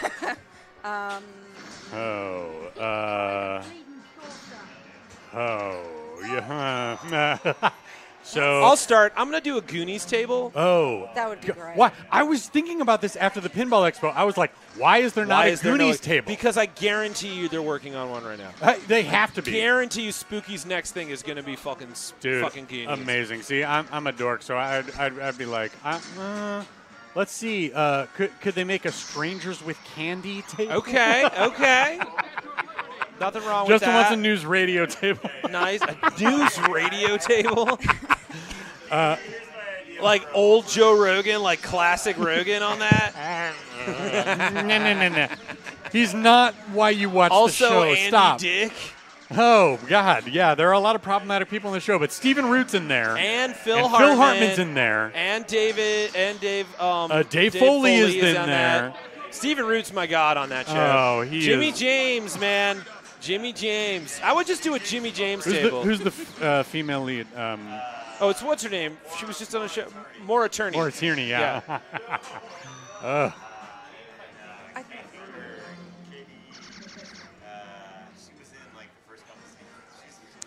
I would also posit a Bjork pinball table would be amazing. Dude. Wow. Yeah, Justin. A Mr. Belvedere table? Shit, Specifically, yeah. it's not a Saved by the Bell table. Yeah. Hell yeah. It's just like an afternoon at the the household, and Bob Euchre is calling out. Not. Bob Euchre is calling out everything that's happening. Lost Star Wolf is in the chat. Yo, Birdman, drink a... I said not a Saved by the Bell table because I thought you said Mr. Belding at first. Oh, no, he said Mr. Belvedere, but also not a Saved by the Bell table. Wouldn't it be hilarious if there was a Mr. Belding table? Even better. That was not branded with Saved by the Bell. I like the idea of a pinball table that's just called not Saved by the Bell. But it's a Degrassi Junior High one. That's Dude, a just Degrassi UMBC. Junior. See, the thing is, like, there are so many untapped properties that would make amazing and profitable pinball tables. Kids in the and- Hall is one that we just got in the chat. But Goonies, I think, is foremost among them. Goonies would be mine. That would be the one that I want because it's my time down here. I think I've got one. What's that? What's that? What do you got, What's that? Sophie? I would like to see, well, as a genre, more anime. Yeah, I would love an anime. Man, table. dude, a but Cowboy things like- Bebop. So good. Sorry, go Cowboy ahead. Bebop would be amazing. So good. And I think it would I sell. do kind of want a Sailor Moon one. Sailor Moon. Beautiful. Why I hasn't want there been a Sa- Sailor it's Moon? Like, I think I've seen one online that's, make your own. I think like a homebrew. But That tracks. would be just so amazing. They did. Well, first of all, Studio Ghibli. Yeah, Studio anything like a fucking My Neighbor Totoro. Howl's yeah. Moving Castle. A Young Frankenstein table. They did have a homebrew of that. I did see that one. It was a Genesis machine, but it was yeah. Howl's Moving. It was a fucking Young Frankenstein. Is there? Yeah, there was a Spinal Tap. But there's also a Spaceballs one that I saw. Oh being a good yeah. one. Is there a Night of the Living Dead table? That'd be dope, but not. Oh, that's Walking Dead, but like at the same time, but Night of the Living, like black and white. I'm talking about films, not television. Lost Star Wolf. Sorry, Lost Star Wolf says, "Yeah, Birdman, here a drink idea: Mad Dog 2020 with Everclear with your favorite soda." That's not a drink idea. That's a cry for help, man. That's a cry for help. But okay. I would want to. You're right, James Webb. I would want the Pit table because I love the Pit. I can't stop watching the Pit. Dr. Ronnie is my fucking Patronus. You know what? They need to make a Star Trek Deep Space Nine table. They do have a next gen, and they do have an old gen, and they do have a JJ verse. Okay, but they don't I have know. a Deep Space. They could do a Voyager one. That'd be dope. DS9 or Voyager would be. DS9 or bust. I would do that. DS9 or bust. That's what I say. I would be all about That's that. my favorite. You'd have like a Quark mini game. Quark's Bar mini game up here. Okay. Fucking. Okay. There's a Farscape one. I could do a Farscape game. That'd be dope. Farscape would be bitch. Yeah. Strong Bad Pinball. They do have. I did see. Is there Homestar Runner? I did see a Trogdor one at Homebrew. That's there every year. That exists. Cool. Trogdor. Amazing, yeah. I mean, like, Cool. why aren't we doing that? Why? Okay, so we agree. The Mega Millions. We start a pinball company. Buy the less Gundam Mega Millions. table. Yeah, I agree. A Gundam Yes. table. They have an Ultraman table. So here's a fun one. So Spooky, who did Evil Dead, which they have here, and the Beetlejuice pin, which is amazing. Halloween, yeah. And Halloween. The original Halloween table was an Ultraman table. Oh, and if you what? played the original What? Ultraman table before they got the license for Halloween and reskinned it, and it became a Halloween one, was originally an Ultraman table. And I think it's better as an Ultraman table because I'm right. I always thought the Halloween table was a beautifully designed It is, table. but it's better as Ultraman. The Okay. Halloween table is awesome, but the thing that kind of cheapens it is the LEDs. They Yeah. are so bright. Always, Yeah, it's yeah. too bright. And It's it's too like, bright. no. My issue with Real. and then they did Texas Chainsaw, and it's too messy. There's too much going on that table. I think they've peaked with with Evil Dead. Just a Bob Euchre table. That's Just what a someone table. said as a response Euchre to ball? the Euchre Belvedere ball. table. That'd be so good. Or since Wait. Minos has got it. Streaks on a flipper. Never mattered before. Who cares? when you center drain the ball Going, with touch a touching flipper up with and no one glared. But sometimes things get turned around and your ball safe spared. Oh fuck yeah! Let's do this. We are almost done. The theme song's Poor ready. Sophie's like, what the Yeah. fuck is Hey, happening? I'm here and I'm enjoying it. Mr. Belvedere. yeah. It's Mr. Belvedere. Amazing. The theme Bob, song. oh my God. Bob Euchre. Mr. Wilson's like, Wesley, who played the accordion. just a bit outside.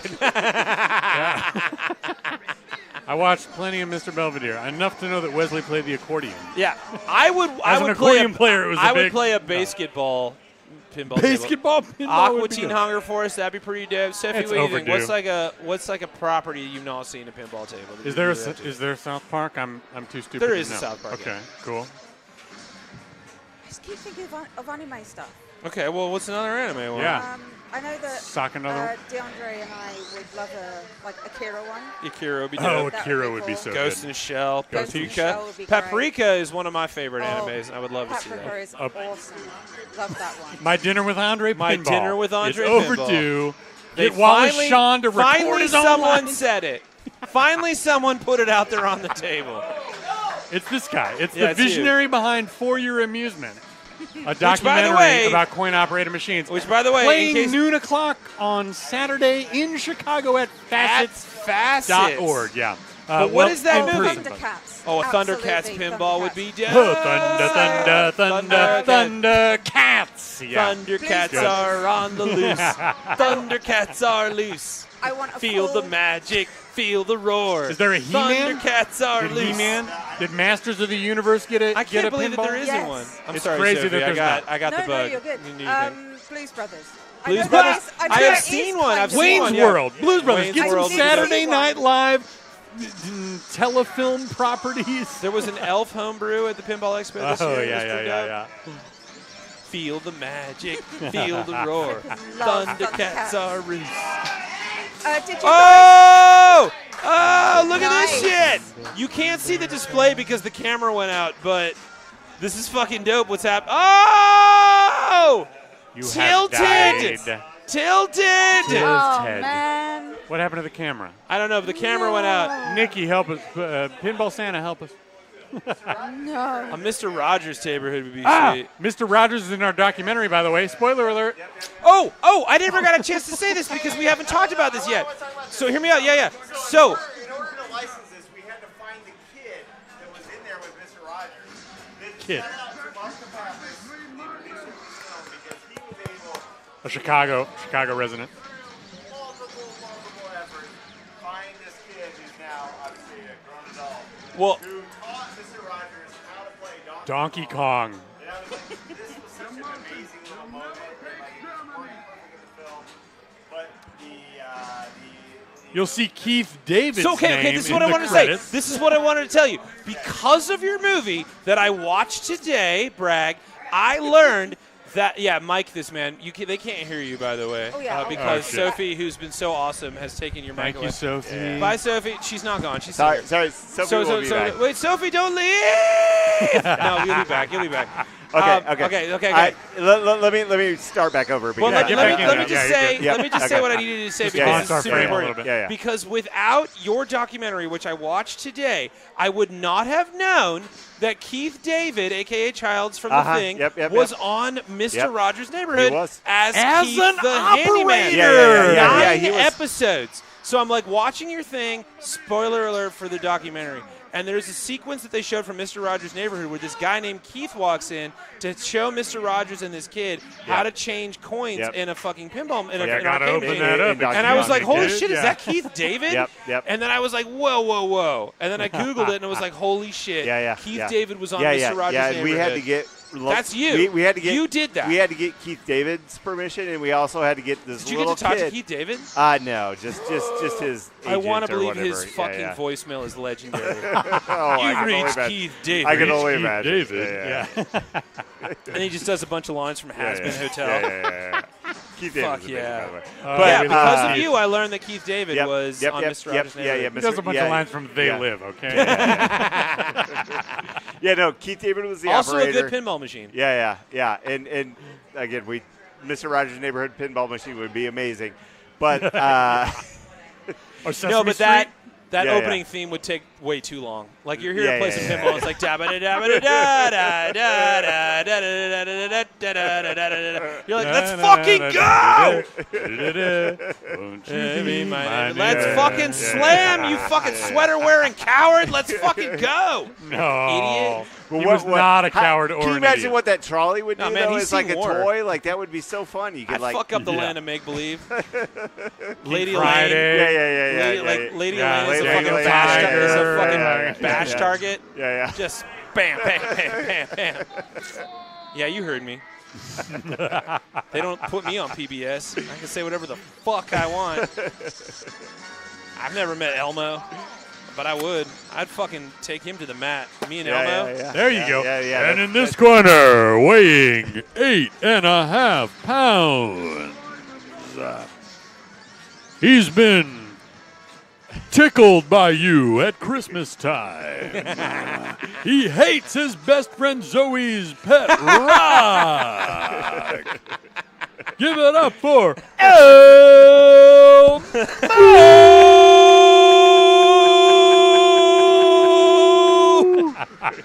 That's your opponent right there, baby. You got him. You got it. It's Chad the Bird versus Elmo in a death match. Yeah, it'll be amazing. Oh my God, that made me laugh and cough like I smoked 6 packs a day. Jesus Christ. Ugh. Oh my God, yes.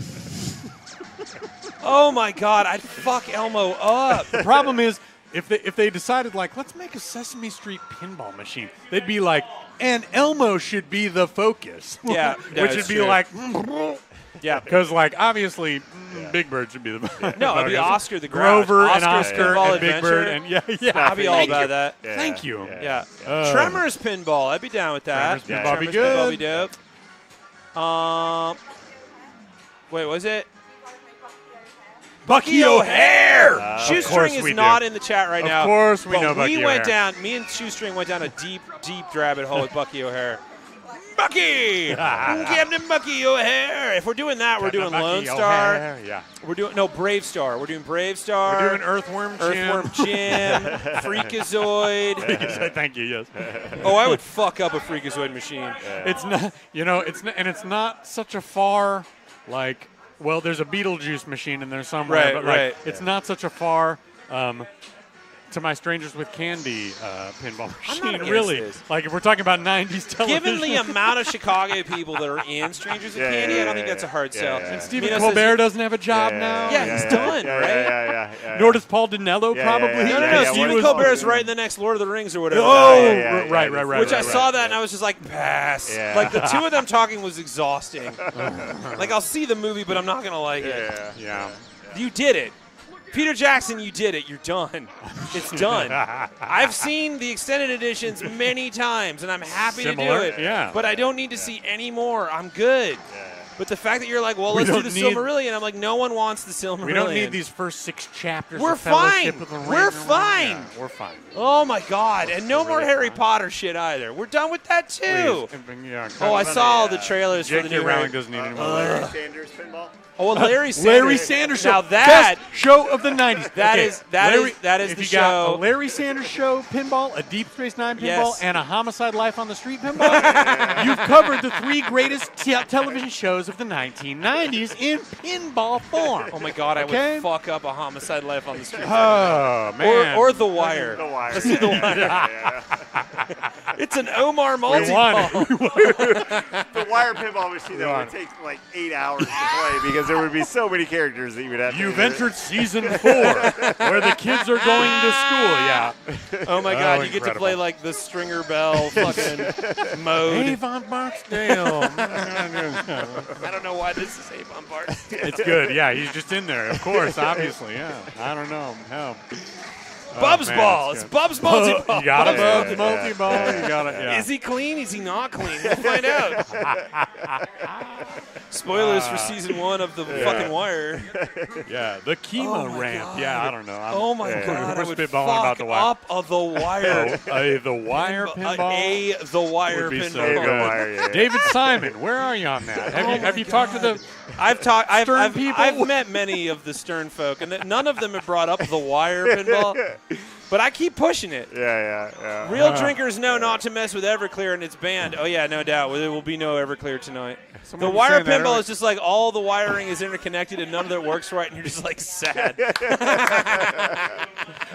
Truly. Yeah. Oh my God. Yes. Yes. Correct. All of these are correct. Oh man, now I'm just thinking about the Wire. Yeah. I was good. For a minute there, I was going to be like, there should be a Sopranos pinball. There is. And then I was like, there should be a Game of Thrones pinball. I'm like, there is. And I'm like, why is there not a big love? Homicide Life on the Street. A big love pinball? Can you imagine the multi-ball on that? Just saying. I haven't seen Chloe my Savini God. in a while. Chloe Savini. What's she up to? And Jennifer Goodwin. She's works for Disney now. Yeah, and that wouldn't happen. And Gene Triplehorn. Gene Triplehorn. Yeah. Triplehorn multi-ball. Fuck yeah. Give me my big love pinball. Oh, Amanda Seyfried. Yeah, I mean, it's what a cast in that. Big Love, so good. I love R.I.P. this. Bill P. Why are we not doing a Wallace multi-ball? Fuck yeah. Why are we not doing more? Why is HBO not coming to us for more pinball tie-ins? It's not TV. It's Starting pinball. with Larry Sanders. Yeah. Yes. Yes. Going from that to The wire. White Lotus pinball. You never know. Could Someone's be gonna anyone do it. is involved. Yeah. All just a Walton Goggins pinball. It's just Walton Gaga for Goggins. Oh, man. I'd be all about that. What's that? There is not Clue. a Clue pinball. That'd be Clue dope. pinball. Mr. Good one, Wilson, Sophie. you are the 40th human to bring up the human centipede in pinball. I would fuck that up. Are you kidding me? A Dexter pinball? Yes, of course we would have a Dexter Dude, pinball. all of these shows, really deserve their own pinball. But only seasons 1 through 3. Yeah. Yeah. Yeah, that human centipede comment is unnecessary. But that is really the one film in the entirety of tons of films I've watched that I wish I could unwatch. You can't. Wow. It's I right wish there. I could. It's there. Yeah, thanks. You humans did this to us. Casablanca pinball. Thank you. Casablanca. Yes, Rick's American. Yeah. So I read that as Castlevania. Oh my God, a Castlevania Also pinball. a great Fuck idea. Yeah, let's go. How about this? To combine Jay Ruler, what's up, bud? To combine Castlevania and Mega Man and a number of other Nintendo properties, a Captain N the Game Master pinball. Nice pull. Holy shit. You get the Power Glove as a fucking upgrade, and it doesn't work. The Wizard, a Scarlett Wizard Johansson pinball. Okay. There you that's go. That's a very specific vibe that you're going if you're going for. to have a specific person, it's Woody got to Allen be either Jim Scoop. Carrey, Jim Carrey or Nick Cage. Nick Cage. I Nick would do Cage it. Oh would be my a great God. pinball. The Cage Rage? I would do a fucking Cage Rage. Oh my God. Yeah. A Cage Rage multi-ball. That's a wizard mode. Yes. And, like, Nick Cage would basically have to design the pinball. Yes. We gave Nick Cage Definitely. Yeah, 24 hours and all the cocaine he can do to design a pinball machine. And what we got was Cage Rage, the greatest pinball machine you've ever seen. Cage Rage. Oh my dude. God. Amazing. I'd be all in. A Drake and Josh pinball. What's a So- West Side Story? Oh, Okay. West Side Story. Yeah, Drake and Okay. Josh, so many of these would actually probably make money. I'd be down. I'd be down with any of this. Meanwhile, Pinball Santa's over there playing the game of his life. And we're over here being like, what about What's he at? like a 2.8 Sydney Sweeney billion. pinball? I'm going to be Is so he gonna hit disappointed if American Psycho. like not even half of these get made. Oh my I'm gonna be God. so A disappointed. Castlevania pinball would be so fucking good. That would- Metroid. Dude, I'd frankly, love my that. dear, I don't give a damn is from Gone with the Wind, not Casablanca. Whoever said that. I like the way he tilts. I like the way. Ricky Martin pinball, that'd be dope. Saints Row pinball, okay. Like where your head's at. Like if they did it for Stranger Things and Game of Thrones, they could do it for Dexter. They They could do it for Big Love. do They it could do for The Wire, is what Strangers we're with saying. Candy, yeah. Yeah. I really want to see a Pete's Dragon pinball. Pete's Dragon pinball, That would be okay. like- All in on that. But it has to stay chill. I'll be your has to just candle stay chill. On the water. Nice. Clue Yeah, pinball with a good. video screen. I was just going to say there should be a Charlie and the Chocolate one, but there is a Willy Wonka There's a Willy pinball. Wonka. It's very good. I It's like very it. good. If you want something traumatic, Watership Down. Watership down the pinball? Jesus. That would be Ugh. Yeah, good. Oh my God. terrifying. No. Watership Down. No. Everyone loves Fuzzy Little Bunny.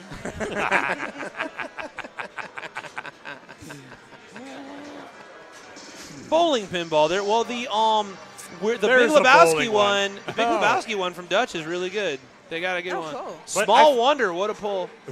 I feel like there's a classic pinball that's like 10 pins, or it's called something like that. Okay. Isn't there No, like a there bowling is. one?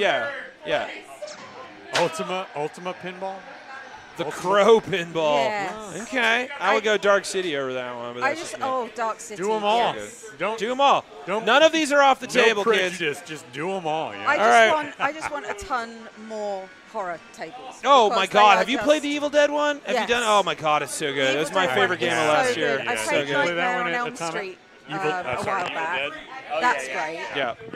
I don't think I ended up playing it. Mainly because I don't like I lights. like the Halloween table, but I think Spooky peaked with Evil Dead. I haven't played. Yes, I haven't yeah. played Spooky did Evil Beetlejuice Dead. yet. No, I haven't played that one. Wait, they did a Beetlejuice one then. Yeah, they did. Yeah. It's not. Oh. It's not here yet though. But we do have the Spooky Evil Dead in this very bar tonight. You can go play. cool. It's right over there. Was Wait, there Spooky a- did Beetlejuice.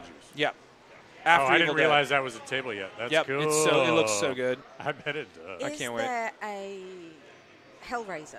I've not Yes, seen a Hellraiser. I did play a Hellraiser homebrew at Pinball Expo, and it's the best because the Cenobites taunt you if you miss shots. Oh, man. Like, if you fuck it up, they'll be like, no tears, please. And they Oh, all my laugh God. at you, and I was like, That's this is the greatest day of my life. That's awesome. It's a Did really they- good game. Did they, like, in the early to mid-'80s, do a Blade Runner pinball? Oh, I don't know. Ooh. That's not one that's like 'Cause how actually good would that available, be? but that might be something You that could put the Vangelis score on there. It would be Like, amazing. or just like there is a Back to the Future pinball from like '91 or something like that. Nice. Wait, wow. Pinball Santa knows, but I don't remember. No, he doesn't know. He's No, shaking he's his shrugging head. his shoulders. That being Massive said, shrug. we've reached the end of the stream tonight, my friends. It is midnight. We've made it this far. Don't forget to go check out this movie. Saturday it's at called noon? Saturday at noon. No, the movie's not called Saturday at For noon. Your Amusement is the name of the movie. ForAmusement.com is the website. YouTube.com/coinreturn is our YouTube channel. We've got lots of videos and more coming with cutting room floor footage and some amazing stuff there, just like some really good supplemental material that'll be on the eventual Blu-ray release. Yep. But noon o'clock, if you're in Chicago, noon o'clock on Saturday at Facets. Facets.org. We would love to see you. Buy your tickets in advance. It might sell out. You It never might know. sell out. It's a I small hope it theater. does because of this We hope tonight. it does. We want you to sell it out. Buy your tickets in advance. I really want to thank Justin and Robert for coming out tonight to talk about their movie, which I got to watch this afternoon. It was fucking wonderful. Thank you. And I hope you all get to go see it. I hope you all check it out on the website. Thank you to Mr. Where Tay Talk Red Face Shit. I fuck this up every time. Thank you to Sophie You're very for welcome. being here. Thank you for letting me in here. Like Oh, you of guys, course. you guys are amazing, and I know this is your night, but like We're having thank you fun. for Whatever. me crashing in. On the way out, Chad, before you go, how do you like your bird girls? Am I a wing guy or a leg man? That's for me to know and you to find out. Show me your legs. Anywho's, thank you everybody for coming out. Of course, this is what we do here on the stream. Don't forget to hit us up. Follow me on all the shit. Here's the trailer, and then that trailer is over. We're going to go. Goodbye. Bye.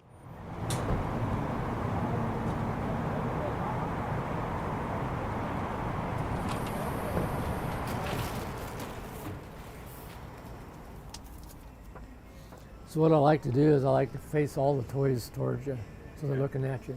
My business name is TNT Entertainment. Anything that takes a quarter, I had it out there.